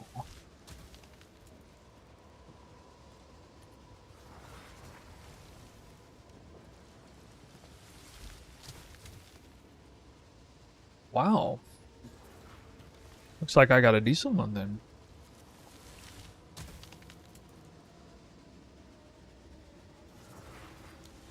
I'm gonna risk onslaught on this then.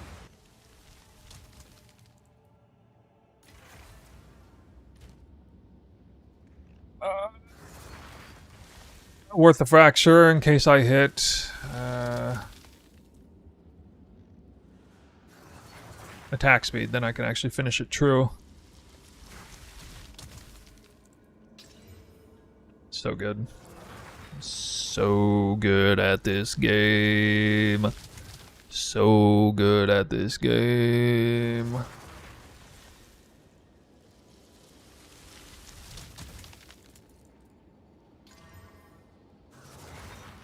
$30 dex.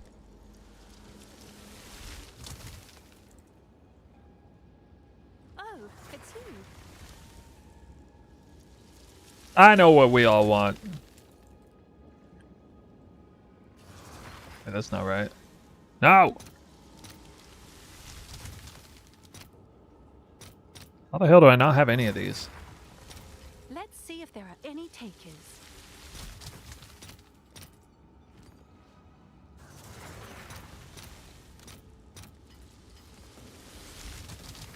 Hey-yo. Hey-yo. Pretty good weapon. That's a pretty good weapon. It needs a little love, I guess.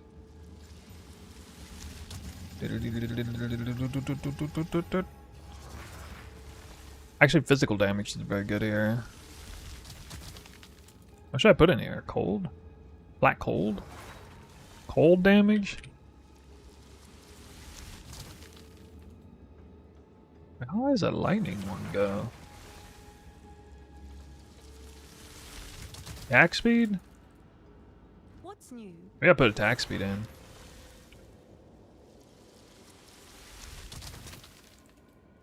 I love it. I'll fill that in as soon as I can.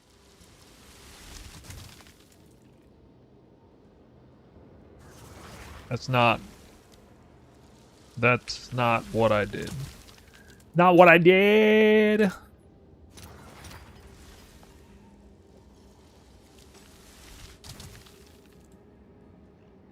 Coming Calamity, new player in town.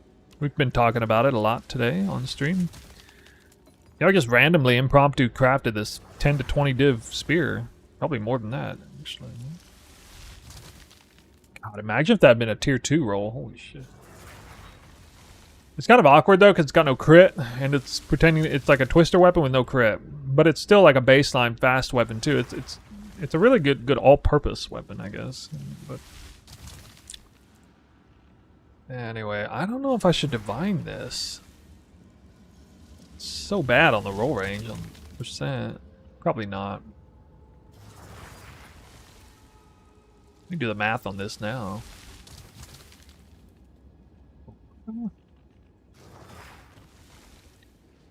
Plus 59 plus 3 plus 1 plus 169 divided by 2 times 2.08 equals 658 DPS. 650. With attacks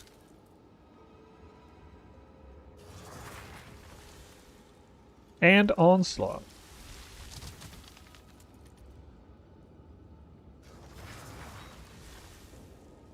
So.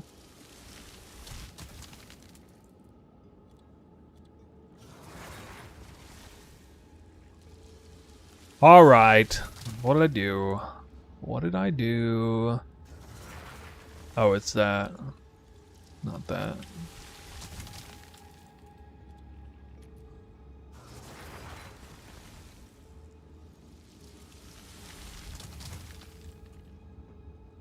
And divine. this weapon sucks. Stucky suffix. Stucky speed. Sucks. Sucks. Sucks. Oh my god, is somebody profit crafting these? Companion attack speed? What is this? What is this garbage? Oh my god, somebody's actually trying to profit craft companion attack speed in here.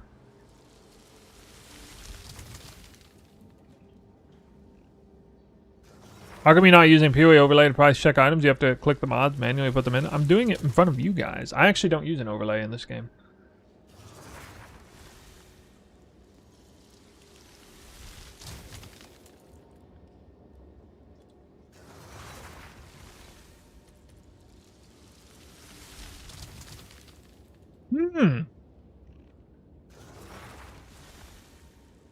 I don't see any reason to risk this. What's new? I'm impressed at how valuable this still is. Actually, it's got two really good archetypes. Two elemental archetypes. that? Good. I have Not no fire, idea. so it might be worth even more.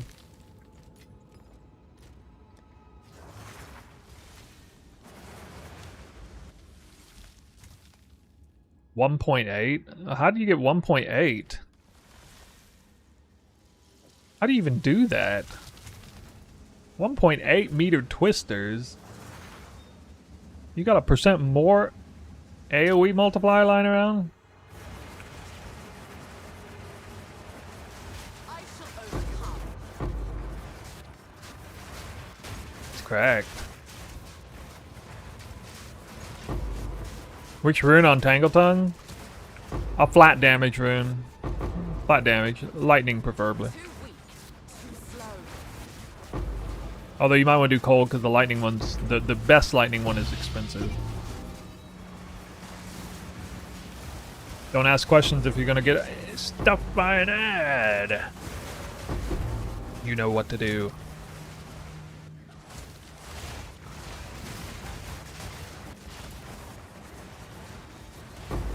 How do you ask a question? I answer it within like 5 seconds flat, and it still gets pegged by an ad. Really?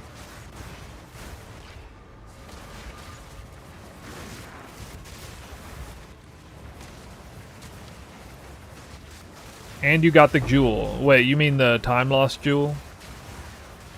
I want to see footage of it. I bet it is freaking hilarious.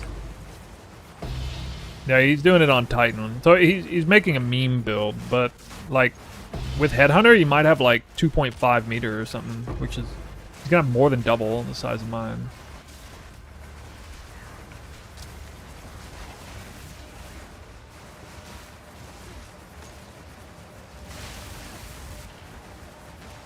I can't even fathom what like double from this is. Imagine having double AoE from this point. Like, what in the world? Can you even like, does your screen even stay on? I figure your monitor just shuts off at that point. Probably monitor dies before your...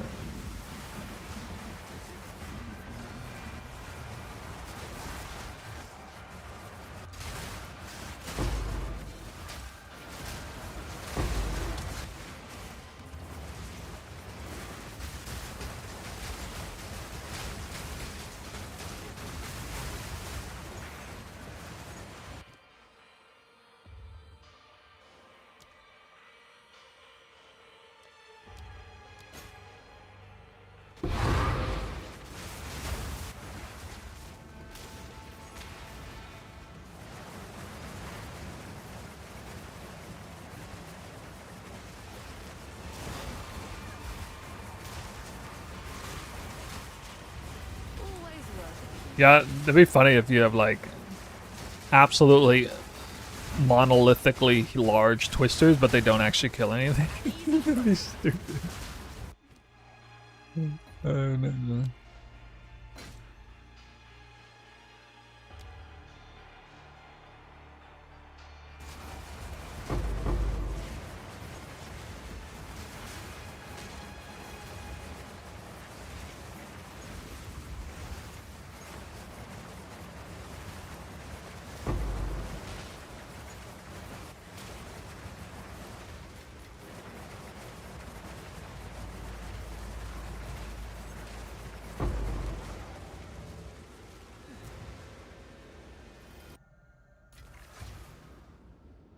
I give Twister damage scale.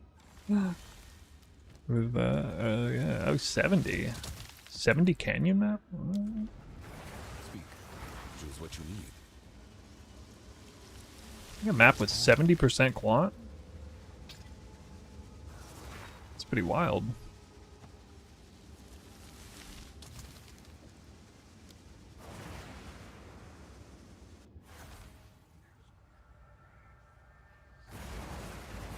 Are there any secret ways to scale AoE that I'm not aware of? Like attribute AoE scaler or something crazy like that? In my sights. Actually, I almost died there.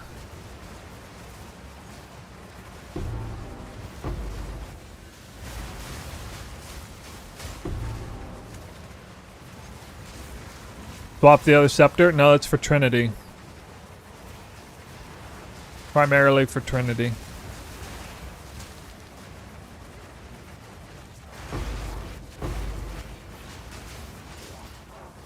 Barely broke a sweat. Now let me see why cold is failing. You look how low cold is. What? It's like actually less cold damage than normal. What's going on?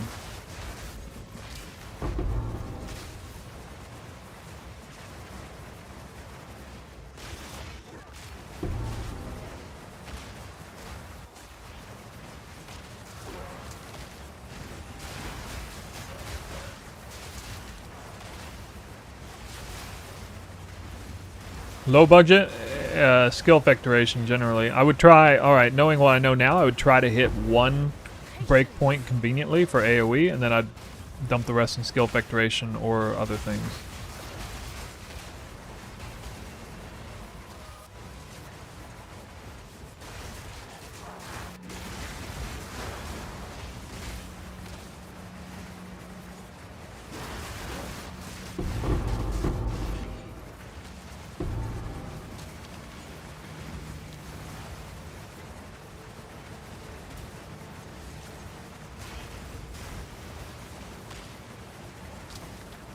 Frenzy charges for bosses? Got called shots, Mark.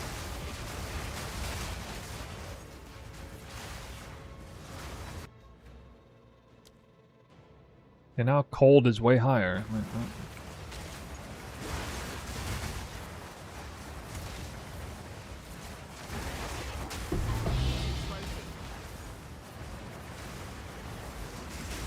Where'd my fire damage go?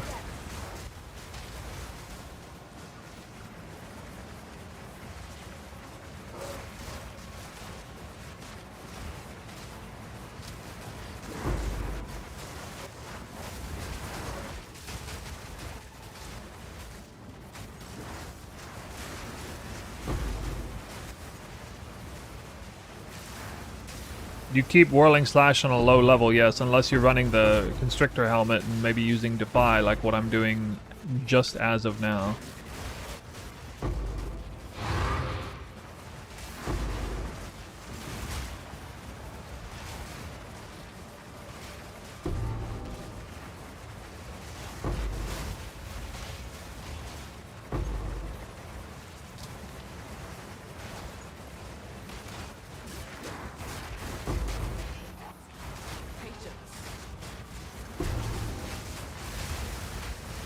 Now Trinity's online proper.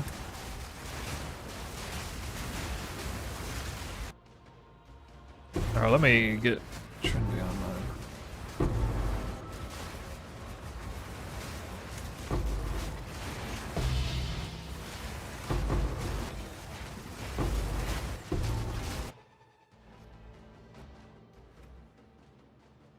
$900K. I want to see if Trinity is up. I know I've seen this number up to like 1.1 mil on Twister in combat, but I'm wondering what it dynamically fluctuates a lot depending on Trinity and stuff.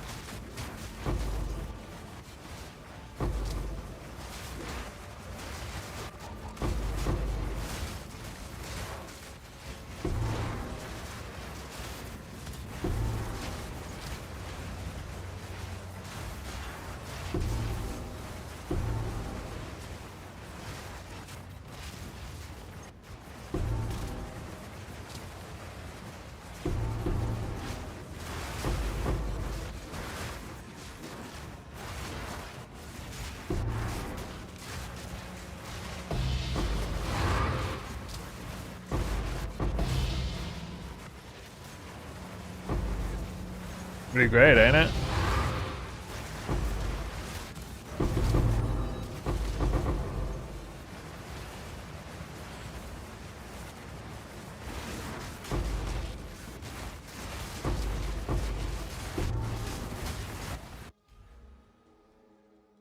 $960K.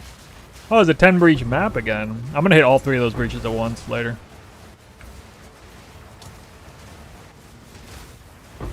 How am I not getting tinks from this? Freaking movement speed?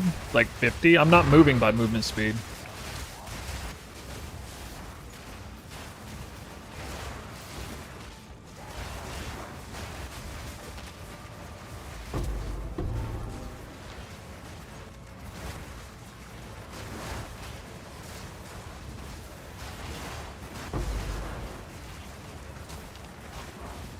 Loot filter. Yeah, we need that. Alright. Do triple. Quick and lethal. Quadruple? No, I'm not gonna do quad.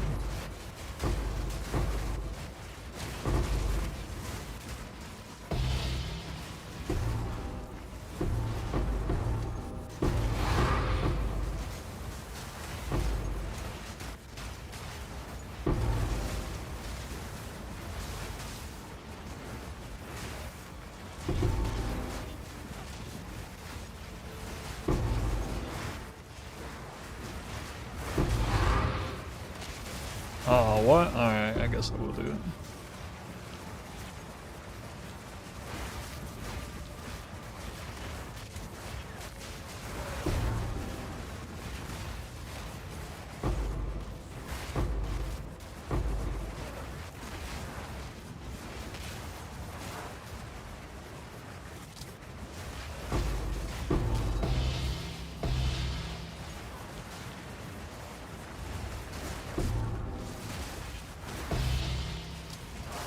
I must be getting really unlucky on loot.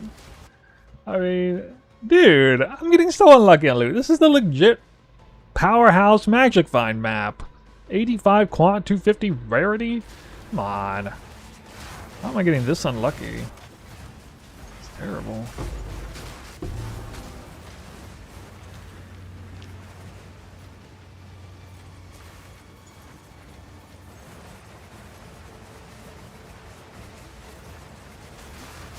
Barely broke a sweat. I mean, it is really fun, but I wouldn't mind getting, you know, rewarded for my efforts here. It would be nice.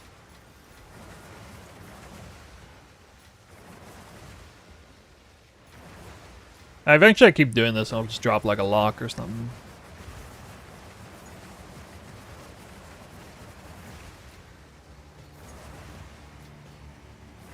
I mean, I have good quant on this map. Had like 70, 50, like around 60% quant on it. That isn't worth anything.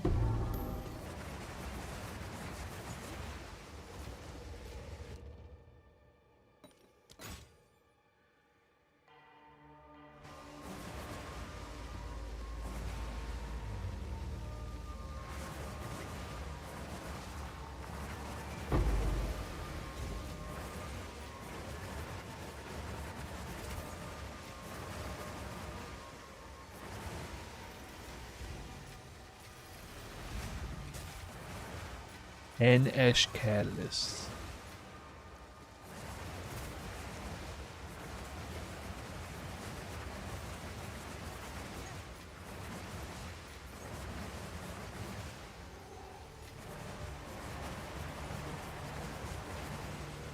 The helmet makes me not use mana? Yes, yeah, the helmet plus the support gem setup. Don't need mana to use the skill. Apparently I didn't finish this map yet.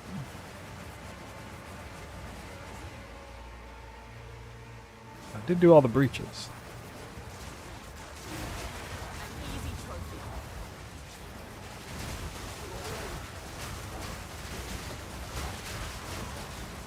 Well, I'm lucky to get 10 breach maps in like an hour or two. That's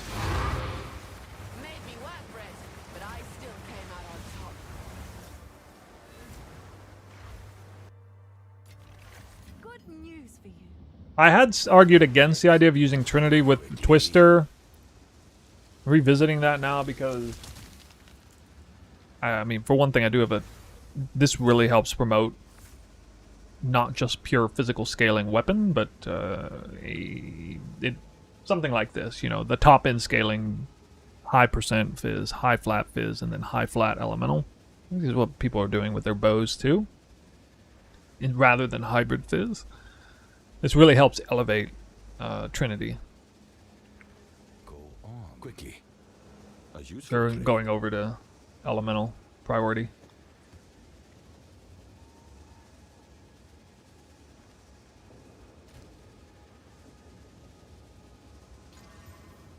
Really?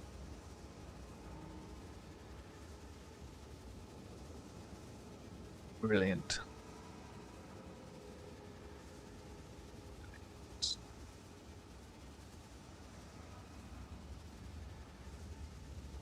What to do with this? Yeah, I was 85% quant. After putting in everything. I meant like it was 50 or 60% quant before plugging the map in.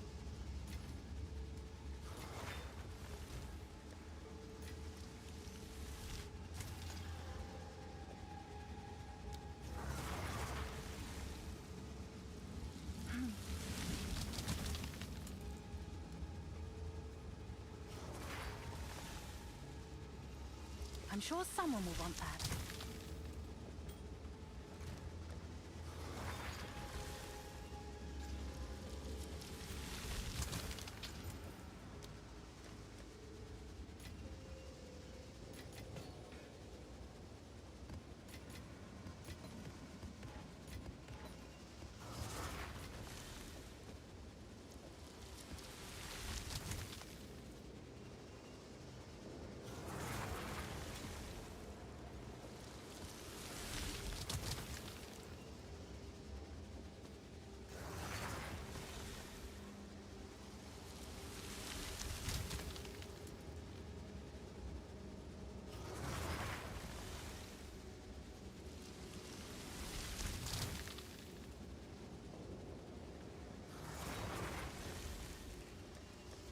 YOLO Chaos.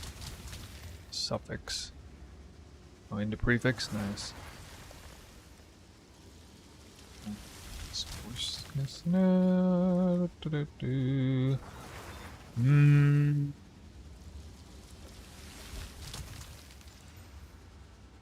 Rip. Alright, Giga Rip. See ya.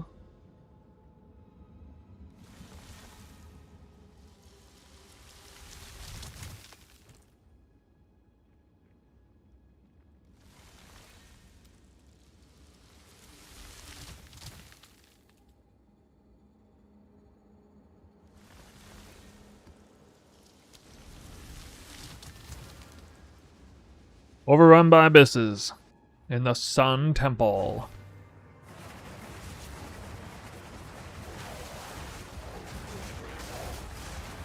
Not yet.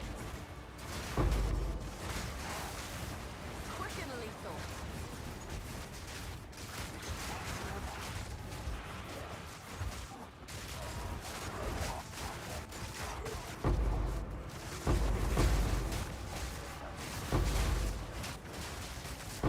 More like overrun by twisters.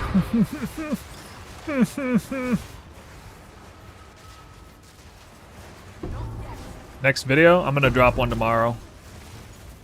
I'm gonna split this into 2 or 3 videos. There's too many things to talk about. I did like 3 major changes to the build. I don't want to make all one video. But I'm gonna record them at the same time. Bite size. More digestible. Leave you guys wanting for more. We have the coming calamity, triple herald, massive AoE herald, and another breakpoint. Gotta talk about AoE with Twister in general. Gotta talk about the life swap from ES to life. Still haven't made a video talking about constricting command either. Then we gotta talk about Defy and no longer needing mana costs.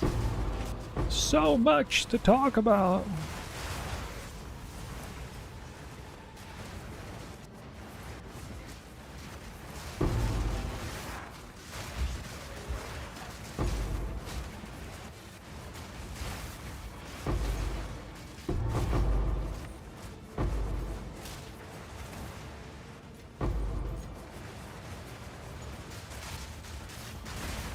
An easy trophy. Whoa, that's laggy.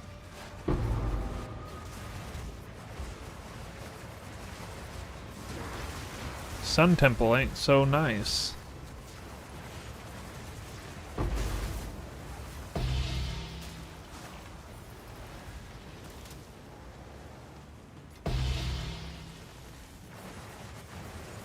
I don't know the exact number, but as far as like the exact AoE needed, I just always used POB to check that and then verified it in game if I saw the meter number go up. So in terms of meters, this is 0.8 and then 1.1 with Headhunter.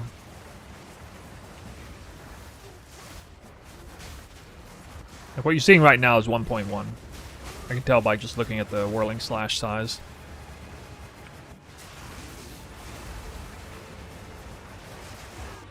No mercy.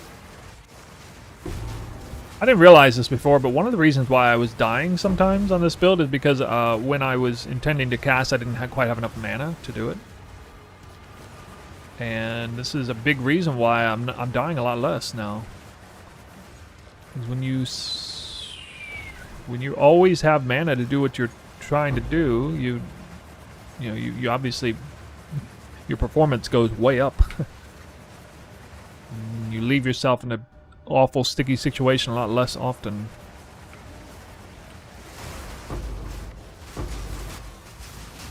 Patience.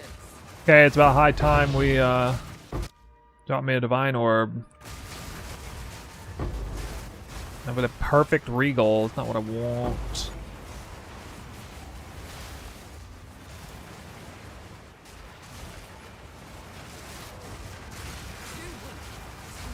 I am doing mana leech, yeah, because of the medium large wheel having the 15% attack speed when you're not on low mana, and with 3 passive points invested, 16% damage taken from mana before life. So I don't really care about it draining my mana, but it's just a nice bit of damage reduction there. Perfect Exalt? I mean, I would accept Perfect Exalt. If it's worth more than a divine, I'll take it. That Exalt was not perfect.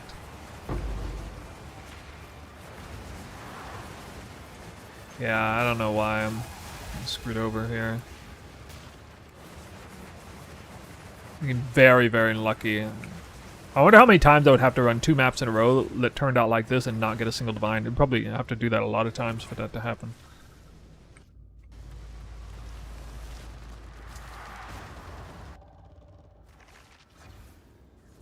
So that's alright.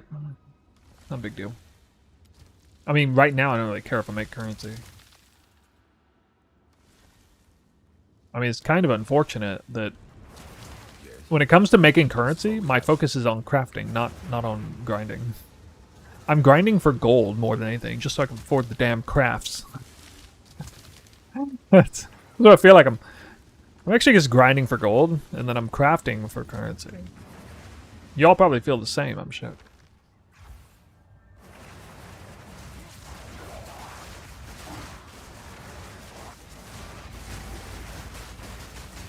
Yeah, Rite of Passage does that.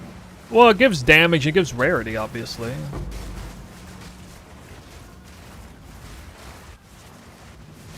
Playing the game is a pretty bad way to make currency. Oh. I mean, Trial of Sychemis is still good currency. Can't ever bring Trial of Sychemis down. That shit. 25 million gold, he's rich! That guy's actually rich.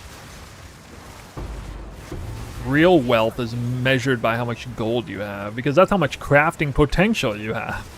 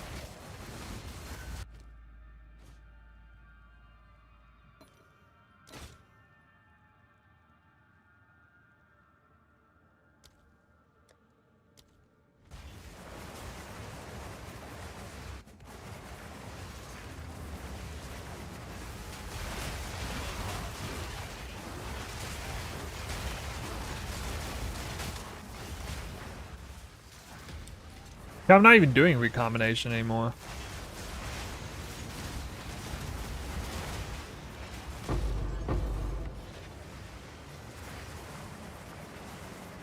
What is a cavalry bow for? I think I saw that Red Vials used that base. Easy prey.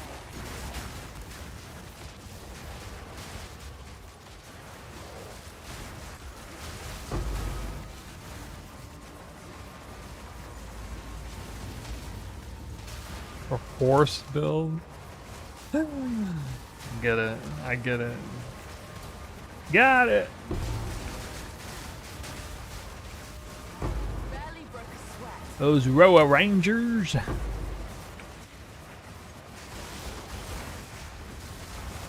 at that Whirling Slash just mow down these mobs. Look at this.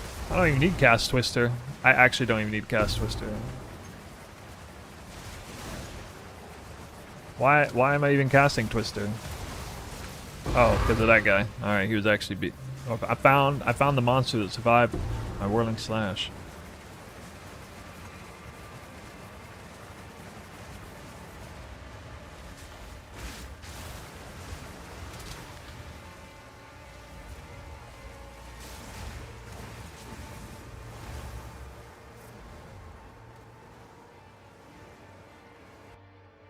Does it matter the base? For Guiding Palm? Yeah, if you are cold heavy, you want a lightning Guiding Palm. If you're lightning heavy, you want a cold Guiding Palm. Essentially, if you have a flat lightning roll on your weapon, you want cold. If you don't, you want lightning.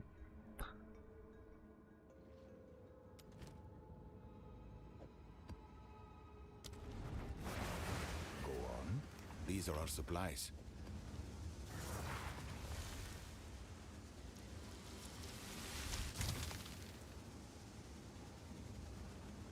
Whoopsie!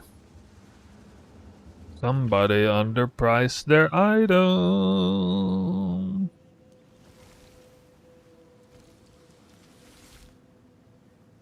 Yoink. I guess it's worth that.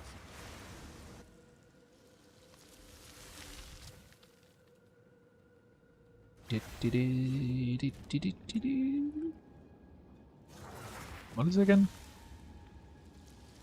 Prefix.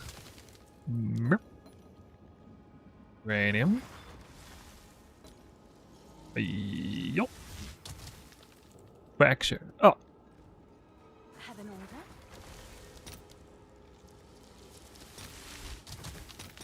All right. Yeah, my overlay isn't right anymore. I've forgotten some divine orbs, but I don't know, something like that. 25% increase effect of notable passive skills and radius. No, I missed. Oh no. He didn't overprice the item after all. I'll do what I can to sell it for you.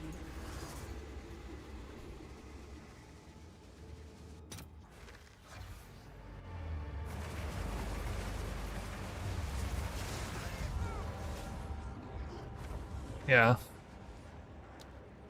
I died. Because I had no headhunter buffs. Well, if I was gonna rip a map, Lofty Summit's a good one to do that. Hey, you know another good one is this one right here. Fucking dig site. Shipment sent. What sold? What sold? Oh, I gotta list those for more, I guess. Oh my god, mobs are tanky. I'm getting close to 98 though.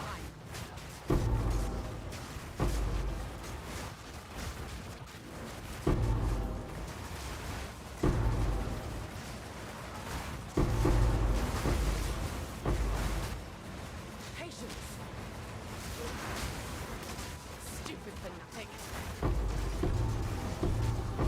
Wow. Not yet. Lag much?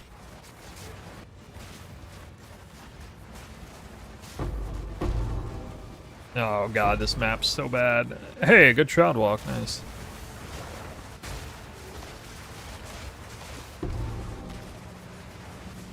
Take me up to the top again. Do it. Do it.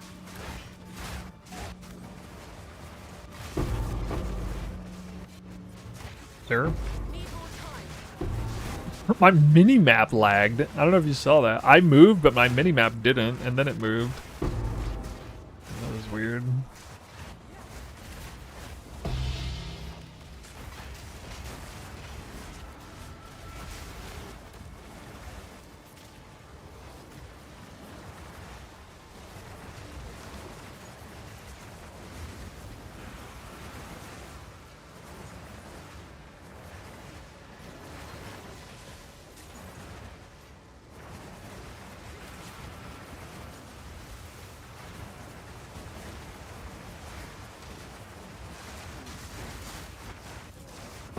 Barely broke a sweat.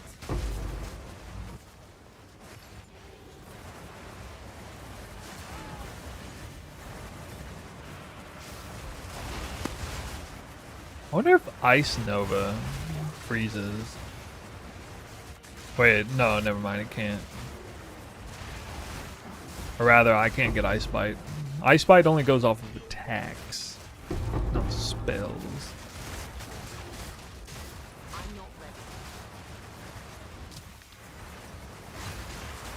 ready.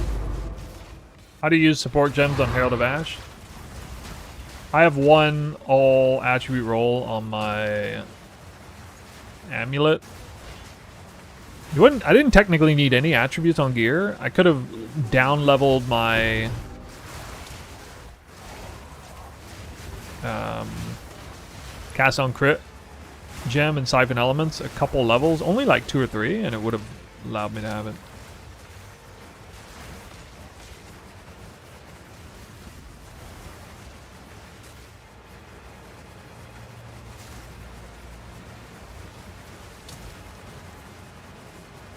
Yeah, cast on crit there is fine. Yeah, you won't cast on crit if you're in weapon set 1, but you're still going to see, you know, multiple flame walls go out like right there. I spent almost no time in there, but cast on crit procs like several times a second just in that, you know, a few milliseconds that you're over on it. So you get the Ice Novas, you get the procs. Oh my god, guys. I think I finally dropped one. I can quit streaming for the day now. I got a tank! I got a tank! And I can't get over there because freaking... I can't get over there! What's the tank? I can't see the tank! Barrel zoom the chase. Not even real. Not a divine orb. Oh my god.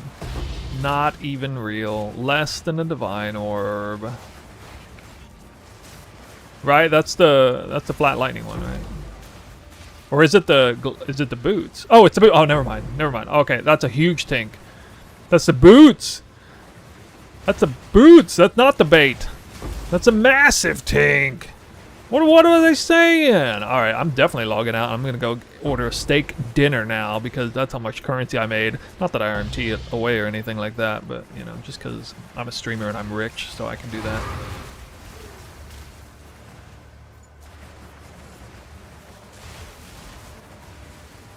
I'm a rich streamer who streams part-time. I make so much money just streaming this game, guys. You have no idea.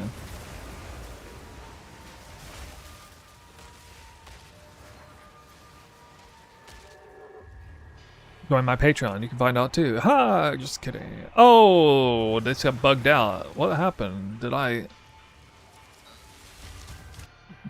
click it and then I like shroud walked off of the animation? Is that what happened there? I use Sacred Flame now because I'm using Trinity. Look at that beautiful Trinity.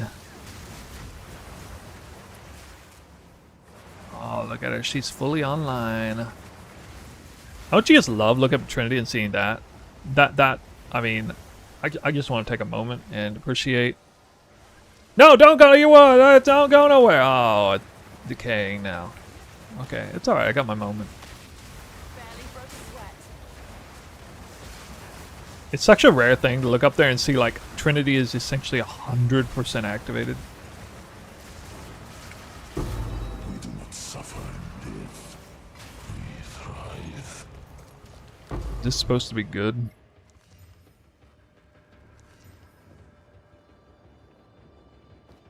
Actually, I mean, tier 1 chaos, tier 1 crit chance is kind of rare.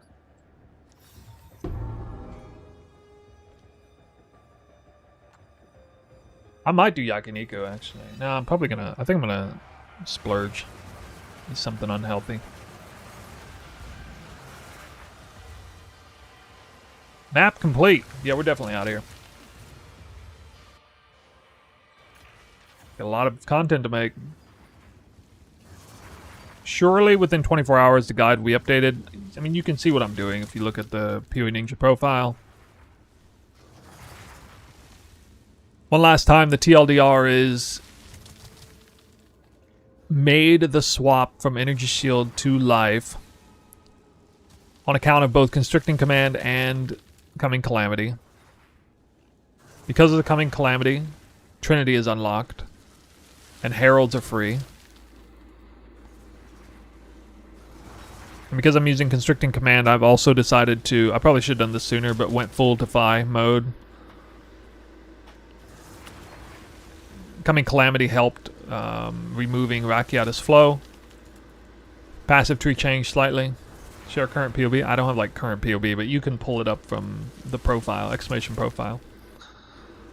We shuffled things around. We got another one of these timeless jewels. I now have 1, 2, 3, 4, 5, 6, 7, 8, 9, 10, 11, 12, 13, 14. 14 notables.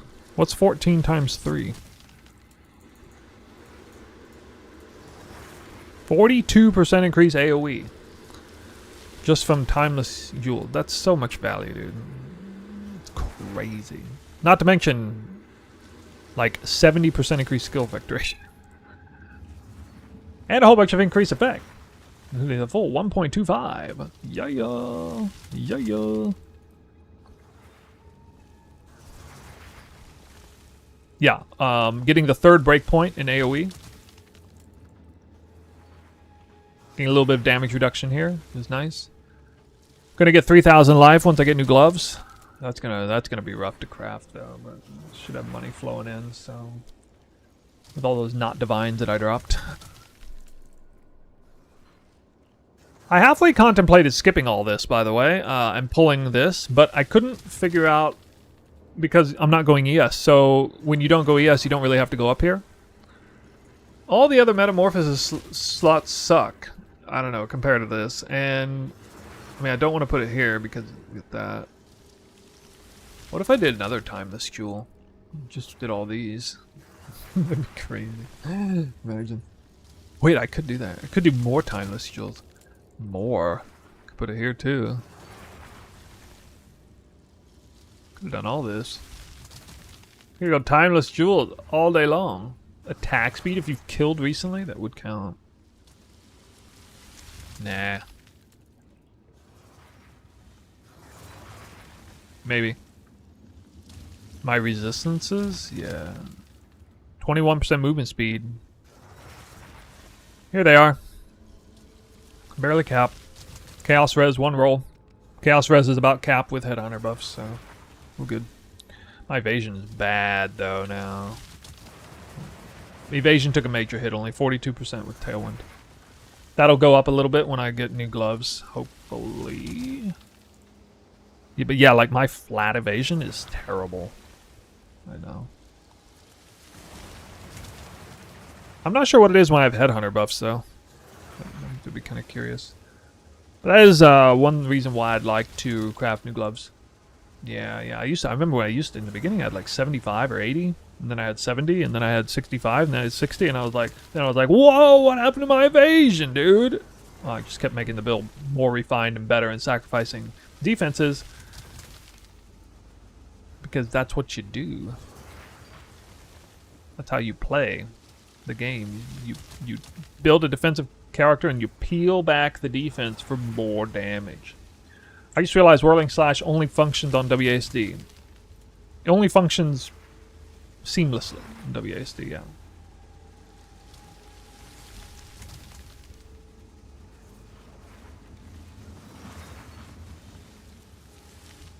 Alstron's playing Diablo 2. What are these Diablo 4 players? Is that even a game? Is that even a game?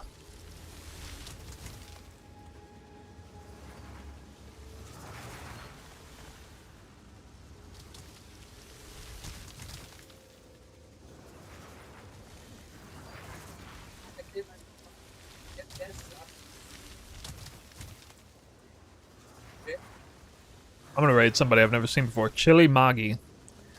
He says D4 free zone. I like that. I like it a lot. Chilla Maggie. Don't know who he is. We're gonna read him. He's I don't know. He speaks English. I verified that at least. Wait, let me make sure he's playing the game. Is he playing the game? Yeah, he's playing the game. Oh my God, he's a.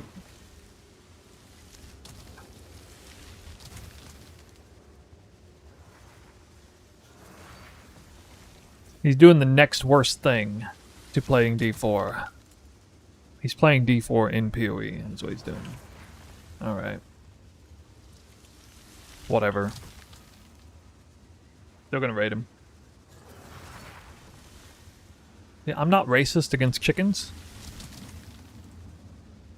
Here's a proof. I'm raiding one right now.